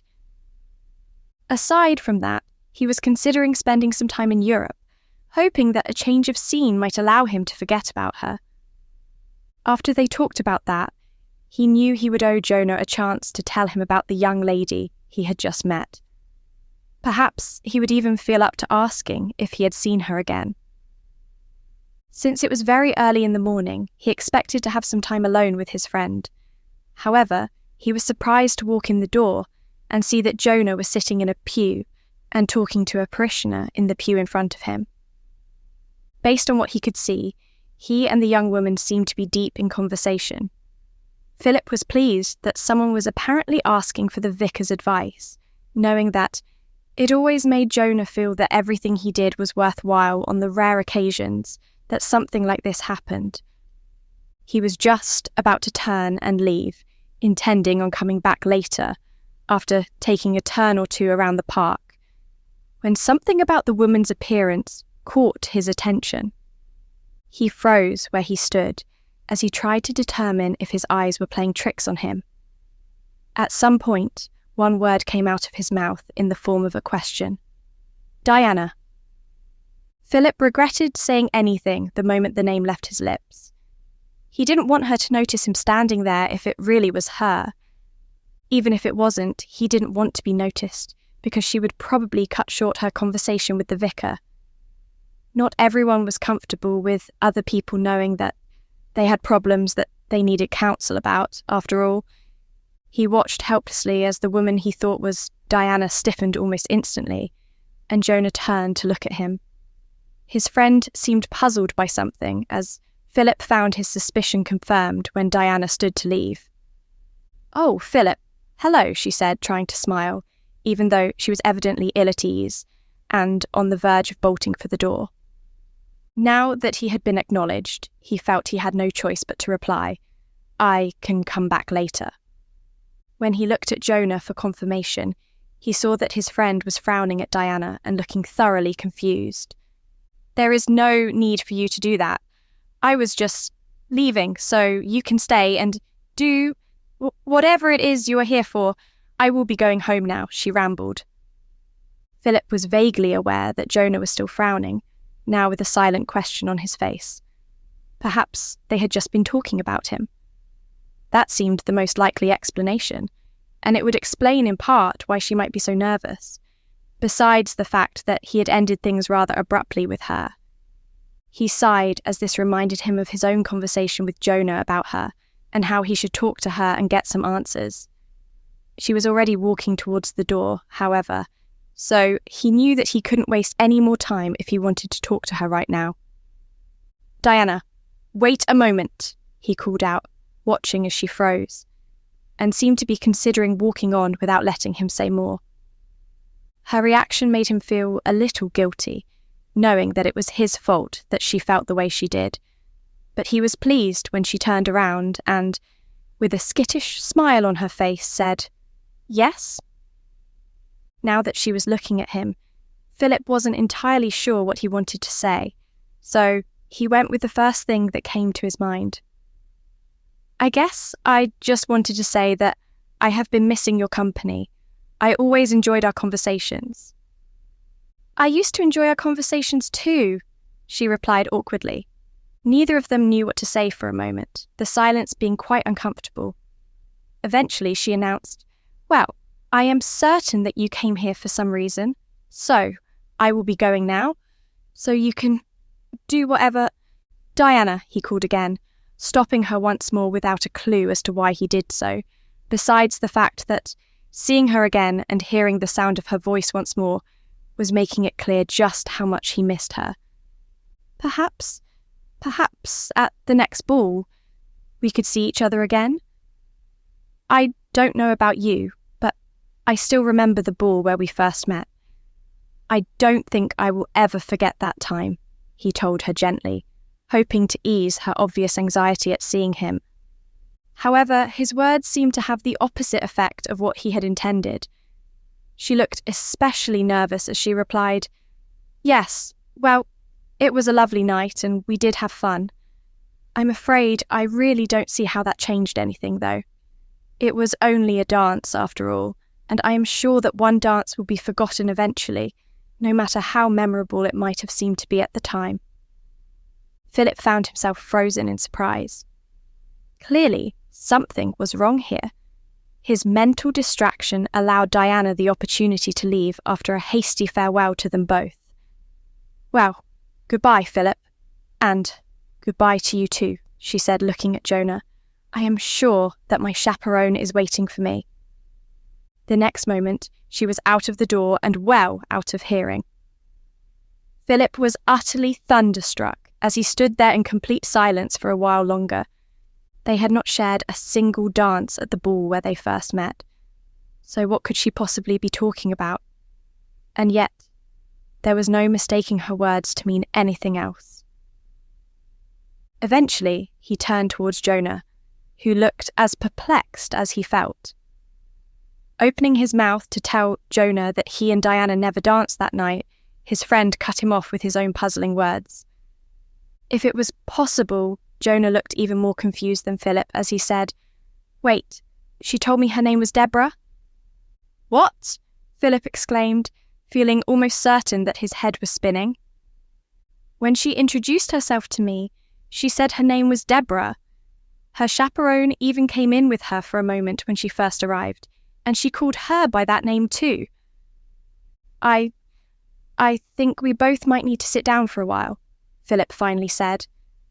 Jonah nodded weakly as they sat in pews near each other, neither of them having any idea what to say, as they both tried to process what had just happened. Soon enough, Philip felt the need to clarify this problem again. He started by saying, "I know her name is Diana, though. That is how she introduced herself to me, and I heard her mother and her butler call her by that name. When I went to her home for the first time, after I met her, I asked for Lady Diana." Jonah shook his head. "I don't know what to say. She introduced herself to me as Debora. Of course, some people might be tempted to use a different name when talking to a vicar.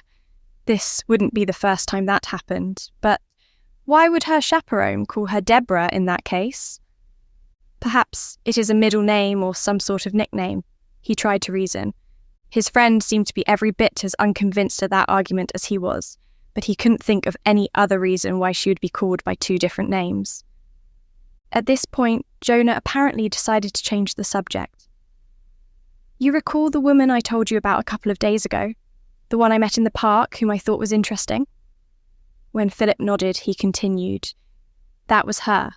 I told her then that she was free to drop by the church, and she came this morning." "Oh." Philip had no idea what to say, and they sat in silence for a while longer. Eventually the vicar started to chuckle, causing him to ask, "And just what do you find so amusing about this situation?" "Oh, nothing much. I know that it really isn't funny, but I can't help but recall that it was just the other day when I told you that there was a piece of the puzzle you were likely missing. Now, it seems that you have another of the pieces." Only, it is still not the one you need in order to make sense of things. In fact, it is quite the opposite, he said with a grin. Philip felt slightly irritated that his friend was able to find anything about this humorous at all.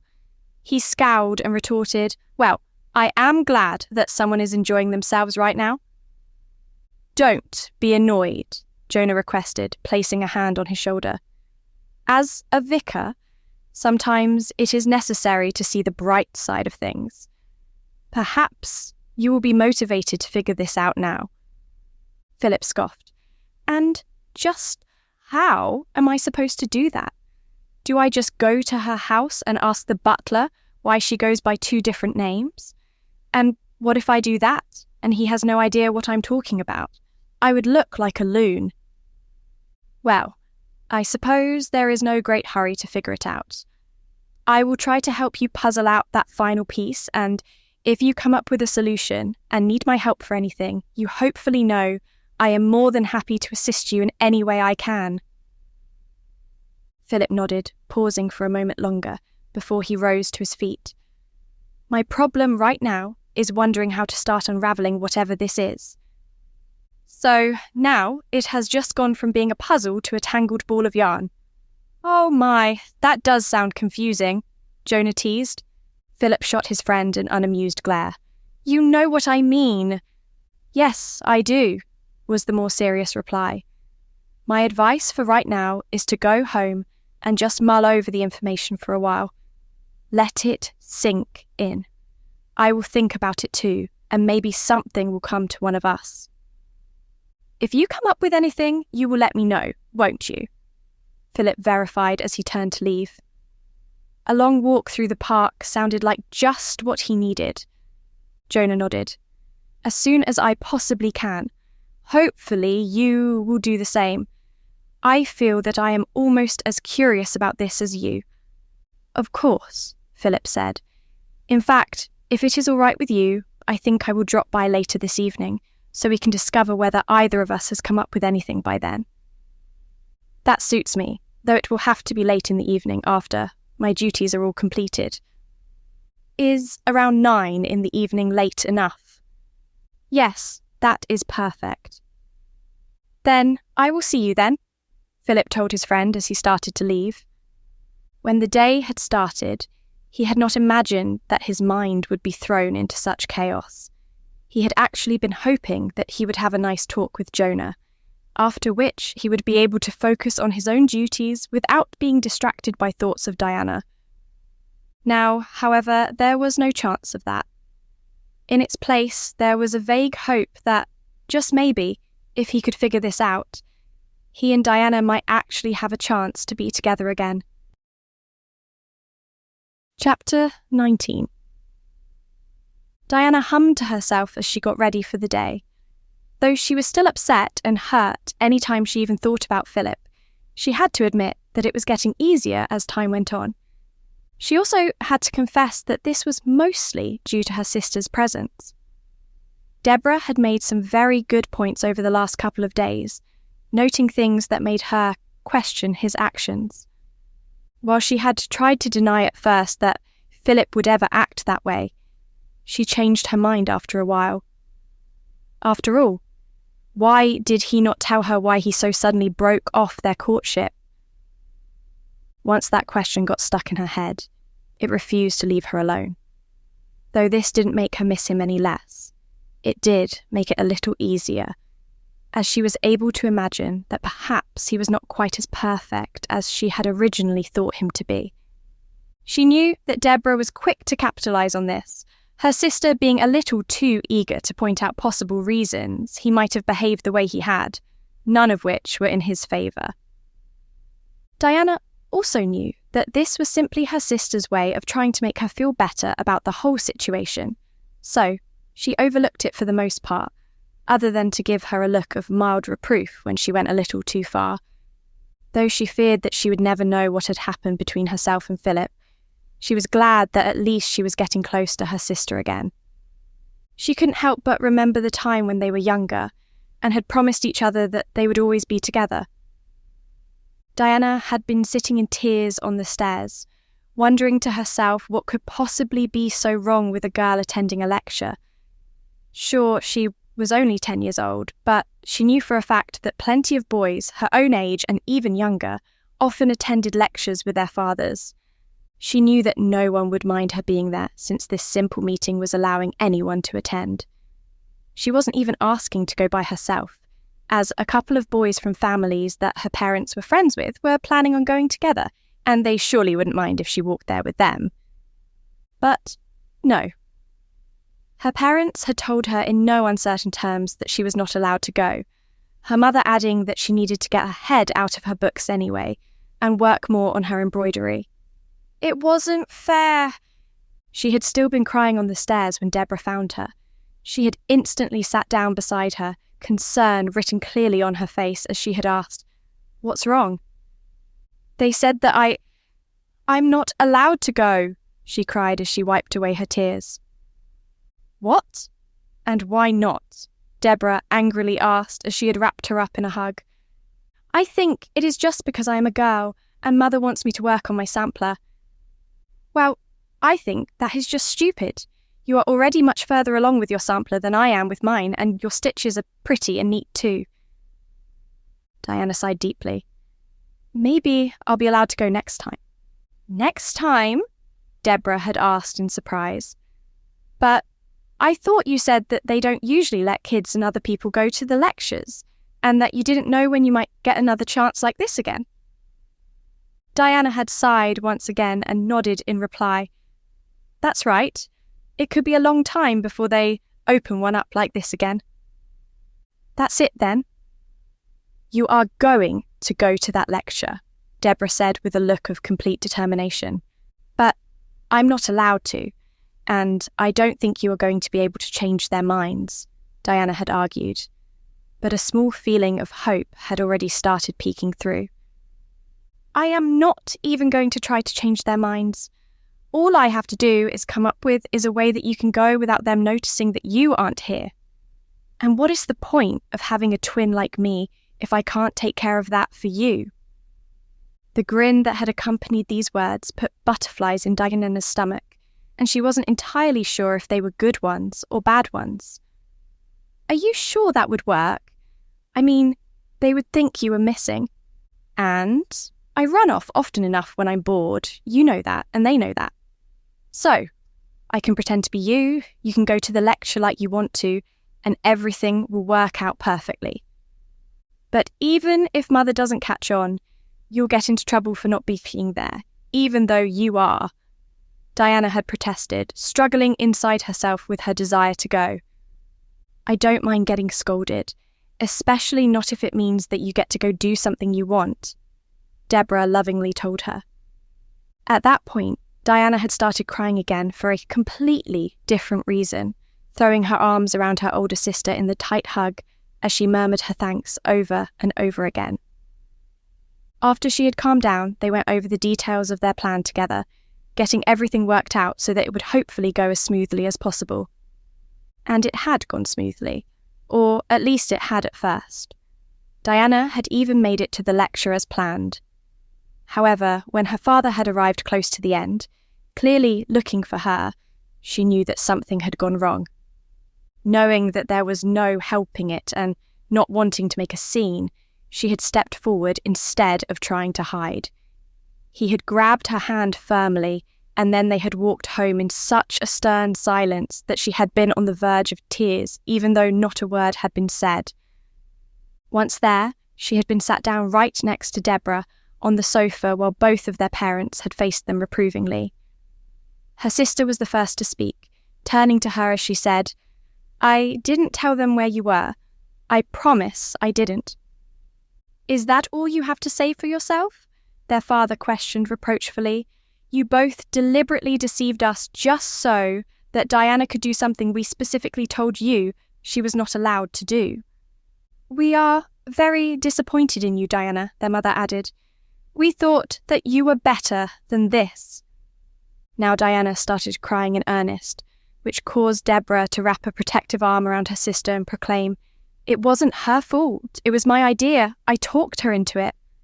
"I'm sorry. I just wanted to go so badly," There had been a long look shared between both of the adults at that point. Then, their father had sat down opposite them with a deep sigh, their mother looking on with a scowl on her face. "Your mother and I have talked about this before, and we now agree that it is more than time for the two of you to start sleeping in separate rooms, starting today. Diana, you will stay in the room you are in, but Debora is going to be moved to the room at the other end of the hall." "What? Why do we have to have different rooms? We like sharing the same room. And why do I have to go to a room so far away?" "There is an empty room right next to the one we are in now." Debora had instantly lashed out, tightening her hold on Diana. It had been their mother who had replied, "As you said, this was your idea.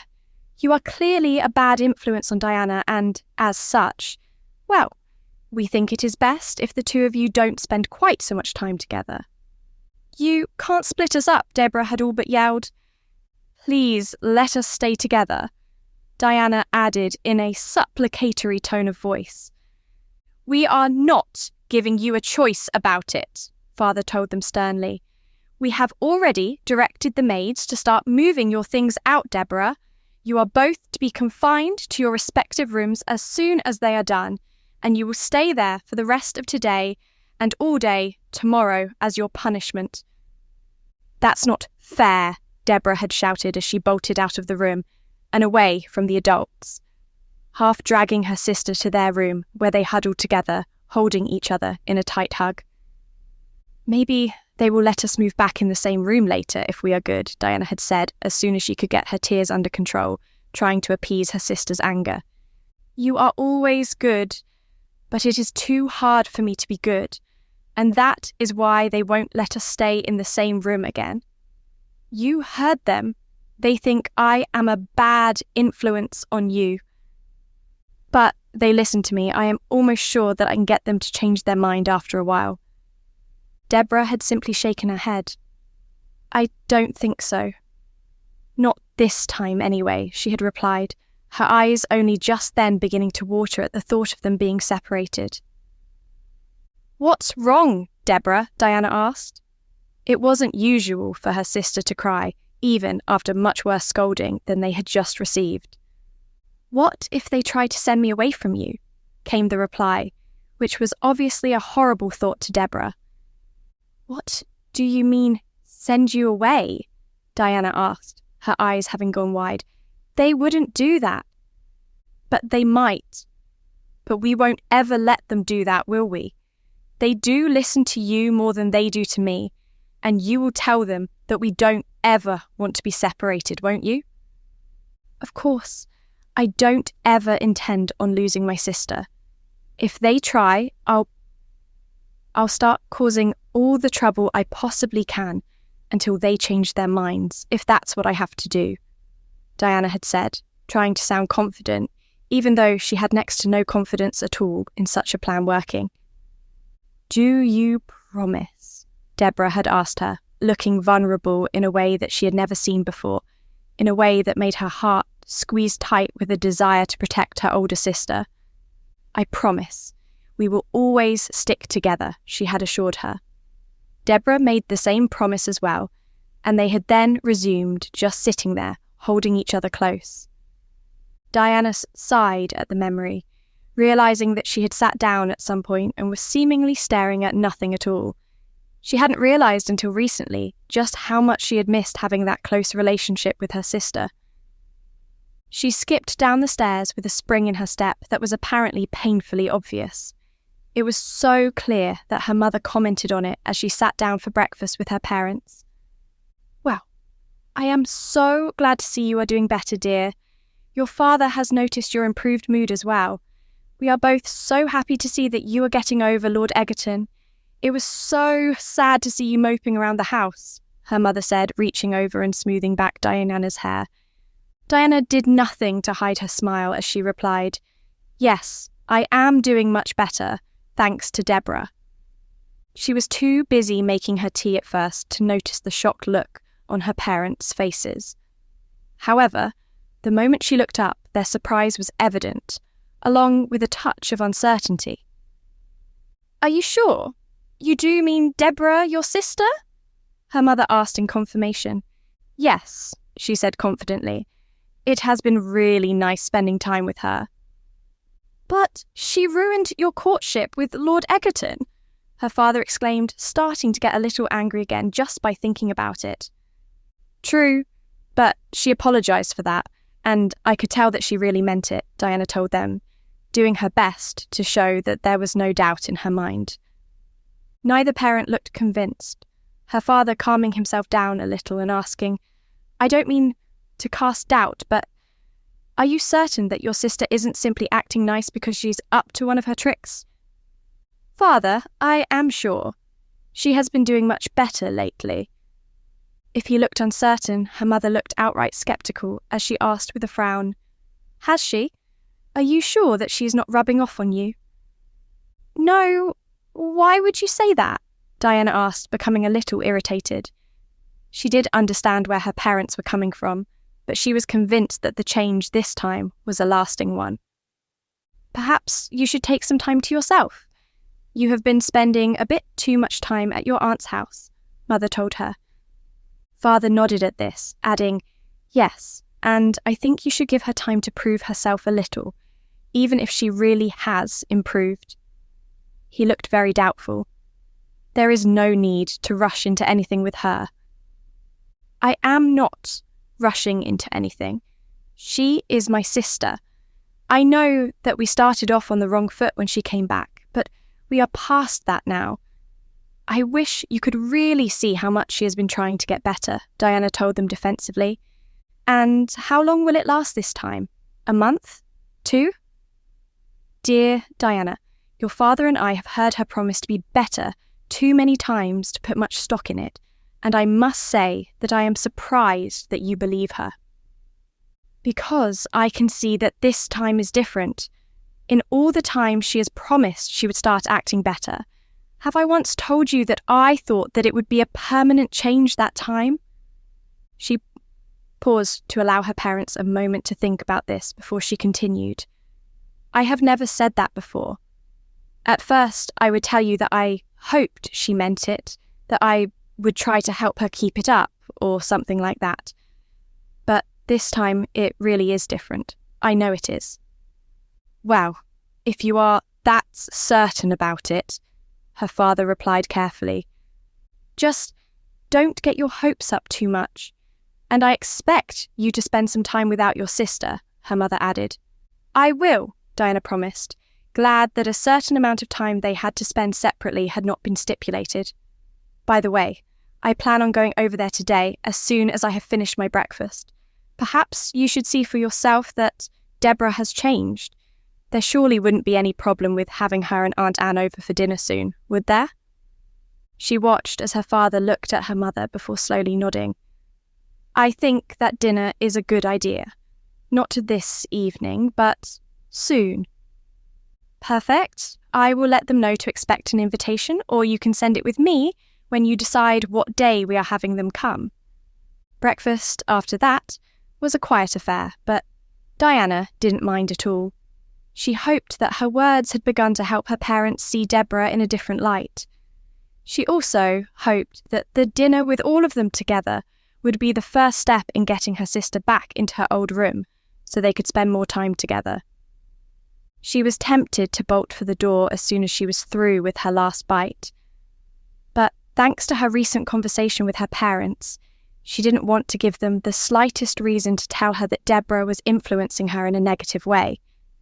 So, she forced herself to leave in a quiet, calm, and dignified manner until she had her shawl, was out the door, and sitting in the carriage. Only then did she allow herself to feel excitement at seeing Debora again. Since there was nothing that either of them had to do today, they had already planned on spending the whole day together making new memories, ones they would both be able to look back on with a smile. Chapter 20. Philip had sat down in his study for hours after the strange events that had happened, not even attempting to do anything other than think. As his friend had suggested, he took time to try to process everything, to take in every detail and every word that had been spoken.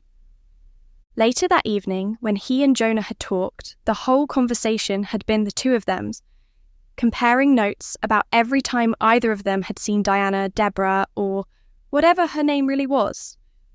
It wasn't until the next morning that everything seemed to click together abruptly in his head just as he had been getting ready for the day, causing him to instantly rise to his feet.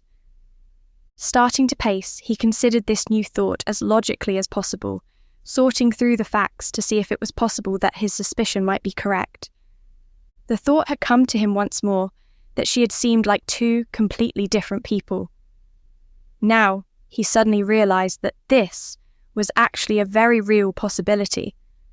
What if there were two women? Diana had never mentioned a sibling, but cousins and other slightly more distant relatives could sometimes look identical as well. Then again, it was not completely unheard of for two people who were entirely unrelated to look similar too, though this was admittedly far less likely.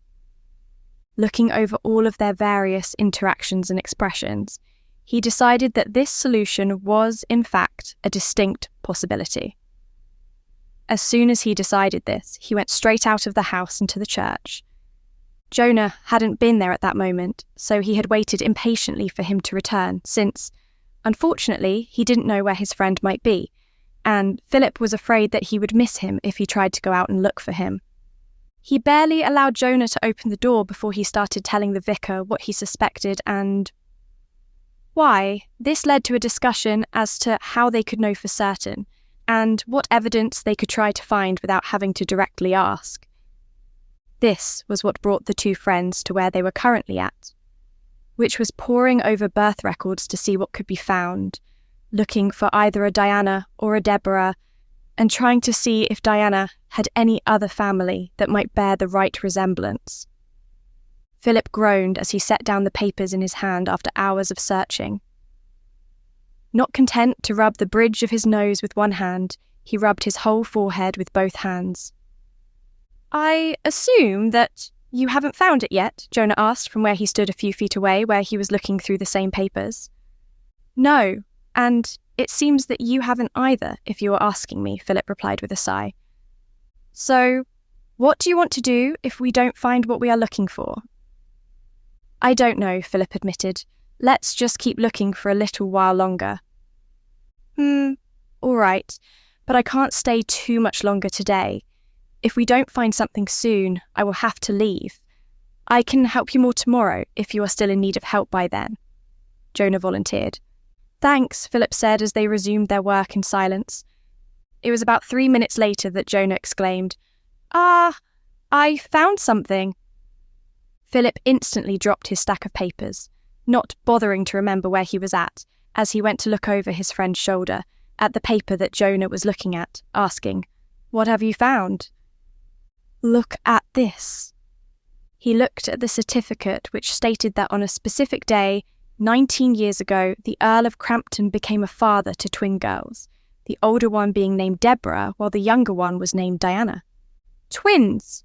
Philip exclaimed, knowing that everything now made sense, at least for the most part. It still didn't explain why Diana hadn't mentioned having a sister, even when he confronted her about her actions, but it was a missing piece that fit the puzzle. He stood frozen in place as the implications that he had not even dared to think about all hit him like a hurricane. He must have been spending his time with two different women. "Jonah, do you know what this means?" he asked, still feeling shocked for some reason despite having expected this outcome. "That Diana and Debora are two different people?" Jonah asked in reply, uncertain as to what point he was trying to make. "No, I mean, yes, of course, but besides that," he retorted, feeling slightly frustrated that his friend wasn't seeing the bigger picture. "Why don't you tell me? I have a feeling that you will anyway." "It means that I am in love with Diana," Philip exclaimed. Not appreciating the blank look on his friend's face, he explained more.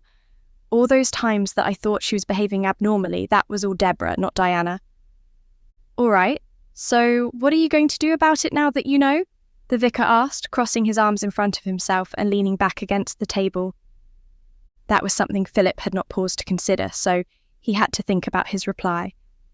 "Well, first, I can see that I owe her an apology," he said eventually. "That is a good place to start. But how about you run through with me what you are apologizing for? Trust me when I say that trying to apologize to an upset woman can be much trickier than you think it will be."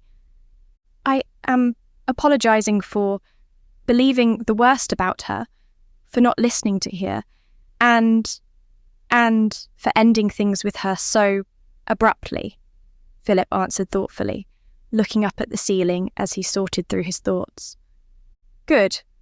And then what do you plan on doing?" "What do you mean?"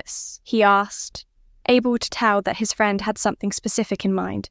"What do you think I should do?" "Well, I can tell you one thing you shouldn't do. I sincerely hope that you don't plan on jumping straight from your apology into an inquisition as to why she didn't tell you what was going on. If you do that, you are certainly going to come across as blaming it on her. But just take my advice on this one, Philip," Jonah told him earnestly. "Asking any woman why they didn't do something you clearly feel they should have done, even if you are not trying to accuse them, it will more likely than not still appear that way to them." Philip glowered at his friend as he replied, "But she really could have made this easier on both of us if she had only told me about having a twin sister." "I am not arguing that point. However, for all you know, she may have a perfectly good reason why she didn't tell you. All things considered, she will probably be defensive enough already, just by seeing you. Then what? Am I just supposed to apologize and not ask about the figurative elephant in the room?" "Philip, do you really think that she won't tell you of her own accord? My advice is to mention that you learned she had a twin. No, just mention that you know it wasn't her who was behaving improperly. She will probably voluntarily explain everything herself and give you an apology of her own, assuming that she did something worth apologizing for." Philip had to think about this for a while. He knew that not asking would be very hard, but Jonah did have a point. It was at least something he could try to keep in mind when he next talked to her. Slowly he began to nod before replying thoughtfully, "In that case, I will tell her that I love her and that I want another chance with her. And then, after I am certain that she understands that I am serious about her, I will at least hint about her twin sister." "And what if she is hurt and doesn't really want to talk to you? After all, you didn't exactly end things in a nice way. She could very well be hurt by that," Jonah pointed out to him. "Then I will try to find a way to make it up to her. She is worth it," Philip said decidedly. "I just have to see what she thinks of me at this point. Still, come to think of it, if Diana doesn't seem to want to talk about it, nothing is preventing me from finding Debora and asking her exactly what she thought she was doing." The more he thought about it, the more this sounded like it might be a good idea. He would have to be careful not to get too angry when and if he spoke to Debora, since even thinking about what she had apparently done was enough to make his blood start to boil. Taking a deep breath to calm himself, he looked back over at Jonah to find his friend looking thoughtful and perhaps slightly troubled. His friend even opened his mouth as though he was on the verge of saying something, only to close it again without making a single sound. "What is it? You are clearly thinking about something, so tell me," Philip asked, genuinely curious about what his friend was thinking about and hopeful that it might be something helpful. He watched as Jonah opened his mouth and closed it once more before shaking his head. "I'm afraid I can't tell you. I have a duty as a vicar to keep certain things in confidence, but I am certain that this whole thing will be cleared up very easily." Philip was tempted to press for more details, but he respected Jonah far too much to do something like that.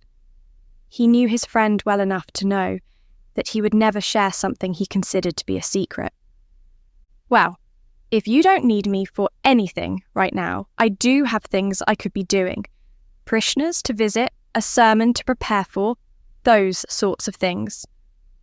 No, I can't think of anything I need your help with at the moment, but I might want to talk to you one more time before I go to see Diana, Philip replied.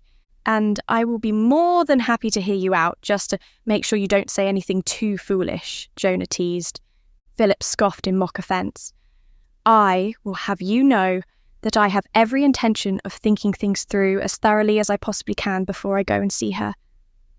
I think that, even without your help, I am perfectly capable of managing things just fine. Of course you are, was the patronising reply that left both of them smiling. As soon as everything was in order, Jonah turned to him and announced, Well, that is everything. I will be off now, and I look forward to seeing you soon, Philip. Philip only nodded in reply, already slightly distracted as he tried to think of possible scenarios of what would happen when he asked to see Diana again. It crossed his mind that he might have to give an explanation to her parents, since it was entirely within the realm of possibility that they might refuse to let him see her again. That would depend on how his actions had been perceived from their point of view. Still, as Philip walked home, he couldn't help but recall once more, this time with an ever-increasing fondness, the good memories he had with Diana. The hope blooming in his chest that he could have that again, that those instances were what it would always be like with her, was almost enough to send him straight to her door without a moment's hesitation. There was no doubt about it. Lady Diana Brisbane was well worth any effort he had to make in order to win her back. He only hoped that he wasn't too late, and that he hadn't hurt her too badly.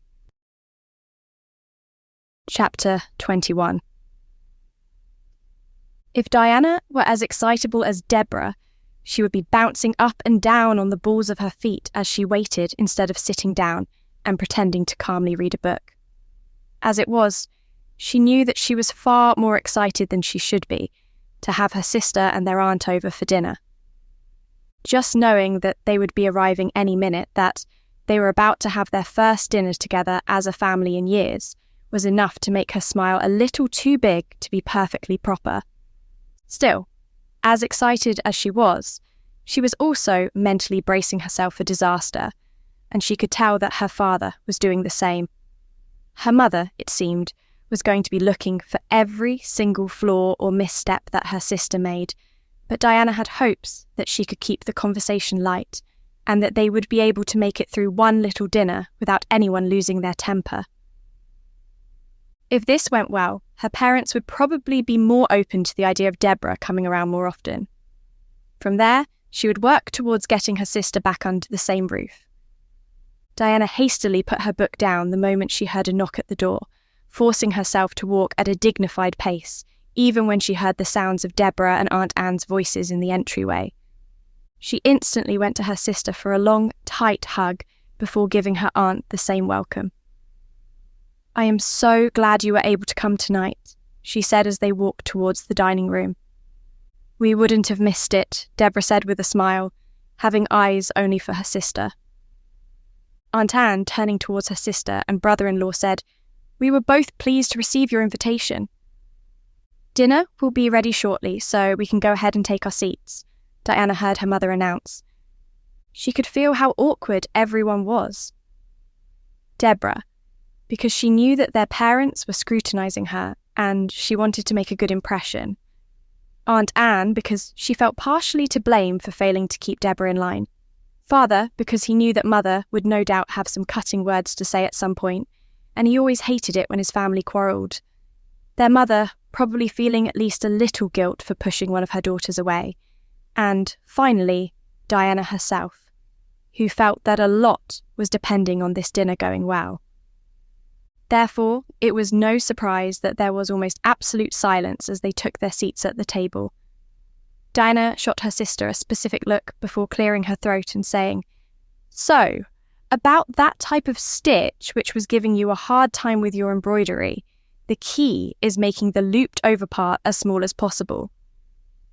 Debora instantly perked up, understanding exactly what she was supposed to do, and replied, "I know that, but then I end up just going in the same hole sometimes, and that doesn't look quite right." Diana shook her head, ignoring Mother's look of interest. "You shouldn't be trying to go for that smaller stitch. Just go further down in the direction of the first part. You want it to be more parallel than perpendicular anyway, so that it is better hidden." "Oh, so not perpendicular to the other part?" "I didn't know that," her sister said in genuine enlightenment. They had been working a little on Debora's sewing skills, and Diana couldn't be more grateful for the opportunity to subtly point this out to their parents, especially not when their mother finally let her curiosity get the better of her. "So, you have been practicing your embroidery skills? You will have to show me what you have been working on sometime." "Of course," Debora replied, nodding enthusiastically. Diana could see that her sister swallowed hard, as they both knew that showing Mother something meant she was going to have to come back again at some point. She reached over and squeezed her sister's hand as the food was brought in, the pressure being returned in equal force before they separated their hands. She was tempted to raise an eyebrow as she saw what they were being served. It was obvious that their mother had chosen this meal with Debora in mind as a sort of test for her. Diana was glad that she had gone over table etiquette with her sister the day before, because she was sure that Debora would need it to make it through dinner. Still, Diana was tempted to snicker a little as she saw the flicker of antipathy as her sister noted the asparagus on her plate. However, it was just a flicker, and Debora quickly concealed it with a smile before their mother could notice it. Now, if only her sister could be patient and cut all of her food into bite-sized pieces before eating it, then things should go smoothly. "So, what have you been doing lately?" Mother asked Debora as they all began to eat. The look on her face as she asked this question was heavily implying, "Besides ruining your sister's courtship to a prospective husband." I found that there is a really nice park near Aunt's house, and I like to go for walks there. I have also started to read a little more, sometimes with Aunt Anne or Diana, in addition to working on my sewing. Diana encouraged me to make a new sampler, as that would be something simple, instead of trying to start with a more difficult project that might discourage me. "That sounds sensible enough," Mother said, her tone of voice almost suggesting that she was disappointed that there was no cause for censure, though there was a little relief there as well. "I am sure that your sampler will look lovely," Father replied more encouragingly as he took another bite of his food. "Thank you, Father. I have found that having someone read to me while I work is actually much more helpful than I thought it would be in preventing the small stitches from becoming too tedious," Debora replied, sending Diana a smile in thanks for helping her discover this useful fact. Diana took a back seat in the conversation as much as possible, other than occasionally pointing out some improvement Debora had been making. Instead, she focused on Debora's movements and on making sure that she cut her food correctly as they had practiced and other such matters. Everything seemed to go smoothly, though, and over the course of the dinner, their mother seemed to become hopeful about Debora's advancements, hinting more frequently about her coming over to see them again. As they moved on to dessert, however, Diana felt her eyes widen when Debora reached for one of the berries on the side, with her hand instead of with her fork like she was supposed to. It was something her sister had often done when they were children until it became an unconscious habit. She quickly reached out a hand as inconspicuously as possible in order to bat Debora's hand down before Mother could see what she had been about to do. Fortunately, she was able to stop Debora's hand before it reached her plate, one look successfully reminding her about the table etiquette she had been about to break. Unfortunately, Mother caught Diana's movement, and her look of suspicion caused both of the girls to freeze. Surprisingly, Diana was the first one to catch herself before they had been frozen for longer than a moment. She shifted her hand further down Debora's arm to hold her hands with her, squeezing it as she tried to put on her most innocent look, while pretending that holding her sister's hand had been her goal the whole time. "I am so glad you were able to come tonight. It has been lovely having you here," she told her sister, trying to say it as an excuse for why she seemed to have randomly decided to hold her hand. She nearly winced at how lame it sounded, but by now, Debora had caught on and was playing along. And I really appreciate you helping me with my sewing and other skills. Diana felt the slight pressure her sister gave her hand, acknowledging with a smile that she was being subtly thanked by Debora for her recent save, as she politely replied, "You're welcome." Just at that moment, the butler announced, "A gentleman has come and is requesting to speak with Lady Diana. In private." Diana looked between her parents, who seemed just as confused as she felt, and the butler, who looked a little uncertain, completely missing the way that Debora went pale at the announcement. It was Debora who asked, "Who is the gentleman?" "Lord Egerton." Now it was Diana's turn to pale, looking at her family, as her sister pursed her lips together and turned her head away before telling the butler, "In that case, send him away." "Debora," Mother scolded, "that is not your place." "Yes, he might have come to apologise," Father added hopefully, and Diana could tell that both parents still wanted there to be a match between them if possible. "But he is the one who called off their courtship, and now, all of a sudden and without any explanation, he wants to see her alone," Debora retorted. At this point, everyone was looking at Diana, who found all of the eyes on her to be unnerving and not at all helpful, as she tried to decide what she wanted to do. "It is up to you, dear," Mother said, though she clearly had a preference as to the answer she wanted to hear. I think I will see him, just for a little while. I don't think he would have come to see me unless it was important for some reason." She set her napkin aside and rose to her feet, her whole body seeming stiff with the amount of tension she was feeling. "But he doesn't deserve your attention after his treatment of you," her sister said, clearly trying to get her to change her mind. "That is enough, Debora," Mother said sharply. "I'll be fine," Diana said encouragingly, and tried to offer her sister a smile. "I will tell you all about it later." Then she went to the butler, who bowed slightly, then turned to lead the way to the room where Philip was waiting. As she walked behind him, she had to place a hand over her stomach to quiet the butterflies she was feeling. Why was he here to see her? The last thing she knew, he had essentially told her that he never wanted to see her again. She had to admit that part of her never wanted to see him again, not after how easily he had dismissed her. However, her curiosity was just too strong to resist. That, and knowing that much of what had gone wrong between them was her and her sister's fault, which she felt she really should apologise for. When they reached the room, the butler motioned for her to go inside, saying, "I will be right outside the door the whole time, my lady." Taking a deep breath, she walked into the room, her eyes instantly meeting Philip's where he stood over by the mantelpiece. Just this one look had her heart aching, with the knowledge that she loved him, but that she had never had the chance to tell him. She forced her gaze to the ground, hoping this would make it easier on her heart. They were both silent for a long while, and then she heard him ask, "Diana, is it really you?" This caused her to glance up at him in confusion, and she wasn't at all sure what to make of either his hopeful expression or the question.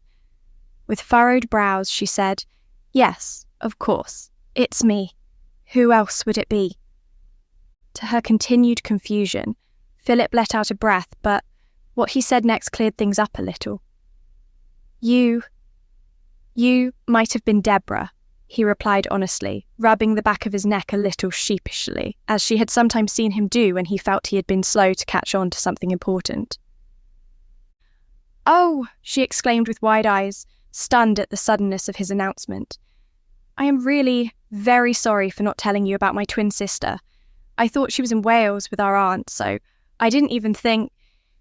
And then you said, but I wasn't sure if it was her, so I had to make sure, you see, and..." Diana stopped speaking at that point, nearly choking on tears in spite of herself. The complete lack of anger or censure on Philip's part was only making it harder to keep her composure. "I think I figured most of that out," he said, placing his hands on her shoulders and trying to get her to look up at him. "And I am sorry too. I should have let you explain yourself.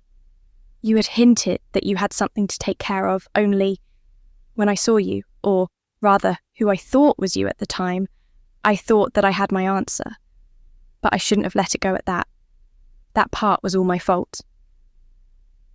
"Wait, what?" she asked, blinking her eyes to clear them, as she began to have a sinking feeling that there was something wrong with what he had just said. "You saw Debora after we had that talk, and that was what convinced you to call off our courtship?" She felt stunned as he nodded, hesitant, and clearly confused by her question, but apparently not intending to ask why she wanted to know. Then the sense of betrayal hit her hard. Debora had said that she hadn't seen him again. She had lied. She had apparently told Philip something that convinced him to end things with her. Her actions had almost taken Diana's chance of love away from her. In fact, that had taken Philip away from her. If he hadn't found out that she had a twin sister, he might not be here now. Even finding out, he could very well have still decided that Diana wasn't worth the effort, and that he didn't want to be anywhere near her family. As the weight of all of this hurt came crashing down on her, she couldn't help but start to sob. First, her shoulders started to shake, then she crumpled. "Oh, Diana," Philip replied awkwardly, clearly having no idea what to do. She was glad when he finally pulled her in close to his chest, even though they both knew that it wasn't a particularly proper thing for him to do. He simply held her, rubbing her back soothingly while she cried, her thoughts drifting towards Debora. All the time they had spent together, all the things that her sister had done to cheer her up. Now she could see how some of it was specifically designed to keep her away from Philip so she wouldn't discover her sister's secret. She had believed that Debora was genuine, that she was really trying to be better, but how much better could she really be when she was still trying to hide something like this? It was only when her crying started to slow that she began to feel awkward at having literally cried all over Philip. Even at that, she couldn't bring herself to mind the feel of his arms around her. He was here, and he was speaking to her again. That. Chapter 22. Debora had been enjoying the evening much more than she had thought possible. She had still been nervous about having dinner with her parents, but this was something she knew had to be done. Both of the sisters knew how important this dinner was, and Debora also knew that getting her parents' approval was necessary if she was to spend time with Diana, which was something she wanted more than anything else. That, and the knowledge that she was likely to be under close scrutiny throughout the meal, had almost made her lose her appetite. But the chance to spend time with her sister was more important, so she made herself eat. She still didn't understand why her mother was such a stickler for cutting everything into bite-sized pieces. It was much quicker to simply poke a whole asparagus spear with a fork and take a bite off one end. But she forced herself to have some patience. Even so, she was quickly relaxing with her sister's help, even in spite of the near mistake that she had been saved from. When Diana had helped to cover for her, it had sent a warm feeling all the way down into Debora's toes. That one moment between them, when they had been working together, had made the whole evening worth the stress. So, of course, the very next moment had to ruin everything. When the butler told them who it was that wanted a private audience with her sister, Debora was almost frozen in shock, all the happiness she had felt only moments ago instantly vanishing. She was terrified at the thought of Philip talking to Diana, especially when Debora felt she was on the brink of getting everything she wanted. When Diana left to talk with him, in spite of everything she said to try to convince her to refuse him, Debora felt as though she could barely breathe for a moment, as though everything was slipping through her fingers. She knew that she couldn't simply allow this to happen. She had to do something, though she didn't know what. What she did know was that she couldn't do anything sitting at this table. Taking a deep breath and forcing herself to calm down a little, she turned to her father first and asked with concern in her voice, "Are you certain that the two of them should be allowed to be alone? It isn't exactly appropriate, considering they are no longer courting." "Oh, the Earl of Egerton is a very fine young man with a good reputation. If he was planning anything foolhardy, he wouldn't have had his presence announced to the whole family at dinner," Father reasoned. "Yes, and hopefully he is asking Diana to renew her courtship with him as we speak, so it is fine," Mother quickly added, obviously pleased at the thought.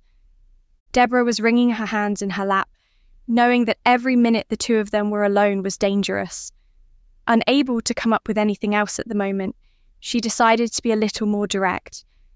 "And what if he isn't? I am just afraid that he might just be telling her why he ended their courtship or something else. After all, he did end things without an explanation. In that case, Diana is probably going to need a shoulder to cry on when he leaves. So, with your permission, may I at least wait for her outside the room?" Mother seemed inclined to be suspicious, though she clearly had no rebuttal to offer, so Debora focused her pleading eyes on her father, who was more sympathetic. "You do have a point. I suppose it wouldn't hurt," he eventually said. Debora exhaled in momentary relief as she quickly rose to her feet, her mother adding, "Just let them have their privacy and stay out of the room?" She nodded in acknowledgement of the instruction and hurried out. She had no intention of staying out of the room. Unfortunately, she saw the butler come into a standing position a couple of feet away from the door, with the attitude of someone who was on guard. She did have some hope, though, since this meant that Diana had only just entered the room where Philip was. Looking at the butler more closely, she recalled that he had been around since she was a little girl, so the chances that he would let her go inside were slim to none.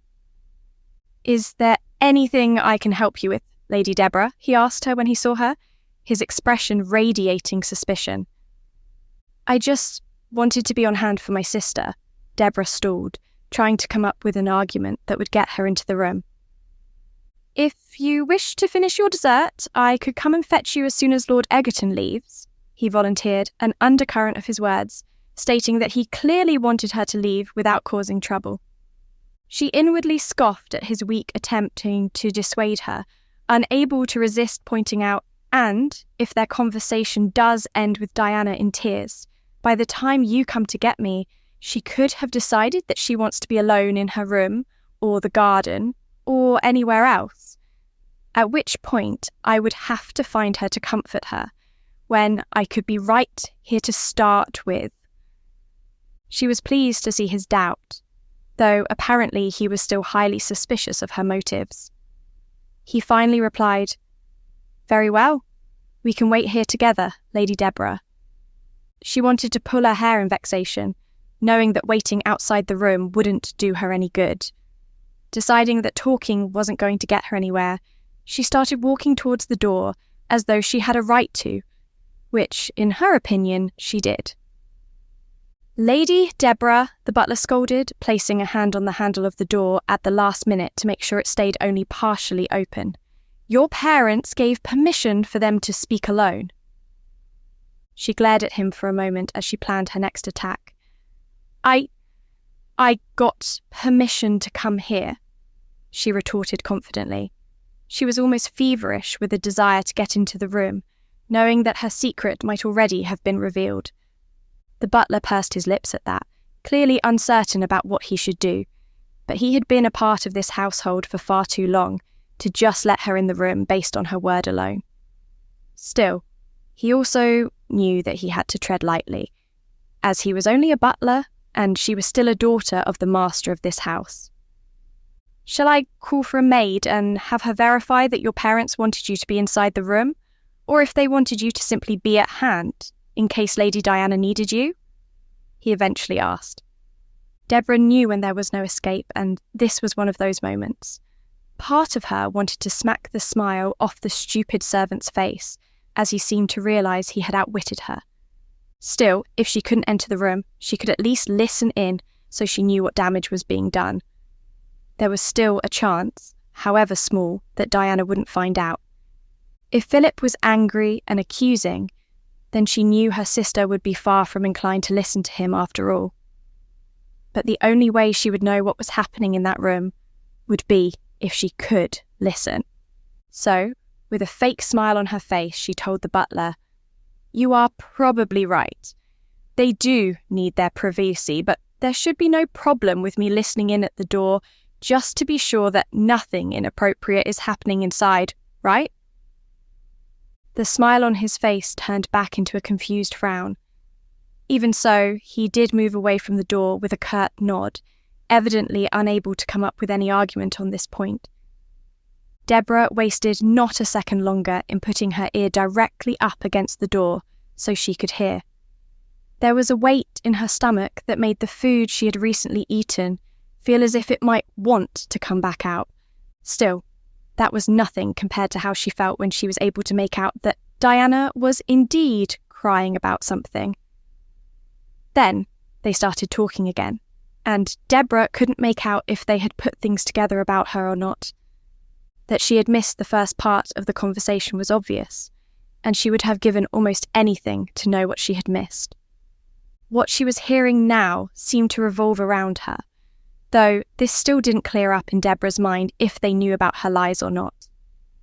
It did help her to have the slight hope that maybe it simply wouldn't come up, in which case she wouldn't necessarily lose her sister's confidence.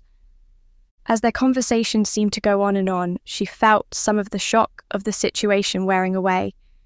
The emotions that she started to feel in its place, however, were the last ones she wanted to be feeling right now. There had been one additional reason why she had been so desirous for both herself and Diana to stay away from Philip.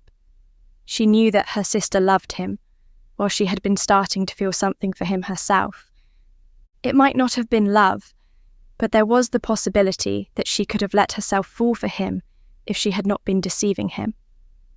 She was certainly more interested in him than she had been in any other gentleman that she had spent time with. She knew that she had no chance with him, but the idea of seeing him with her sister on a regular basis was not something she looked forward to, especially not if she really was attracted to him as she thought that she might be. She was jealous. If Philip married her sister, she knew that Diana would be spending far more time with her husband and wouldn't have much time at all to spend with her unmarried twin sister. Therefore, even if Diana and Philip didn't piece everything together, she was still going to lose her sister. Everything she had been working for, all the painfully tedious improvements she had been making, all of it had been for nothing. She was barely focusing on the conversation in the room as all these thoughts went through her mind.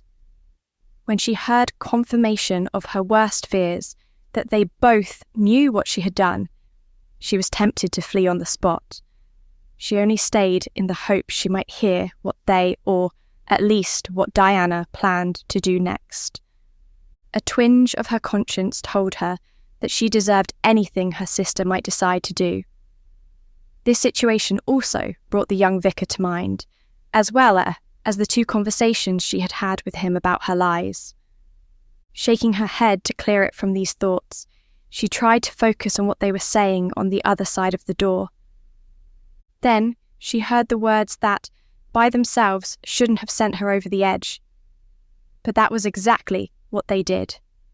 Debora's eyes, which were already moist with unshed tears, were now overflowing with them as she turned to leave, unable to stand the thought of listening any longer and feeling a burning need to get away. Her eyes were far too blurry to allow her to see properly, though, the result of this being that 2 steps later, she ran into a small table at the side of the hall. This sent the vase that was on it tumbling to the floor. Not that she even noticed this until she heard the crash as it hit the floor and broke into dozens of pieces. She was only vaguely aware of the butler trying to catch it as it fell, but she didn't care about any of this. Wiping her eyes with her fingers so that she could catch a glimpse of where she was going, she wasted no further time in bolting down the hall. Instinct told her that she couldn't stay anywhere in this house right now, so she headed for the front door, closing it behind her and darting down the street. She didn't care what she looked like to the people she passed along the way, though a part of her wanted to go somewhere she could be alone with her thoughts, alone to cry her heart out for a while. For the first time in a while, she had no idea what she was going to do next. Even more, she wasn't really sure what she wanted to do next. What she did know was that she was hurting, and a twinge of her conscience told her that almost all of what had just happened was her own fault. Chapter 23. Diana looked up at Philip for a long moment before her embarrassment about crying caught up with her. Or maybe it was embarrassment at having been caught staring at him. She wasn't entirely sure. So, Diana began, but she honestly didn't know what to say. It was only now sinking in that Philip had apologised, but she had no idea if that was the only reason why he had come to see her, or if there was more he had to say, and she was too afraid that if she asked him, he would leave sooner. He seemed to catch on to the fact that there was a little awkwardness between them. Clearing his throat and motioning towards the sofa, he asked her, "Perhaps, if you don't mind, I think we have a lot to talk about. Or we could do this some other time. I know that I interrupted your dinner, Diana looked back up at him, struck with the thought that the flustered and uncertain expression on his face made him look almost adorable. Not that she was about to tell him so, of course. With a slight blush and a small smile, she nodded and replied, "That sounds fine. I know that my parents won't mind my absence at all." She nearly winced as she considered for the first time just what her parents were hoping for right now. "In fact, they would probably tell me to take all the time we need," she added with a half-amused sigh as she took a seat as requested. She barely caught the upward twitch of the corner of his lips at that statement as he sat a few inches away from her on the same sofa. "What is it?" she asked, looking at him curiously. The twitch of his lip turned into a smile as he shook his head and replied, "Oh, nothing much, only I am fairly certain that my mother would be in exactly the same place as your parents if I told her where I was right now."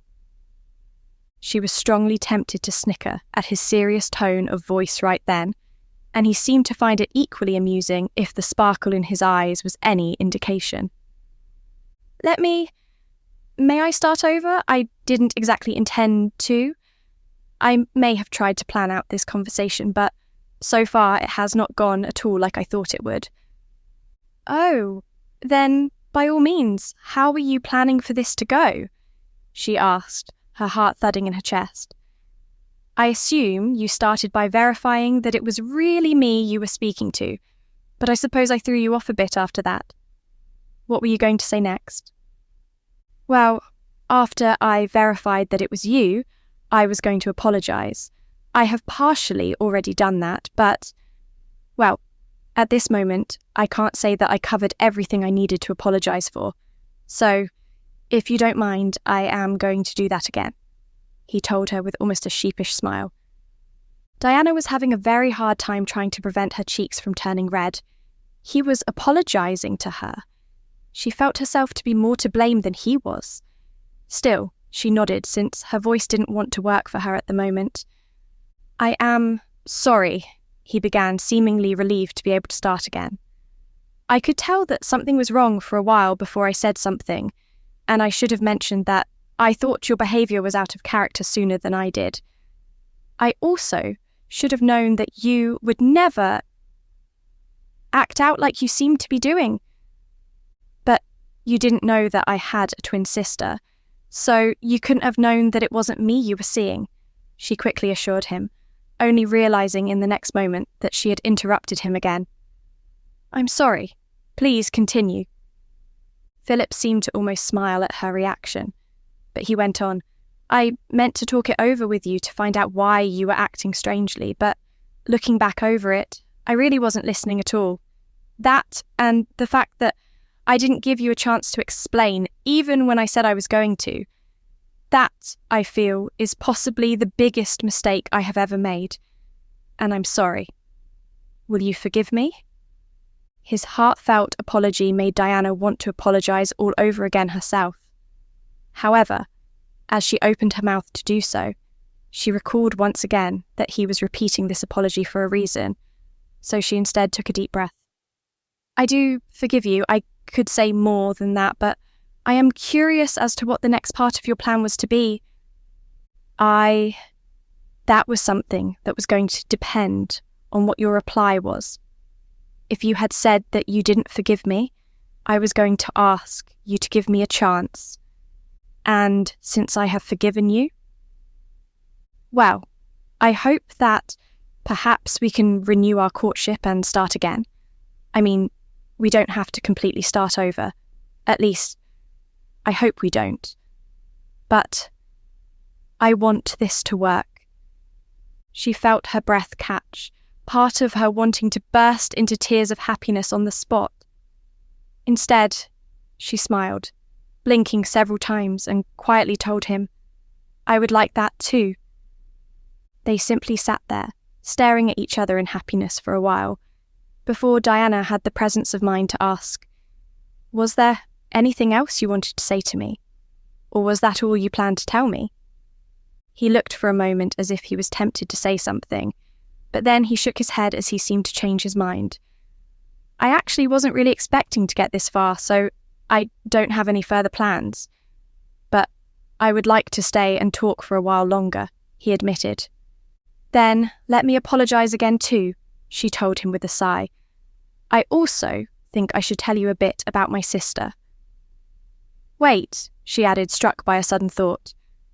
Wasn't part of your plan going to be asking about Debora, or did you forget about that part? Actually, I wasn't going to bring her up at all if I could help it. Not for lack of curiosity, though, I assure you. You weren't? Why ever not? She asked, genuinely puzzled. He was obviously curious to know more, so why didn't he want to ask? Because Jonah, my friend that I told you about, pointed out to me that asking about your twin would no doubt sound like I was accusing you and putting the blame of why things went wrong between us on you. I didn't want you to feel that way, so... Now there were tears in her eyes again, at his thoughtfulness this time. Tears were something she was getting very tired of dealing with. That is very sweet of you, but I really don't mind talking about her. And I'm interested in hearing about her.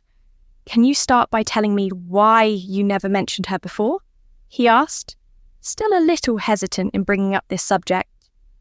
Diana sighed as she nodded, settling herself more comfortably on the sofa for what she felt would likely be a long conversation.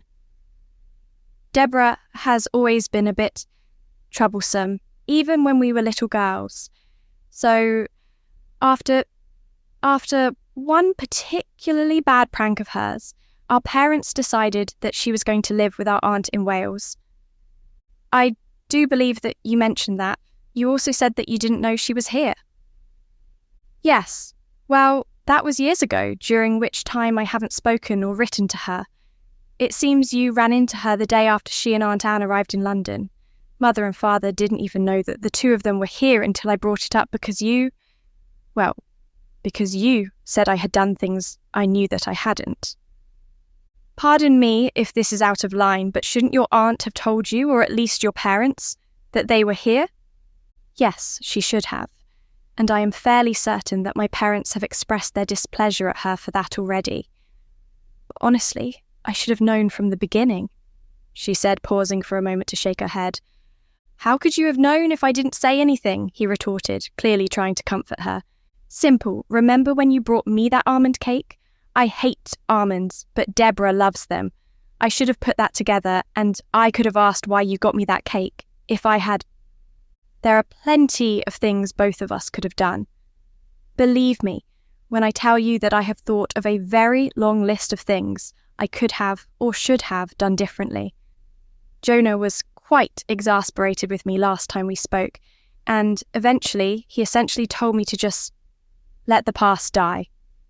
That would probably be best.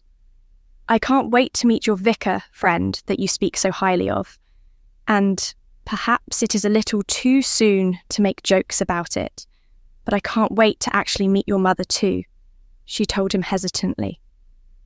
Diana knew that Debora had met Philip's mother when he had been being deceived by her.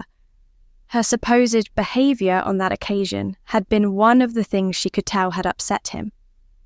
However, he seemed to take her attempt at humour quite well. Actually, I haven't told Mother yet that you have a twin sister, and that it wasn't really you she met that day. I planned to tell her, of course, but I wanted to talk to you first. How do you think she will take it? Diana asked, suddenly feeling very nervous. Honestly, I have no idea how my mother will take anything. She is a little unpredictable, he replied. Then he seemed to realise that this wasn't exactly a very comforting response, so he quickly added, "But one thing I do know about Mother is that she has a very kind heart. So, even if she is a little upset at first, I have no doubt that she would never dream of holding your sister's actions against you." This helped her to breathe a little easier, and she murmured a quiet, "Thank you." "You're welcome. And right now is probably a good opportunity to thank you for accepting my apology and for giving us another chance."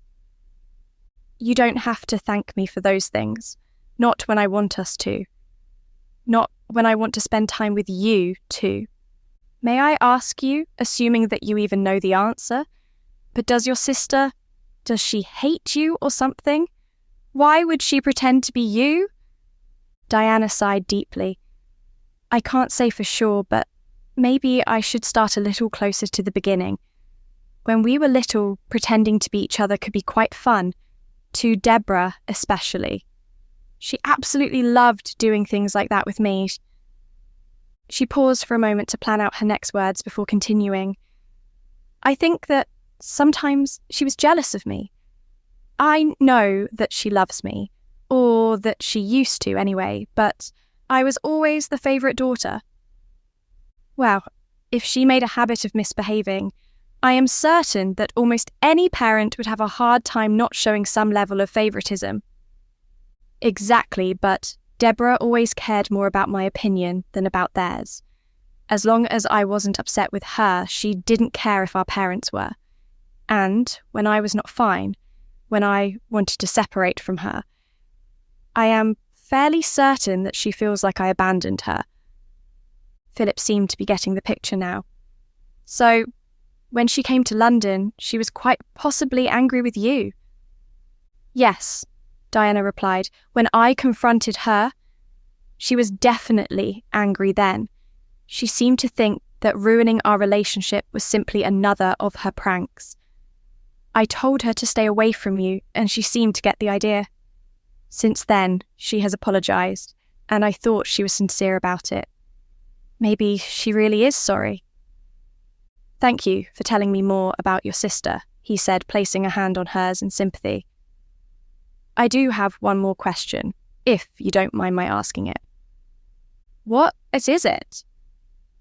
"If Debora really wasn't going to see me again, as you seem to suggest, then who was it I saw in the park, acting somewhat unseemly with another gentleman?" Diana winced, having to ask, is that when you mentioned you saw her after we talked that time?" Philip nodded a little reluctantly as he replied, "It was..." She shook her head as she tried to picture the scene. "If I were prone to betting, I would wager that she didn't say a word to you, just as I told her not to. She was always very fond of that sort of technicality.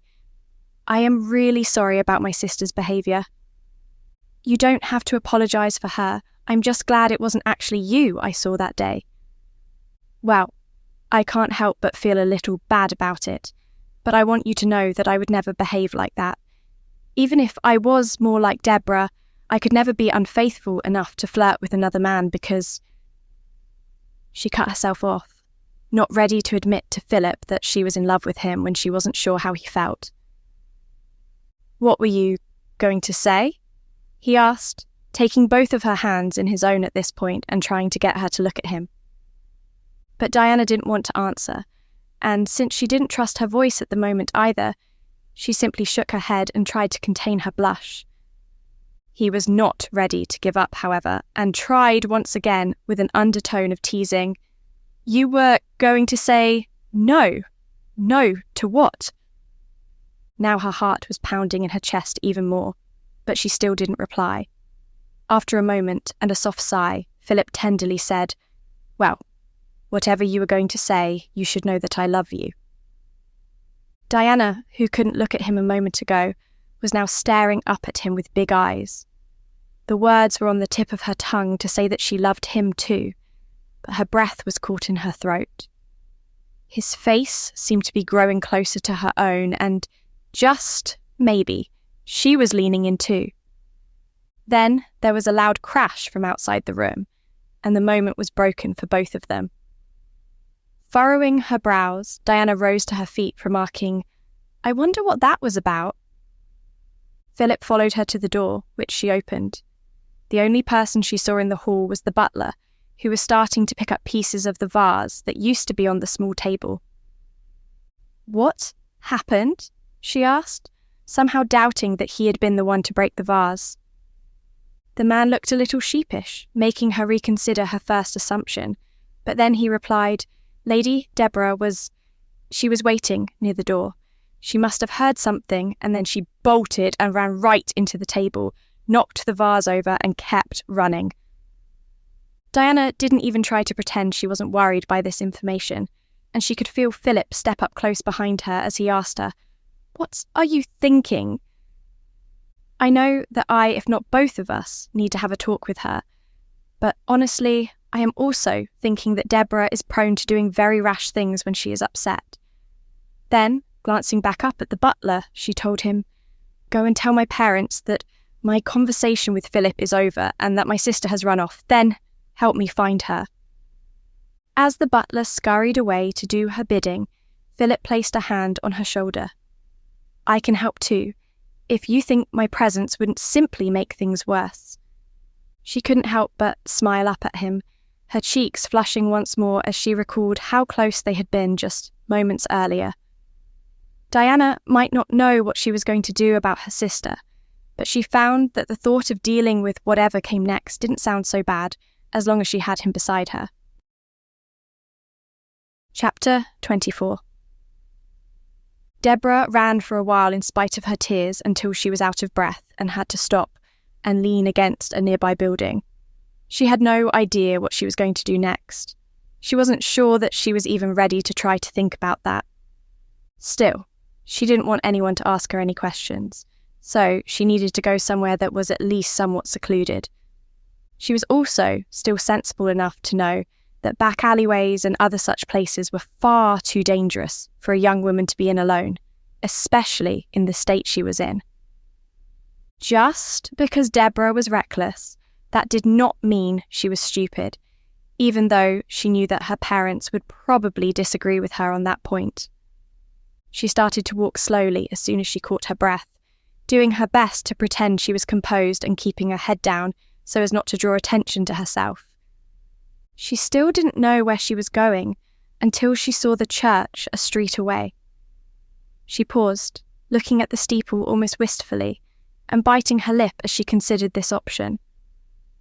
A church would be a place where no one would bother her, and, what's more, even if there was someone there, they wouldn't be likely to ask her any questions or even look at her closely, even if she felt the need to cry her eyes out, which she was pretty sure was exactly what she was going to do. This decided, she made her way to the church, hoping that the vicar wouldn't be there.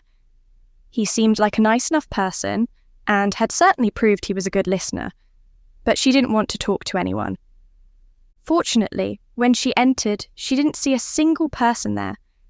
She instantly looked for the most secluded spot and headed straight towards the far end of a pew and out of sight. Debora collapsed in a heap, laying her head on her arms on the back of the pew in front of her as she finally gave way to the torrent of tears that she had been holding back.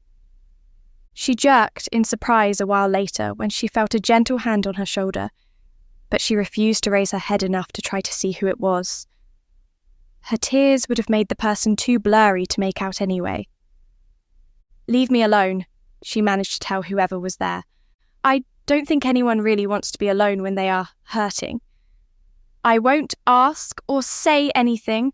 I'm just going to sit right here," the person said. It took Debora a moment to place the voice, nearly groaning as she recognised it as that of the young vicar, Reverend Mitchell, deciding that he already had plenty of ammunition against her from things she had already told him, and who was to say just what had been discussed between him and Philip after she had left that day. She decided that it didn't matter whether or not she finished crying her eyes out in front of him. Eventually, after what felt like ages, Debora's tears finally began to run out. The whole time, the vicar's hand never once left her shoulder, but now he started to pat her gently instead, removing it only when she sat up a little and started wiping at her eyes. True to his word, he hadn't said a single thing. "You can leave now," she told him. "I have finished crying for a while." "I think I'll stay," was the quiet reply. She looked up enough to glare at him, which didn't seem to faze him in the slightest. "Isn't it rude to insist on being somewhere where you are not wanted?" she asked, the part about not being wanted causing a few more tears to fall as she recalled that her sister would doubtless no longer want her around. "Perhaps, but it has been my experience that sometimes people need someone around without wanting them to be there. You clearly don't want anyone right now, but forgive my presumption, but I am fairly certain that you are in need of a listening ear if nothing else." She wanted to deny his words, but she found she couldn't quite bring herself to do so. Instead, she replied almost brusquely, "And are you so sure that you want to be the one sitting here with me, Mr. Mitchell? After all, who knows what mischief I might get up to next?" Debora had been aiming to keep her words sarcastic, but she nearly winced at the pain she heard in her own voice instead. Then she heard him quietly reply, "I'll risk it." She huffed and wiped at her eyes a little more as she retorted, "Yes, I suppose you will. It is your job after all, and I guess that you feel you have to help everyone you can." "Helping people is what I enjoy doing," he said. "It can be quite rewarding at times, and it is a large part of the reason why I became a vicar." Debora found herself nearly wanting to scream at him. He was so calm, never flustered or put out, never angry or frustrated, no matter what she did or said. It was so aggravating sometimes. She simply had to get to the bottom of this. "How are you always so... I can't even think of the right word." "If you can't find the word, then how am I supposed to know how to answer your question?" he asked. She could tell he was trying not to be amused at her frustration, which was even more aggravating. She glowered at him for a while before eventually saying, "You are a perfect fit for a vicar from what I can tell. You are far too saintly to be anything else." "Saintly? Me? Well, I must admit, that is the first time anyone has described me that way," he replied with a small amount of genuine surprise. "However much of a compliment that might be, I assure you that I am as human as you are." "I doubt that," she responded.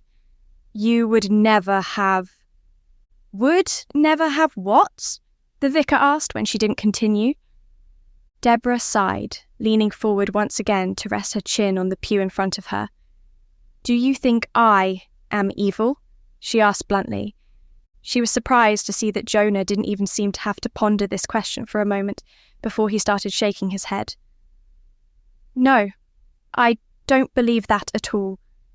From what you have told me and from what I have gathered, I think you are scared and confused, and that you have made some bad choices. But none of those makes you evil." She found his assurance to be nice, while not being at all convinced that he was correct. He didn't even know all that she had done wrong. I think that, as a vicar, it is probably part of your job to see the best in everyone, but I really think you are seeing something that isn't there, as far as I am concerned, she told him. Then, how about you enlighten me? You seem to be the type to enjoy proving other people wrong. Debora felt the corner of her mouth twitch up at his last statement as she considered answering him, knowing it was a perfectly accurate description of her. I guess the simplest way of saying it is that I betrayed my sister. Twice, maybe 3 times, depending on how you count. I deliberately passed myself off as her, which you may have already figured out, just to get back at her for leaving me in Wales with our aunt. So, simply put, you got hurt and then decided to get a little revenge, the vicar said. Yes, I felt so angry. There is nothing wrong with feeling angry. Sometimes someone else does something that hurts us in some way and we get angry about it. It is acting on that anger instead of trying to see the other person's point of view that gets us in trouble. Was your sister trying to hurt you? No, she admitted with a sigh. She said, the prank I had done right before that had upset her. I didn't see what the big deal was, though. It wasn't as though she even liked the guy. Well, that doesn't give me a lot of details to go on, but I can't help but notice that you said it wasn't a big deal. Sometimes what doesn't mean anything to one person means everything to someone else.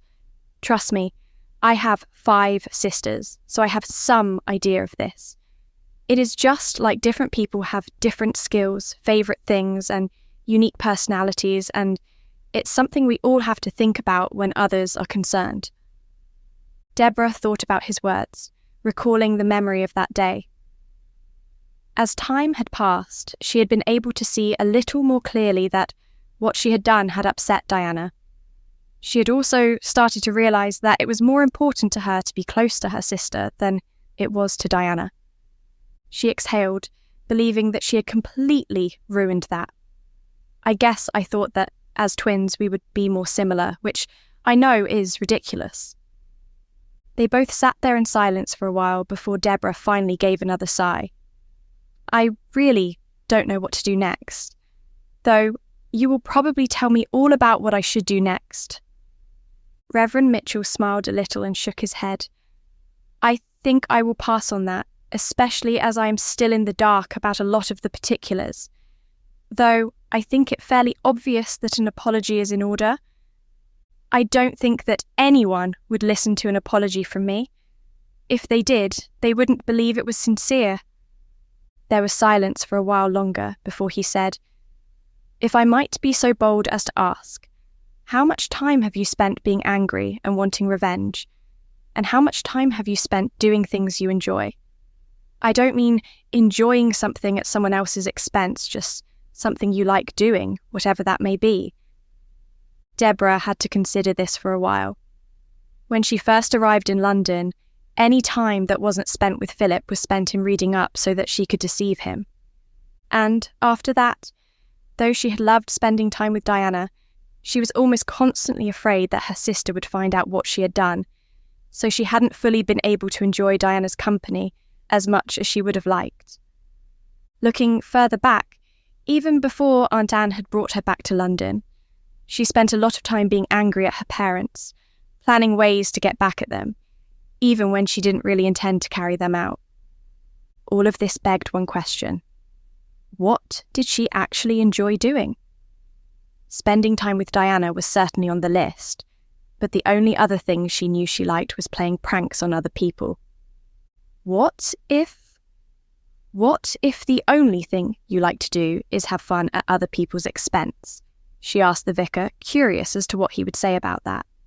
She was not surprised that he didn't answer right away, and she was just starting to feel almost proud of herself for having stumped him when he finally replied with a question of his own.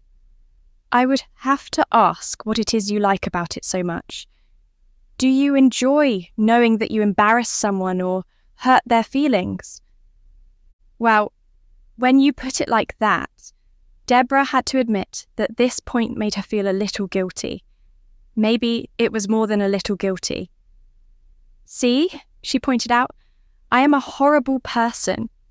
No, in my experience, the truly horrible people don't even acknowledge that they are doing anything wrong, or they just don't care. Since you do care, I think you're not as horrible as you think you are. "That's nice," she replied with a sigh. "Unfortunately, I am confident that you are the only person who feels that way." "Well, I can't say that I can solve your problem for you, but I can make a suggestion. I think you should be honest, even if it hurts, and that you should try to find what you like to do. Who knows, you're obviously talented at, well, manipulating a conversation can be a good thing in some cases." She looked over at him incredulously. "Seriously? When is manipulating ever a good thing?" He grinned at her as though he was genuinely glad that she had asked him. "As you so clearly pointed out, sometimes I have to show people that they are doing something wrong. Obviously, no one likes to admit that, sometimes not even to themselves. So it can take a little manipulation to get them to see it at times. I don't do it to benefit myself, I do it to benefit the other person." Biting her lip, she saw his point as a sudden thought struck her. "Wait! Have you been doing that to me?" she asked accusingly. "Do you think I have?" he asked, causing her eyes to narrow as she looked at him. Debora didn't really feel he had been manipulating her, but on the other hand, she had pulled off the same thing herself on other people, so that didn't necessarily mean anything. The vicar apparently saw her consternation, snickering at her a little before saying, "My point is, if that is something you feel you are good at, then maybe all you need to do is to use it for good. Just think about it." "I will," she said sincerely, as she rose to her feet. "In fact, I think that I am going to go for a walk right now. I have a lot to think about." He nodded and left to go to another part of the church while she left the building. Surprisingly, she was feeling better than she had when she went into the church. She was even feeling a little hopeful, and that she stood a chance of making things right. Chapter 25. Philip was pleased when his offer of help caused Diana to smile, even though she was clearly troubled about what her sister could be up to. "What would you like me to do?" he asked, eager to help and needing only to be pointed in a direction. You could..." She looked around as though trying to find something for him to do. "You can wait here and tell my parents what happened, and that I am looking for her in some of her favourite places around the manor. I would tell you to search while I wait here, but..." "I understand," he told her. "I wouldn't even know where to begin looking. Maybe they will have some other way that I can help." Diana gave him a look of gratitude, and then she left his side. Soon she was out of sight as she turned out of the hallway. It was only a moment longer before the butler came back with Diana's parents, both of whom were clearly upset by whatever they had been told, and a maid who immediately began to clean up the broken vase. Hannah was the first to speak.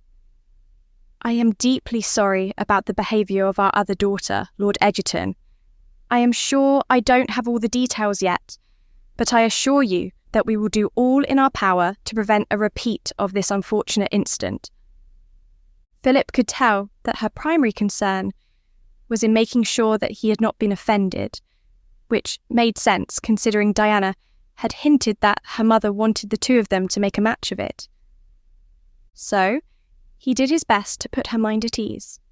"Yes, well, I certainly look forward to seeing Diana again under better circumstances. But for now, we are both rather concerned about the fact that Debora seems to have been quite upset."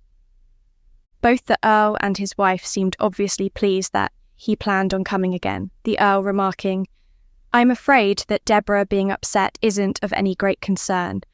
Unfortunately, she always seems to be upset about something." Philip doubted that this was actually the case, but he wasn't going to argue the point. Instead, he said, well, Diana seemed concerned that Debora might do something rash on this occasion. So, she is looking in some of Debora's favourite spots in the manor to try to find her. I said that I would do whatever I could to help. He saw the two parents glance at each other, slightly more concerned now than they had been a moment ago. Did Diana by any chance say why she was worried, or what she thought her sister might do? Hannah asked. He had to think for a moment, reluctantly, shaking his head. No, she didn't mention any suspicions about that. Hannah glanced up at her husband half nervously and half entreatingly, at which point the latter sighed and told the butler, have the staff start searching the manor for Debora. Diana might be able to give you ideas of some of the best places to look, but go ahead and look everywhere. As the butler turned and left, Philip asked, and what can I do to help? I know I am not familiar with the layout of your home, but surely I can look somewhere. Oh, I know. You can help us look in the garden, Hannah suggested after a moment's thought. The layout of that doesn't matter so much since we prefer to keep our shrubbery quite low, and that will also give you a chance to see what the garden looks like, which is not something I think you have had a chance to look at yet. He could tell she was more interested in making a good impression on him and less interested in actually searching for Debora, but this was somewhere he could look, and he did want to help Diana in any way that he could. So, Philip smiled and replied, that sounds perfect. I will do that right now, and you can tell Diana where I am if she wants me for anything. That settled, he bowed slightly, turned, and left as quickly as he could without being rude to prevent Diana's mother from insisting on showing him around under the pretense of helping him look. He had to smile at himself a little, though, noting that her mother seemed like an only slightly more subtle version of his own mother. After what felt like quite a while of searching the garden, he saw Diana walking towards him with a frown and a furrowed brow. Did you find her? He asked, uncertain as to whether or not her expression was due to not being able to find Debora, or if she had found her sister and the conversation had not gone well. Diana shook her head and replied, almost frantically, no, and I have no idea where else my sister would go. London is so big, and she has been here for a while, so she has probably found places I don't even know about. Easy there, he interrupted, doing his best to comfort her. I am sure that we can think of a couple more places to look. He was relieved when Diana took a deep breath and then exhaled. They stood there for a moment before she was seemingly struck with an idea. Looking up, she asked him hopefully, Philip, did Debora ever mention any favourite places or anything like that when she was pretending to be me? After running through their various conversations, he was forced to shake his head. No, I am afraid not. The only things that she hinted at liking were museums and things, which I am fairly certain she only said because she was pretending to be you, and you like those places. It made him sad to see Diana dejectedly acknowledge his reply with a nod as she looked back down to the ground. He really wished he could have given her another reply. Then Philip was struck with a thought of his own. You know, almost every single time I met with Debora, it was at one specific park. Now, the first time it couldn't have been because she was waiting for me, so that means she was there at least once because she liked the park, right? He saw Diana consider this for a moment, the corners of her mouth slowly but surely tilting up into a smile, until she glanced up and beamed at him. That sounds like as good a place as any to look, she said excitedly. Good, we can take my carriage. I am sure that your parents won't mind as long as we take someone else with us as a chaperone, he said with a smile of his own. Perfect. I will just grab a shawl since it is getting cool out here. Mrs. Dickerson is not here right now, but the cook should still be around, and she has been out with me once or twice before. I will meet you at the carriage, she said as she hurried away.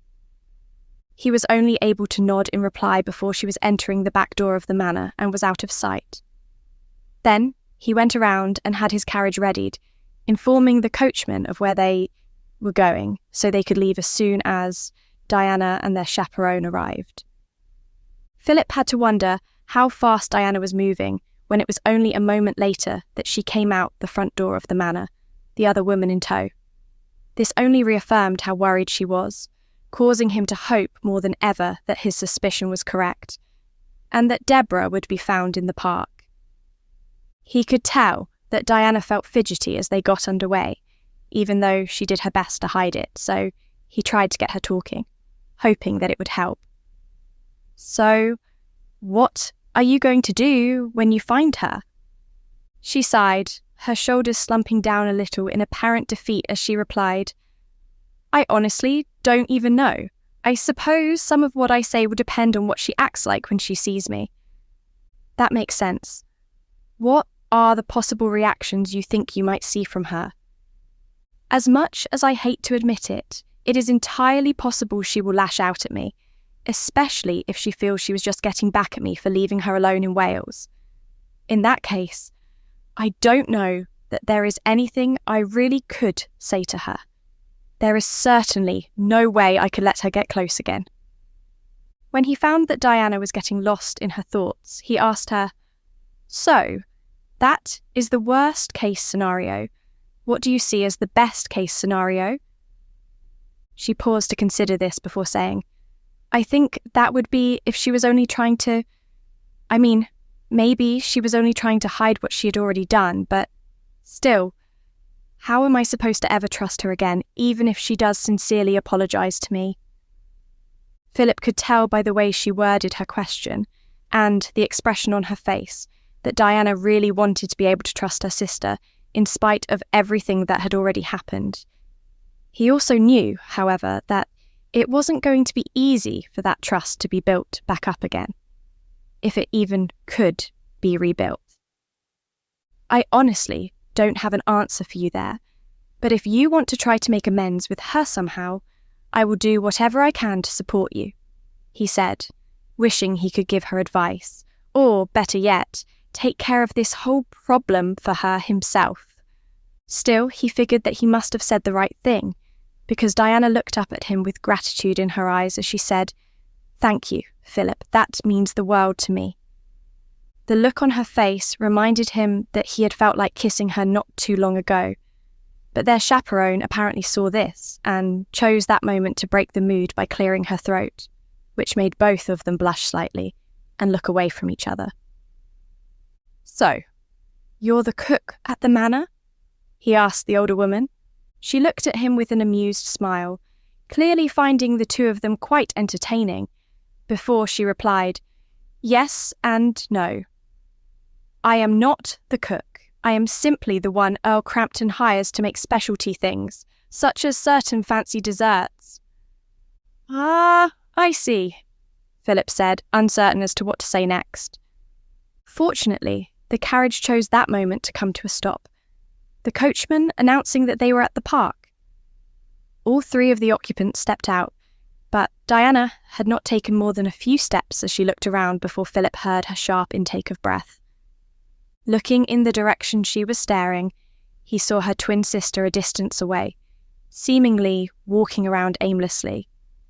Diana, who had been nervous enough on the way here, now looked as though she was reconsidering speaking to Debora at all. "Go and talk to her," Philip urged when she did not move for a moment. He wasn't even entirely sure she was breathing. "I don't know. What if she isn't even sorry for what she did? What am I even supposed to say to that? Maybe I should just let us both spend a little time apart to clear our heads, so..." "No," he told her as firmly as he could while still being gentle, turning her shoulders so she was facing him. "I think you need to have a long talk with your sister, and the sooner you do so, the better, no matter what the result. Do you want to know one thing I couldn't help but think of?" Philip waited until she slowly nodded her head in reply before continuing. "I couldn't help but think that she seems to care for you a lot. You even admitted so yourself, though not in so many words. And yes, she hurt you. But I think your ignoring her sounds as though it will just make her even more angry, if that is how she is feeling right now. Either way, it is obvious that she had to have known you really well, in order to be able to mimic you for as long as she did." He watched as Diana seemed to consider what he had said. Then she straightened herself and looked over at her sister, who was disappearing out of sight, with a little more confidence. "I will wait right here for you," he told her, reaching down and giving her hand a tight squeeze. "It will probably take me a while," she replied hesitantly. "I have nothing better to do," he assured her. "Thank you, and I will keep what you said in mind," she said as she started to walk away. Philip decided he would sit in the carriage while he waited, the temporary chaperone seemingly having the same idea, and was about to step inside when he heard Diana calling his name. Turning around, he asked, "Do you need something?" He was a little surprised when she blushed at his question, and then she apparently needed to steel herself to reply, I just wanted to say that I love you too." Then she turned back around and went after her sister without giving him any time for a reply to her statement, leaving him standing there in shock. As his surprise wore away, it was replaced with a blissfulness that made him sigh as he finally sat down in the carriage. He loved her, and she loved him. Whatever happened with her sister, he was certain that everything would work out in the end, for himself and Diana, which was all that really mattered. Chapter 26. Diana could scarcely believe her own boldness in telling Philip that she loved him. It took her a while before her cheeks went back to their usual colour, and a moment longer than that to gather her thoughts enough to look for her sister. It was only then that she realised she must have taken a wrong fork in the path, because Debora was still not in sight. With a huff at her own distraction, she walked back the small distance needed in order to take the right fork. Only a few moments later, she saw her sister ahead of her, still deep in thought and unaware that there was anyone else in the park at all. Diana was tempted to call out to her, and she even opened her mouth to do so, but then changed her mind, closing her mouth as she realised that she didn't want to give her sister an opportunity to run away. So, she waited until she was close enough to reach out and grab Debora's hand, announcing, "There you are!"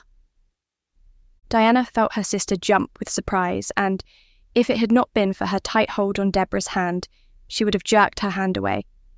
Now she was this close, she could see the obvious signs of tears. It was plain to see that her sister had been crying quite a bit. "Go away," Debora told her. "Why are you even here?" "Because I wanted to talk to you," she replied quietly, not at all sure what to say other than that, until she could tell what sort of mood her sister was in. Debora started crying again, her face turned away at an angle that made it difficult to see her expression. "Oh, why even bother? We both know that I am not worth your attention." Diana gasped, instantly wanting to reply that the statement wasn't true at all, but the recollection of the recent deceit made her wary. "Debora, look at me, please. You know that I can't tell what you're thinking when I can't see your face," she said, taking her free hand and putting it under her sister's chin in order to turn her face so she could see it. There was some resistance for a moment, and then a sigh before she was able to get a full view of Debora's face. It was clear that she had been crying, and she could not help but wonder if this was what she had looked like when Philip had called off their courtship. While she knew that Debora could fake tears, there was no way she could have faked this many. Maybe we could sit down for a while and talk," she asked when she spotted a bench just a few yards away from where they were currently standing. When she saw a nod in reply to her request, she led them to the bench in question, and they both sat down in awkward silence. Eventually, Debora broke this by saying, amidst her sniffling, "I don't really expect you to believe me, but I really am truly very sorry, Diana, for everything." I want to believe you, Debora," Diana said. I don't know how I am supposed to trust that you won't do something like this again." Debora winced slightly at that, but she made no attempt to refute the statement. "I know, and I don't blame you for it either." They both sat there for a long while at that point, each of them partially lost in their own thoughts, before Diana eventually asked, "So, what do we do now? Any ideas?" "I don't know. I would like to make it up to you somehow, though I don't see where I would even begin to do that, and I would like to stay in London so that I could see you on occasion. But our parents will more than likely send me back to Wales with Aunt Anne after this." Diana heard the resignation in her sister's voice and felt a corresponding twinge of guilt. Perhaps. But then again, I don't know if they really trust our aunt to keep a close enough eye on you at the moment, she replied tentatively. She wasn't certain if she wanted her twin sister to be in a place where she could pass herself off as her, but she had learned that sending her away was not the answer.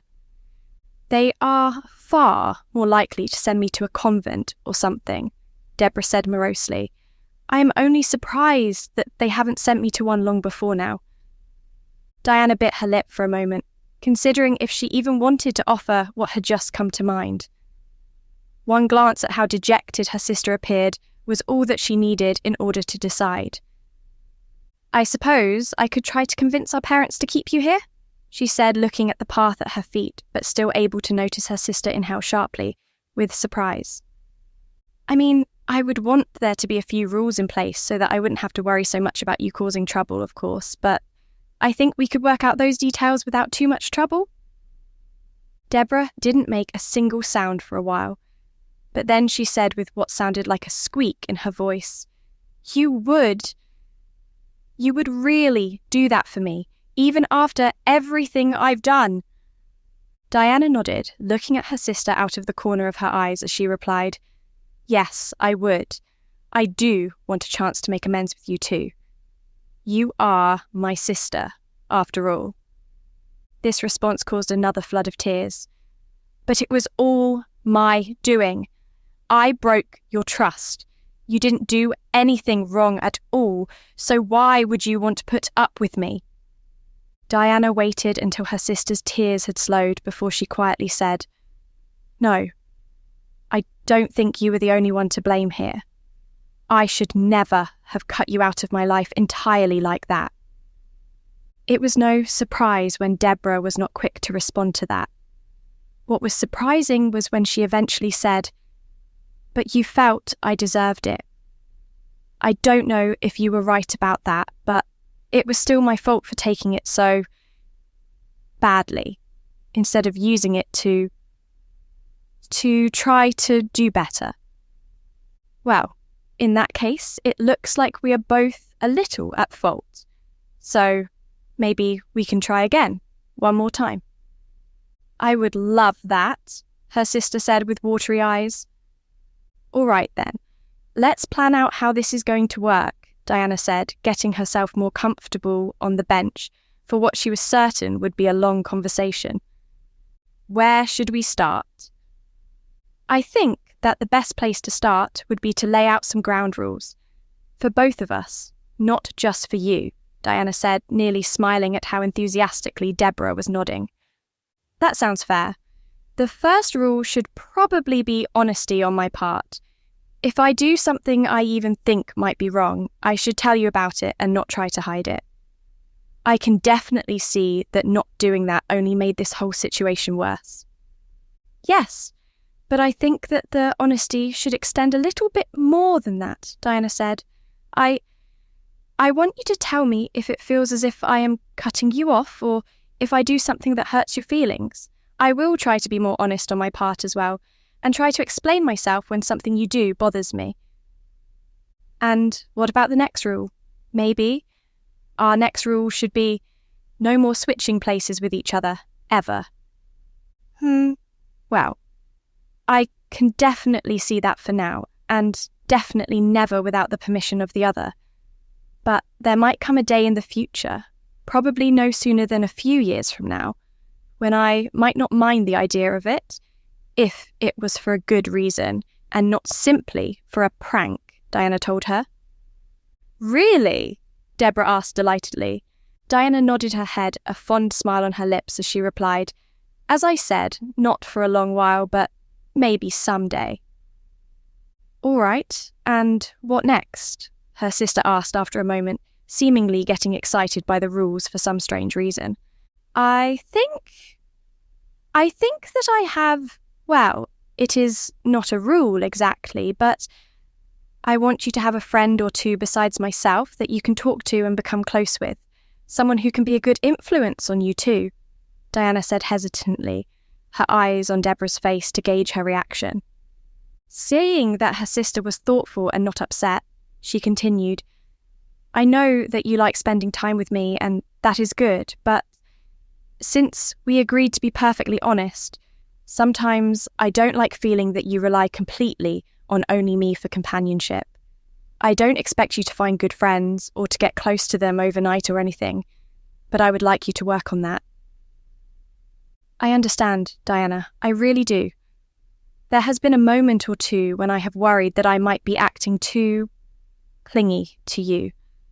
I will try to work on that, and I think I may have already found someone to talk to, someone I feel quite confident that even Mother and Father would approve of, she announced with a hesitant but self-satisfied smile. Oh. Diana felt her brows furrow as she racked her brain for anything her sister might have mentioned about meeting someone. Yes, well, I have only met him once or twice. Actually, today was the third time I have talked with him, Debora told her.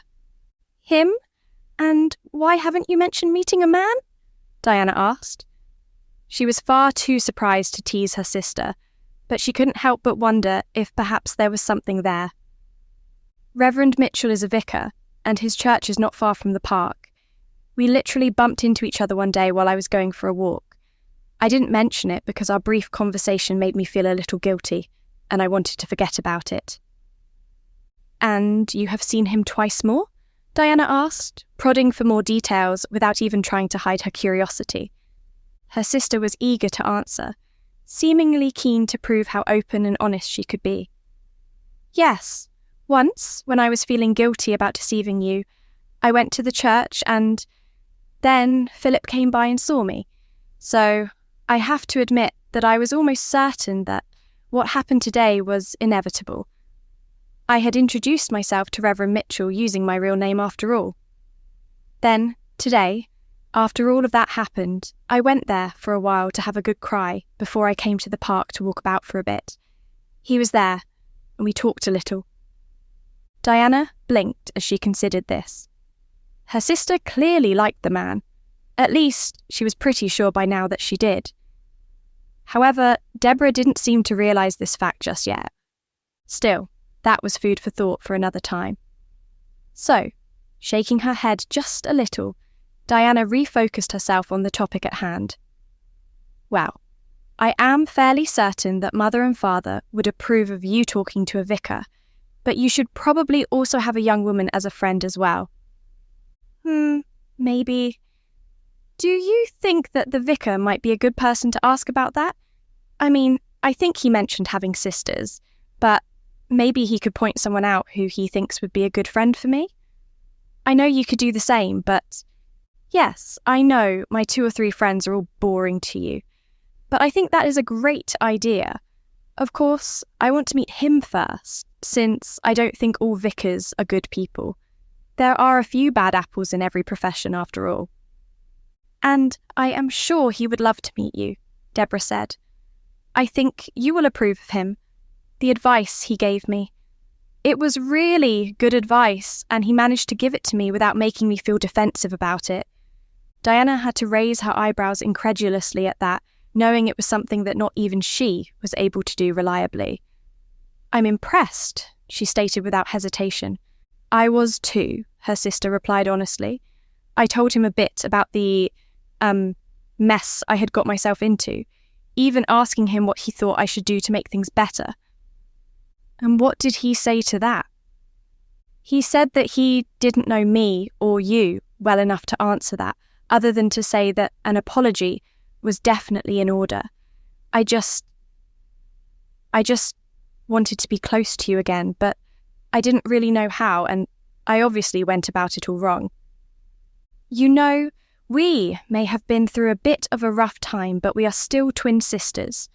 I have always thought that twins are closer than other siblings, and I think that after we work through this, we can still be that way.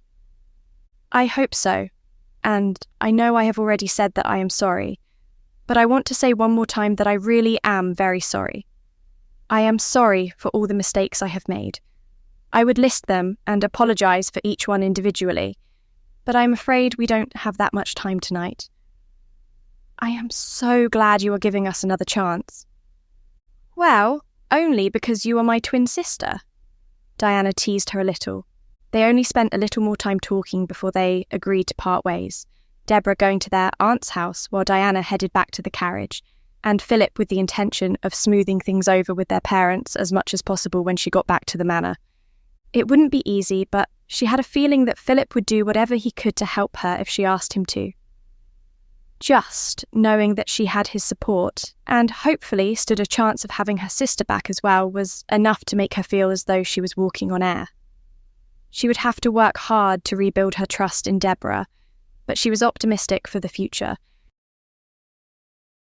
Chapter 27. Debora felt her stomach churning as she woke up and started to get ready for the day. She had felt the knots in her stomach the moment her aunt had announced that she was returning to Wales soon, expecting at any moment for her parents to tell her they were sending her back too. Diana had obtained their parents' permission for Debora to stay in London with them, and she had even already moved to the manor and into her old room. However, every time she heard talk of Aunt Anne leaving, she felt a twinge of fear that her parents would change their minds. Today was the day that Aunt was leaving, so Debora had to fortify herself with the knowledge that this was the last day she had to worry about that. It was silly to feel this way, but Diana had been so very nice and understanding, pointing out all the things that made her fears unlikely to actually happen. Debora went over these points in her mind as she went down to get something to eat for breakfast. Specifically about how she wasn't even packed and that no one, not even their parents, could make all the preparations needed in the couple of hours that remained. When she reached the dining room, almost everyone else was already seated and eating, including Aunt Anne. While everyone was busy talking about last-minute details and making certain that no details had been forgotten, Debora quietly put some of the food on her plate and sipped on a cup of tea. She was pleased when Diana acknowledged her enough to reach over and squeeze her hand, at the same time giving her a look of sympathy. However, other than that, no one paid any mind to her, which she was by no means sad about. "Oh, I almost forgot," Diana announced, getting up from her seat and leaving the room, an act which would have been considered impolite on any other day. A moment later, she returned with everything she needed to write with, setting everything up on a clean spot on the table and said, "I know that we have all asked you to pass along several messages to friends and acquaintances in Wales, so I thought I could write down as much as possible to save you having to remember." "Oh, that sounds like a marvellous idea," Mother praised. "Yes, especially since my memory isn't quite what it used to be," Aunt Anne added with a smile. "Let's start with, Debora, you have plenty of people you know in Wales. What messages do you want passed along?" Debora had to think about this for a while. Certainly, she had become friends with a few people while she had been there. A couple of girls she had liked had been forbidden to see her again by their parents, as she had been a bad influence on them and the others. Well, the few she had actually spent time with were as wild as she was, or nearly so. Sending a message to those people did not appeal to her as much as it might have before she started trying to change. However, she felt bad about having pulled them in the wrong direction, making a mental note to herself to talk to the vicar about writing letters to them so she could apologise. However, that was hardly something she wanted to get into now. So, she shook her head at her sister and politely replied, "No, thank you. I would rather write them letters myself, when I have more time." Diana seemed to understand some of what Debora had not said, turning instead to their mother and repeating her same offer. Debora barely listened to the conversation after that, finding little to interest her, everyone else but her seemed to be caught up in the whirlwind of the final preparations. They all intended to go with Aunt Anne to see her off. So, it was no surprise that everyone was leaving the table in what seemed to be a hurry before Debora was even halfway done, a fact which she found mildly puzzling since she had been steadily eating while they had seemingly been talking more than eating.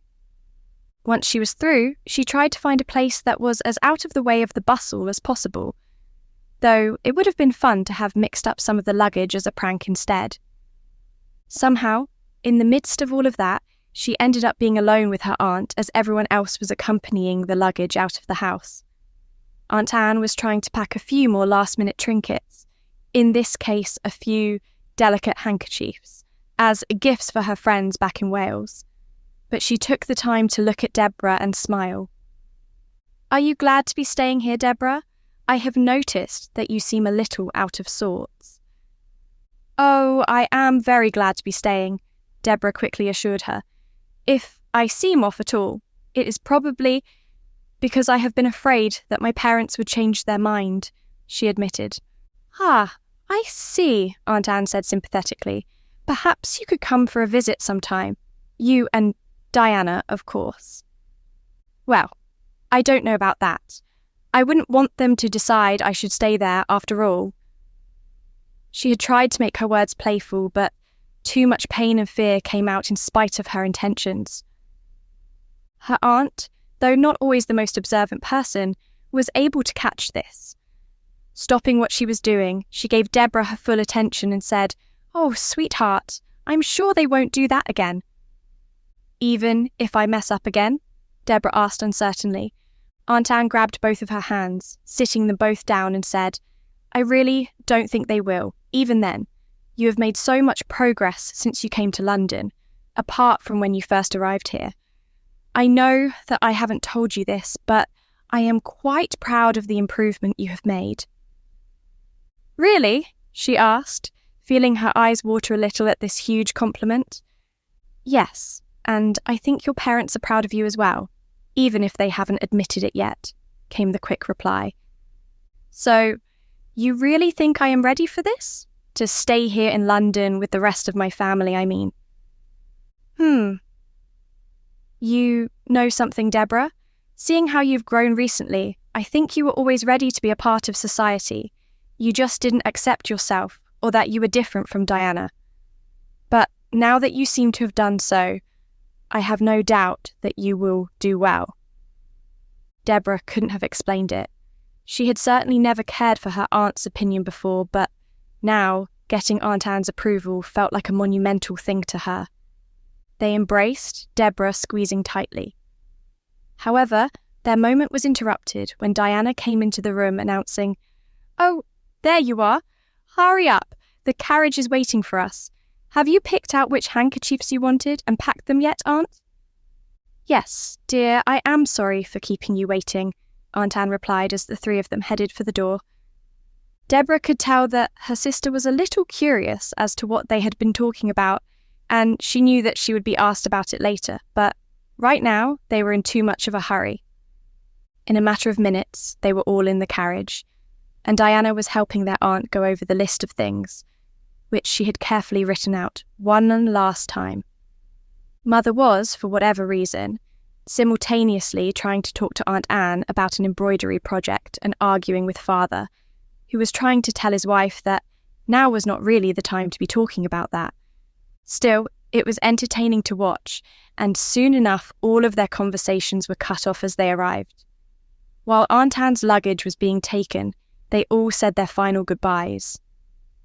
Debora stood last in line while her aunt said a simple farewell to Father, hugged Mother close for a moment with promises to write as soon as she got back home, and then hugged Diana just as tightly before pulling back and patting her cheeks as she told her just how pleased she had been to get to know her again.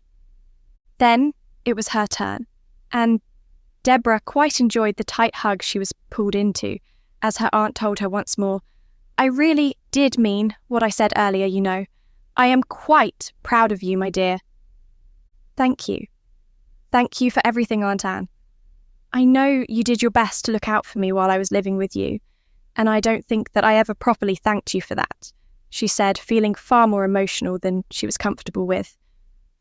Aunt Anne looked at her fondly, and then left. The rest of them then drifted back into the carriage to head home. Debora found herself quiet and thoughtful once again on their trip, a state of mind that she noticed she was experiencing much more often than she used to. This time, she was thinking of what her aunt had told her, as well as all the missed opportunities she had carelessly thrown away when she could have been getting to know her aunt better. Who was to say how close the two of them might have become if it hadn't been for her own willfulness? Diana seemed to see that she was deep in thought, sitting as close as she could and reaching for her hand to let her know that she was there for her. Meanwhile, Debora's thoughts took a slight turn as she looked over at her parents. Diana had been able to convince them to let her stay, but she had only been able to do that because she was closer to them. This made Debora wonder how close she might have been with their parents if she had really tried. She knew that she shared very little in common with either of them, but she also knew full well that Diana felt the same way most of the time. Yet, unlike her sister made a regular effort in that area. Steeling herself, she determined to start fixing that this very moment, clearing her throat to get everyone's attention before stating, "I have something to say." When everyone had quieted and was looking at her, it caused a twinge of nervousness, but she continued anyway. "I wanted to. I realised just now that I don't think I ever really apologised to you.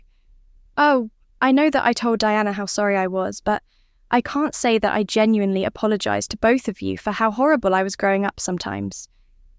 Since they seemed too surprised to say anything, she went on.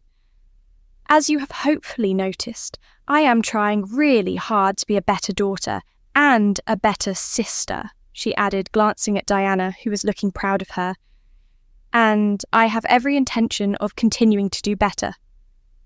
"We have noticed, dear," her father said after a moment, "and we have been so pleased to see the change in you. Maybe we could go shopping for a new dress together sometime, just the two of us while Diana is out with Philip," Mother suggested hesitantly. That had been the first time that Debora could ever remember her mother wanting to spend time with just her, so she found she couldn't speak for a while, only being able to nod in reply. When she finally could speak again, she said, "That would be really nice." As they talked together in a light, familial way, Debora found she was the happiest she had probably ever been. She was here, with her family, and without any secrets or anger between them. She knew that this was how it was meant to be. Chapter 28. Philip was extremely glad that things had calmed down into what was a normal courtship with Diana, at least as normal as it could be considering that they preferred attending lectures and visiting museums together instead of the usual places where courting couples tended to go. This had given him the time to pay a visit to his sister. Rosalind had been feeling a little under the weather lately, so he hadn't had a chance to see her at all since the time he had taken a walk with her and run into Debora for the first time. As soon as he had arrived, she hurried him away to the sitting room of her house and immediately asked him how things were going with Diana, the eagerness in her expression, letting him know that she expected him to give her all the details and that he had better not leave anything out. Now, as they sat there, after he had finished explaining everything she had missed, he couldn't help but find her expression amusing. At some point, she had even stopped making any exclamations and was currently staring at him with wide eyes and a shocked look. Eventually, she pulled herself together enough to remark, "I would say that you were joking with me, but I know that you were never really the type to do something like that, and no offence, but you are not at all creative enough to have made all of that up by yourself. Don't worry. As soon as you feel better, I will do my best to introduce you to both Diana and Debora, and that should convince you entirely," he replied, wondering how long it would take her to process all of what he had told her. What he had not been expecting was for her to frown a little and call for her husband. "Roger?" Roger came in a moment later, his expression curious as to why he had been called as he asked, "Yes, dear." Philip shook his head to indicate that he had no idea why he had been called, when Rosalind took a moment before she told him, "Why wasn't our courtship nearly as interesting as my brother's?" Roger looked confused, and Philip choked as the words sank in, asking his sister incredulously, "You mean to say you would have liked all of that trouble and pain?" "Perhaps if one of you could fill me in on what I missed." Rosalind turned to her husband and gave him a brief summary of what Philip had told her. Roger had to blink several times, much to Philip's increased amusement and Rosalind's extreme impatience. Philip caught his eye and nodded to indicate that she had indeed told the truth. The man looked as if he wanted to laugh as it all sank in. "And you wanted our courtship to be more like that?" he asked his wife incredulously as he took a seat by her side. Rosalind pouted, looking away as she said, "It would have been interesting. Don't get me wrong, I loved our courtship." She turned back and assured him. "But telling it to other people, and it just seems so bland. It is so much like almost everyone else's courtships because there was nothing exciting about it." Philip shook his head and told her, "I would gladly have traded in some of my excitement for some of that blandness you talk about. Between the sleepless nights, the wondering if I was going crazy, the headaches and everything else, well, I don't think you would have enjoyed it either." "I know that I wouldn't have enjoyed it, but surely it is something to look back on. It didn't last forever, and yet you will be able to remember it for the rest of your life." Philip was unamused, but Roger seemed to find it humorous. "She does have a point, you know. I am sure that your courtship will be one that you could never forget, even if you wanted to. But what comes next? Do you plan to ask her to marry you?" His sister perked up at this question as he replied, "Yes, I do. I am just trying to figure out how and when I want to propose." Rosalind clapped her hands together, telling him, "Oh, you simply have to let me help you come up with something. At least, let me make some suggestions. Maybe one of them will give you an idea." He was a little reluctant to accept the offer, even though she was a far better option than Mother to talk to about something like this. She could still get quite a bit enthusiastic at times herself. "All right," he eventually said. "I suppose that might be helpful." "Well, since the two of you don't need me for this, I will get back to what I was doing," Roger said, grinning at the betrayed look Philip sent in his direction. "I don't know about that. After all, you have actually proposed before, so that means you can give me advice from your personal experience," he retorted, causing his brother-in-law to sit back down. Rosalind was far too excited to notice her husband's clear desire to miss this conversation, eagerly nodding as she told them, "Oh, yes, that sounds like a great idea, Philip. And, Roger, you can also go over some of the other ideas you considered when you were trying to decide how you were going to propose to me." I suppose I could do that," Roger replied hesitantly. Rosalind barely acknowledged him as her attention was already back on Philip as she started. "So, first, you have to do this publicly in order for it to be as memorable as possible.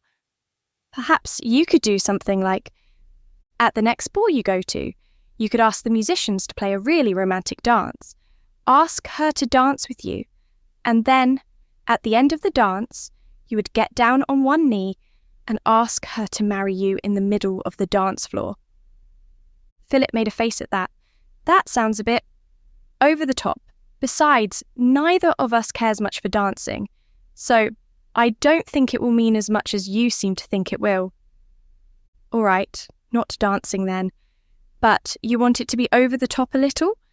After all, you are only going to ask her to marry you once," she pointed out. How about at a tea party then, or at some other type of event?" "Oh, wait, you could ask her to marry you at the opera. I hear that the one being performed at the moment is quite romantic, and you can arrange for a box, tell them what you're planning, and they are sure to help you out and light up the box for you so you can see each other's faces clearly. It would be so romantic. This idea didn't sound much better to Philip. He was certain that many women would have loved these ideas, and Debora would probably love being in the spotlight, but it wasn't Debora or anyone else that he wanted to marry. It was Diana who didn't like this much fuss. He shook his head once more at his sister's ideas, telling her, "I don't really think we want something like that. I don't think that Diana would like to have a lot of people staring at her as she is trying to come up with her reply." "Oh, well, how about something a little quieter then? A restaurant would still be nice, and you could have the cook or waiter set up something. So the ring is on top of her dessert or in her glass or something like that. If you are worried about people's stares, you could just ask for a table, a little out of the way." He nodded slowly at this more reasonable idea from his sister. Still, as with any other idea he had pondered himself, it just didn't feel like it was a good fit for them.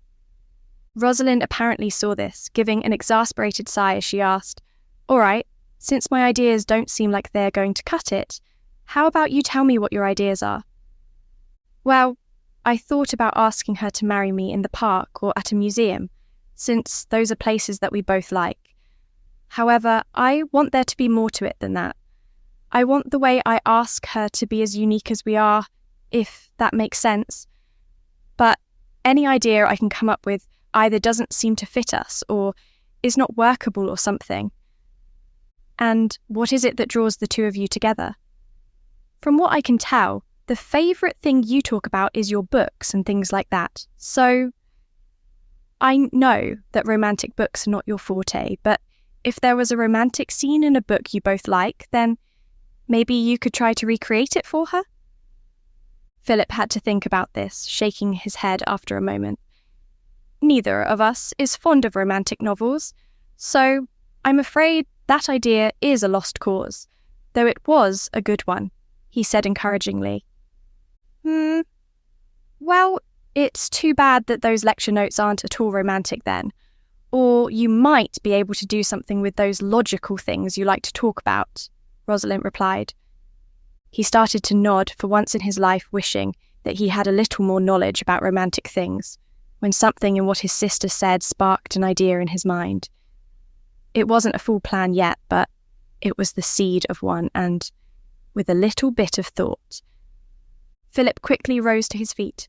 "Well, I have a lot to think on, so I'd best be going for now. I will let you know how it goes." "How what goes?" he heard his sister ask. When he continued to walk away without replying, he heard her exclaim, "You've come up with something, haven't you?" He only paused at the door long enough to smile at her cheekily, and then he was out of her sight and heading towards his carriage.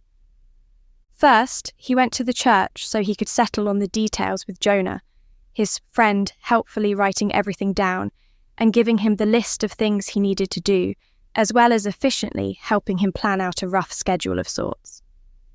Then, Philip took his carriage and went to Crampton Manor, the butler looking at him in blank surprise when he asked to see Debora, and requested that Diana not be informed of his presence.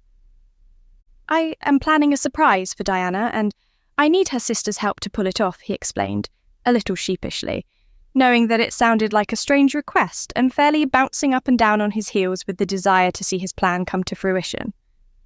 The butler seemed to be much more understanding at that, replying, "Right away, Lord Egerton. Follow me to the sitting room, and I will show Lady Debora in as soon as I can.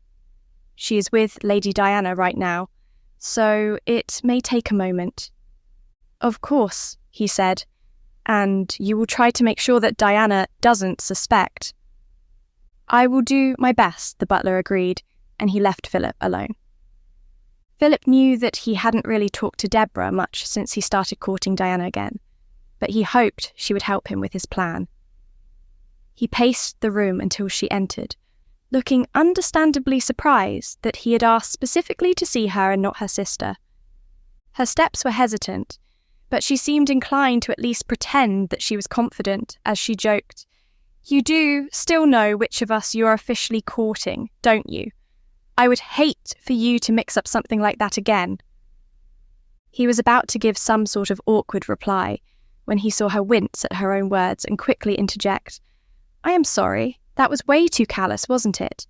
And I haven't even apologised to you yet, not for everything I put you through or for deceiving you, and I am very sorry for it all." "I know, and I have already forgiven you for it," he replied, not really sure how else to reply and more than a little anxious to get to the point of his visit. He knew that this was important too. "I know we haven't spoken much, but I would like us to be friends." "I would like that too," she said with a relieved smile. "Was there a specific reason why you asked to see me?" "Well, I have an idea for how I want to propose to your sister, and I was hoping you could help me with it," he told her, unable to prevent the grin from forming on his face. "Sounds interesting. I'll help in any way you need me to, but why do you need my help for that?" she asked, immediately intrigued. "I haven't even told you what the plan is, and you are already saying you'll help?" he asked, both pleased and amused. "Of course, if it makes my sister happy, I don't see any reason why I wouldn't be willing to help," she quickly replied. He reached into a pocket and pulled out a couple of pieces of paper, one of which he handed to her. She read the one he had given her, and Philip watched the smile start to form on her face as she read his plan. "So, when do you want to do this?" she asked him when she was done. "Well, I'll have to write out this part and get it to you without your sister noticing." "So, how does a week from now sound?" "Getting her to the park will be easy enough, but something like this needs an exact time. Is there a specific bench we should be sitting on?" she asked. "That is what I have this paper for," he said, holding out his other paper so she could see it. "I've got it. We'll be there, just don't be late," she warned him. "You have to be there perfectly on time for this to work. You could probably start walking from here," she told him as she pointed to one part of the plan. "That way, you are sure to be in sight when she looks up." "Oh, that's a good point," he said. "Well, thank you," he added, holding out his hand for her to shake. Debora shook the hand he offered, telling him, "I am glad that we are friends. At one point, I thought I might be jealous of my little sister, but now I am glad that I can just be your friend."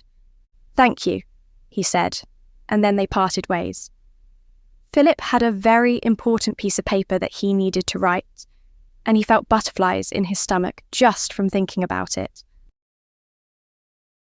Chapter 29. Diana looked up at the sky as she and Debora walked along what had become their favourite path in the park.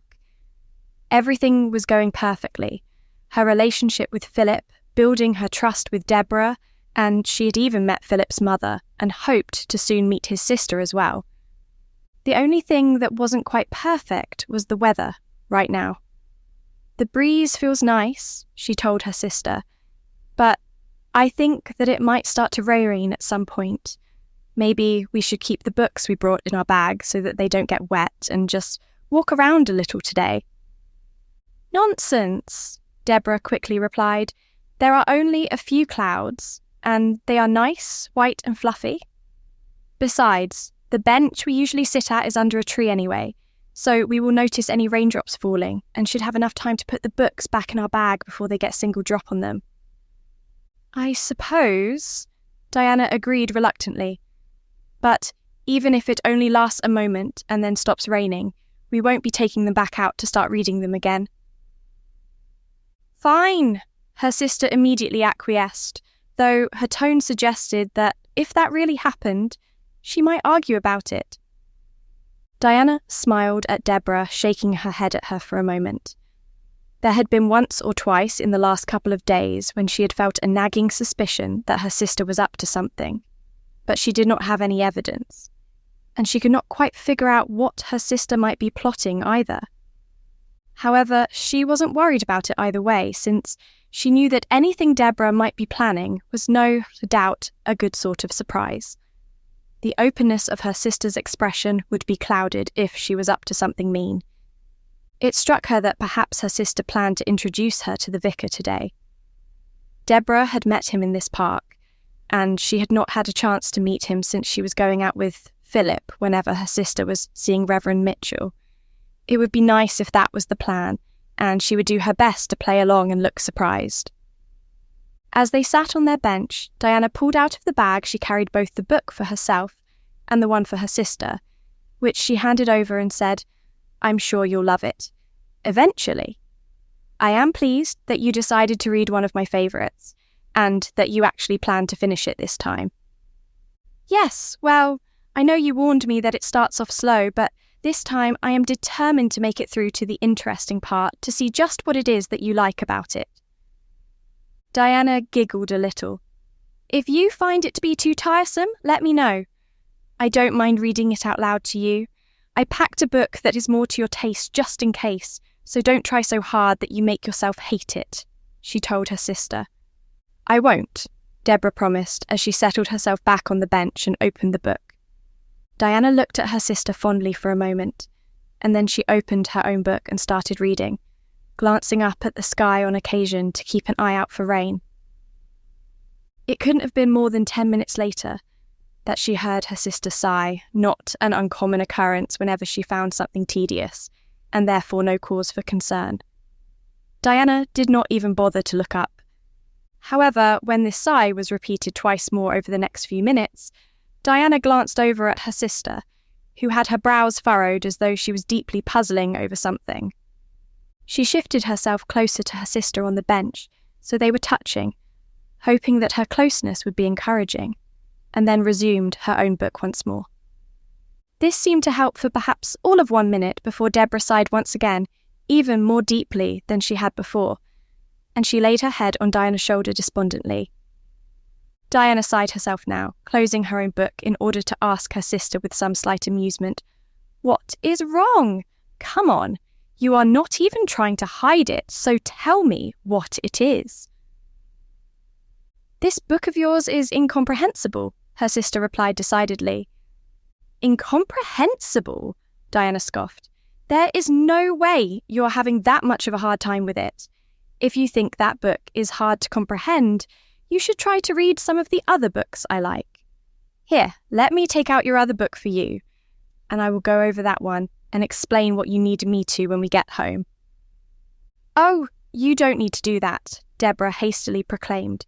"Just here, read this one page and explain it to me. Page 113. Diana willingly put her own book aside, setting it back in the bag just in case it rained, before grabbing the book her sister was holding out for her. She really couldn't understand what could possibly be so difficult about the book, so hopefully this would be easy to clear up. Looking at the page that was being indicated, the first thing she noticed was that it was not actually a page of the book at all. There, covering the page, was a piece of paper with handwriting on it. She glanced up at her sister, who simply started to grin and motioned for her to read the page. A second glance at the writing looked familiar enough for her to be able to recognise Philip's handwriting, a fact that instantly put butterflies in her stomach as she began to read. "Dearest Diana, I know that we have not known each other very long, but I also know that I love you dearly. We both enjoy philosophy and logic and things of that nature, but even the most tedious lecture notes I could write would not be enough to explain the depth of my feelings for you. I could write a whole book philosophizing as to how wonderful you are, how much joy it is for me to love you, and listing all the details of why I love you. However, even a book would not be nearly enough to do justice to my feelings. So, I have decided that the only way to prove just how much I love you is to show you. However, 1 day or even 1 year would never be enough time. That is something that will take a lifetime of reminders, of me telling you, of me proving to you just how much you are loved. Since only a lifetime will come even close to being enough, it would be my greatest honour to have you as my wife so that I can spend the rest of my life with you. Whatever your answer may be, I will always love you. I want to be close to you, to wake up with you every day by my side, so that my love for you can grow even deeper as time goes by. it is my deepest wish that you feel the same way about me. All my love, Philip. Diana could feel her hand shake as she reached the end of the letter. She wasn't certain if she was pale, flushed, or some mixture of both. She slowly lowered the book, almost afraid to look around, both fearing and hoping that Philip was nearby. She hadn't seen him yet, so perhaps he wanted his reply in a letter as well. However, as soon as her sister saw that she had finished reading, Debora tapped her on the shoulder to get her attention. Looking up, she saw her sister motioning for her to look behind her. Diana bit her lip, hesitating to look, though dying to see what it was she was supposed to see next, for she had no doubt by now that this had all been arranged by Philip and Debora. Slowly, she turned around on the bench, somehow startled to see Philip, even though she was half expecting him to be there. Or just, maybe, the surprise she felt was less because he was there and more because he was there on one knee and holding up a ring in his hand. She heard a gasp, realising a moment later that it was hers, as he asked her, "Diana, would you do me the honour of agreeing to marry me?" It took her a moment, but she started nodding, slowly at first, and then faster as she was able to get a hold of herself.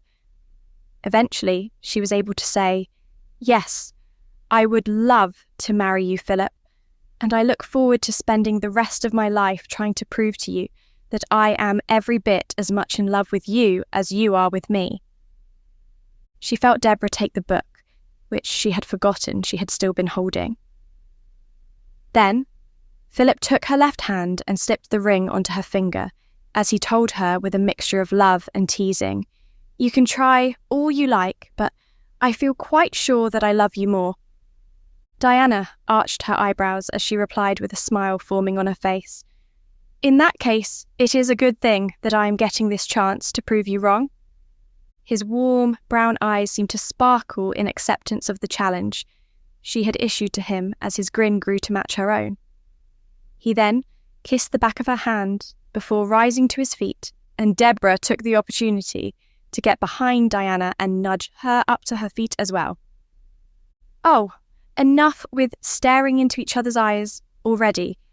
Aren't you two going to kiss? I personally don't think it's official until you at least give each other a quick peck on the lips," Debora announced, not caring at all that her words were making Diana's face turn bright red. Diana was quite sure that her sister was enjoying the embarrassment she had just caused. She started to pull away from Philip, opening her mouth on the cusp of giving her sister a light scolding, when he reached out and prevented her from moving away from him. Looking up at him in surprise, she could see the redness on his cheeks, but he still managed to say, "She might have a point, you know." Diana's mouth went dry, and she was only vaguely aware of her sister's laughter behind her, as she was too focused on the man in front of her who, with his words and expression, was clearly asking to kiss her. She licked her lips, instantly regretting the way this brought his attention to them, then slowly nodded and leaned towards him as he leaned in as well. Though their lips barely brushed each other before they both pulled back, Diana was sure that, if it was possible for a person to melt, she would be in a puddle.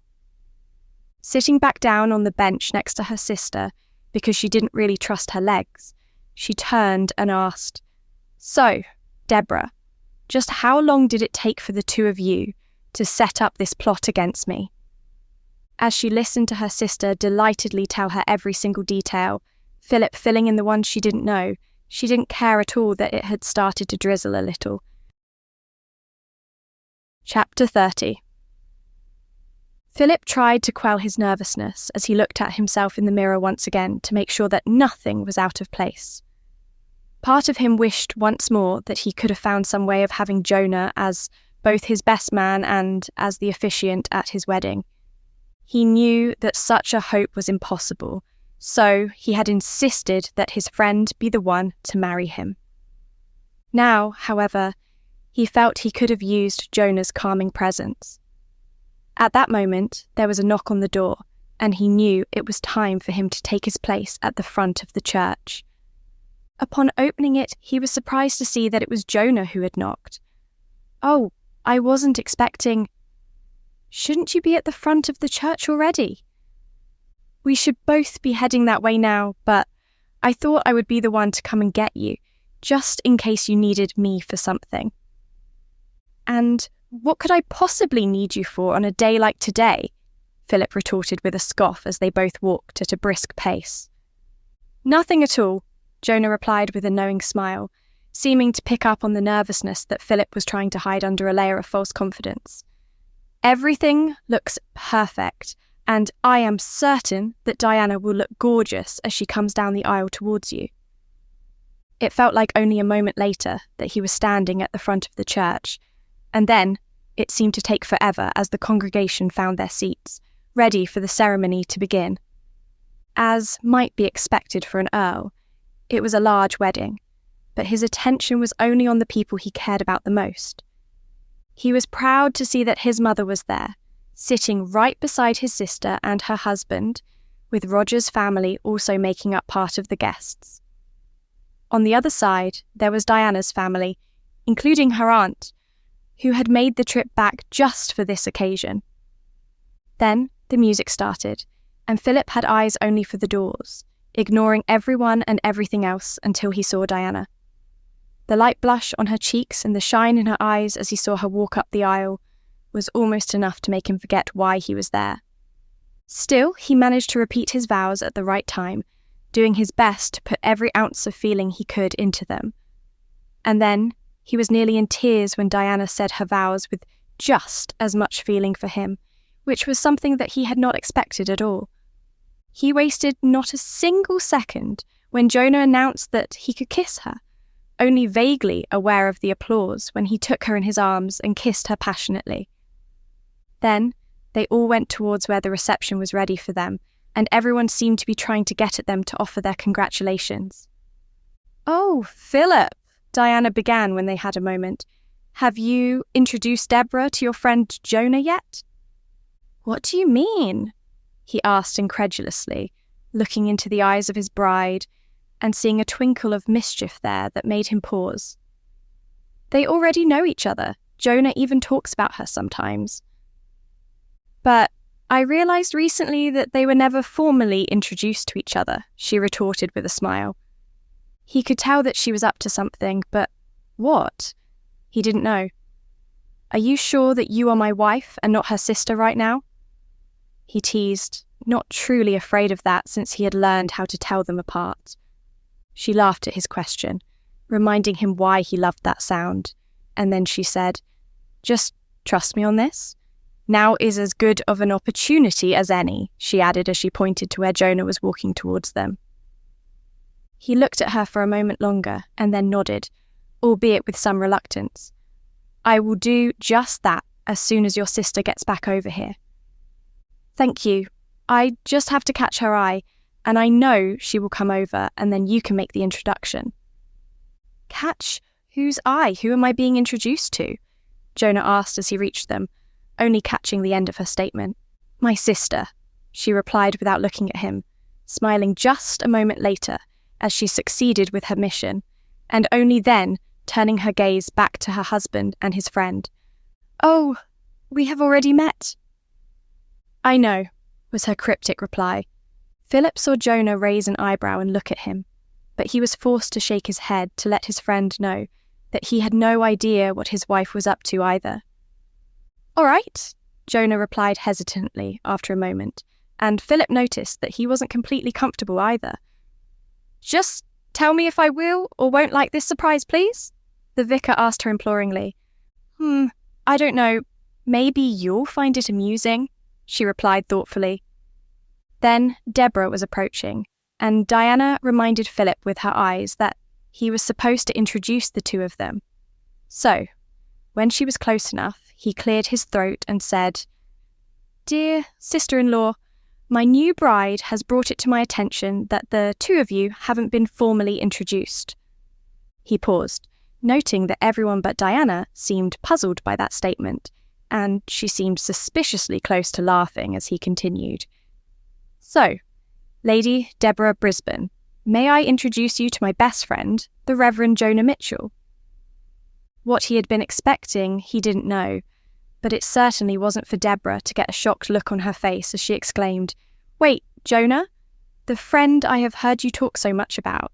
I know you mentioned once that your friend was a vicar, but then I completely forgot about it." Philip blinked. "You mean you didn't know that his first name was Jonah? You never put it together, even when I went to church that day?" he asked incredulously. One glance at his friend showed that he was just as incredulous. Meanwhile, Diana was outright snickering. His eyes on Debora once more, he saw the moment that she caught on to her sister laughing at her, sending a glare that only increased Diana's mirth. At that moment, the music started to play, and Jonah seemed to take the opportunity to diffuse the situation before there could be any bickering by asking, "Well, Lady Debora, perhaps if you will do me the honour of sharing this dance with me, we could consider how this important detail was missed." She looked hesitant to accept. Then a look of curious scepticism seemed to cause her to change her mind. "You know how to dance? Isn't there some rule against vicars dancing?" Jonah shrugged his shoulders and held out his arm for her to take as he replied with a smile, "I don't know, but being the only boy with 5 sisters allowed me plenty of practice growing up, if that is what you are worried about." "Who said I was worried?" Debora retorted with a light blush as she took his arm and allowed herself to be led to the dance floor. This should be fun. "The dance or the conversation?" "Both," she replied, and then they were out of hearing of Philip and Diana. Philip just shook his head as he watched them both enjoying themselves. They were obviously talking about something fairly interesting, if their expressions were anything to go by. At one point, he glanced over at Diana, noticing that she was clearly watching the pair as well with a smile on her face. "You knew that would happen, didn't you?" he asked. "Oh, that. Yes, I suspected when Debora wanted to meet your friend the other day, but I couldn't really believe it either," she replied as she refocused her attention on him. "I think they make a really cute couple, don't you?" "You know, I can't say that I would have pictured them together, but..." "But what?" "I think that a good, reliable man who can manage her is exactly what Debora needs." Philip had to pause and think about this. As far as Debora was concerned, Jonah was probably a really good match for her. He would be able to guide her, and he had already hinted that he liked her at least a little. As for how good of a match she would be for him, he supposed that, while he doubted she would ever be the picture of a proper vicar's wife, she would be able to help him keep in tune with his parishioners. "I suppose you might be right about that," he eventually told her before changing the subject. "Do you want to dance too, or shall we leave that entirely to our guests?" "I think we simply must have at least one dance on our wedding day," she replied thoughtfully. Philip lightly kissed her lips before leading her out for the next dance, finding it highly entertaining to try to kiss her periodically throughout the dance, even though this caused both of them to miss steps every now and then, something which the neighbouring pairs took with good-natured humour. After that, they had time to get some refreshments as people came to them in a steady stream to talk. After a while, Debora joined them with Jonah in tow, telling them, "Come on, it is time to cut the cake. Oh, and I want the first slice." "By the way," Diana began as Philip led them over towards the large cake, "between my sister and both of our mothers, I can't say that I recall what flavour our cake is." You know, I think it might be almond," he replied, his teasing smile giving away the fact that it wasn't that flavour at all. Diana gave him a very unamused look at that, causing everyone who understood the joke to laugh a little at her expression. As Philip looked around the room at everyone, smiles on their faces and joy in his own heart, he wondered how his life could possibly ever get any better than this. He ended his look around the room by looking down at his wife standing by his side, the love he saw in her eyes for him making it impossible to resist leaning down to kiss her in this perfect moment.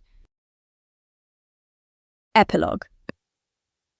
Philip couldn't resist pacing back and forth outside the bedroom. Even though he knew that it wasn't going to speed anything up at all, there was no possible way he could sit for even a minute when at any moment the midwife might come out to get him. I have always wondered if pacing in one area enough could really wear a hole in the floor. If you keep that up, I might actually get to find out. Debora told him teasingly from where she was sitting, seemingly only mildly anxious about the fact that her twin sister was currently giving birth. He did not even pause in his pacing as he turned his head to glare at her, sending another glare at Jonah, who was sitting next to her and looking just as amused. "Just wait until it's your turn," he told them. Since Jonah had recently asked Debora to marry him, a question that she had given a resounding yes to, he knew that it was only a matter of time before they would be having a little one of their own. However, this thought didn't seem to bother either of them, besides making Debora blush a little. It was Jonah who had the audacity to shrug his shoulders and calmly reply, "I think that when and if that time comes, I can spend the time wisely preparing a sermon on either the blessings of children or on patience." Debora turned to stare at her fiancé, her lips twitching for a moment before she gave in and laughed. "Yes, please do that. I look forward to seeing if you can actually succeed, because I really doubt that you will be able to focus on writing anything." Just as Jonah looked back at her in mock offence, the door of the bedroom opened, causing all of them to freeze and look as the midwife came out of the room with a smile on her face. Her eyes went to Philip, who was looking at her but unable to form a single word to ask the questions that were on his tongue. He was glad to see that she was smiling. That was a good sign, he knew. "Everyone has been cleaned up and is doing fine, so you can come in and see them now, Lord Egerton," she told him. Debora stood from where she was sitting, confidently heading towards the door right behind Philip. This caused him to look at her incredulously. He was about to ask her what she thought she was doing when she saw his look and quickly retorted, "Oh, no, you are not going in without me. I shared a womb with Diana after all, and I am certainly not going to miss this." The midwife looked at her approvingly, telling her, "I'm afraid that Lady Diana needs her rest. She does not need to see anyone right now, except, of course, her husband." Philip saw that Debora was about to respond, but he cut off the impending argument by assuring the midwife, "I am sure that Diana would love to see her twin sister. It'll be fine. Thank you for your concern." While she still didn't seem pleased, and Debora seemed far too pleased, she let them both pass. She was scowling, but did not say a word, when Jonah sheepishly tagged along behind them into the room as well, an action that had Philip shaking his head reprovingly. Once inside, however, his eyes instantly went to his wife's tired but pleased face, which seemed to light up when she caught sight of all of them as she said, "Oh, good. I was hoping she would let you in." "As if we would have let anyone keep us out," Debora quickly replied, rushing past Philip to sit on the bed beside her sister. After looking for a moment longer at his wife, his heart feeling like it was nearly bursting, he turned his eyes around the room until his gaze settled on the bassinet they had prepared. Walking over to it, he froze when he saw what lay inside. There, wrapped up tightly in the small bed, were 2 little bundles of pink. His eyes widened, and he glanced back at his wife, who was grinning so broadly that he knew she would have been laughing at him if she had the energy to do so. Debora and Jonah seemed to catch on to the fact that something was up, so Philip, carefully and with wide eyes, picked up first one daughter and then the other. "More twins!" he announced in mock horror as he turned for the others to see. There was silence for only a moment as his words and the sight of the 2 babies sank in. The vicar got an amused look on his face while Debora burst into uproarious laughter, burying her head into the pillow next to Diana's head to try to muffle herself. Her laughter didn't even stop when the midwife came back in with a scowl to shoo them out for making so much of a ruckus.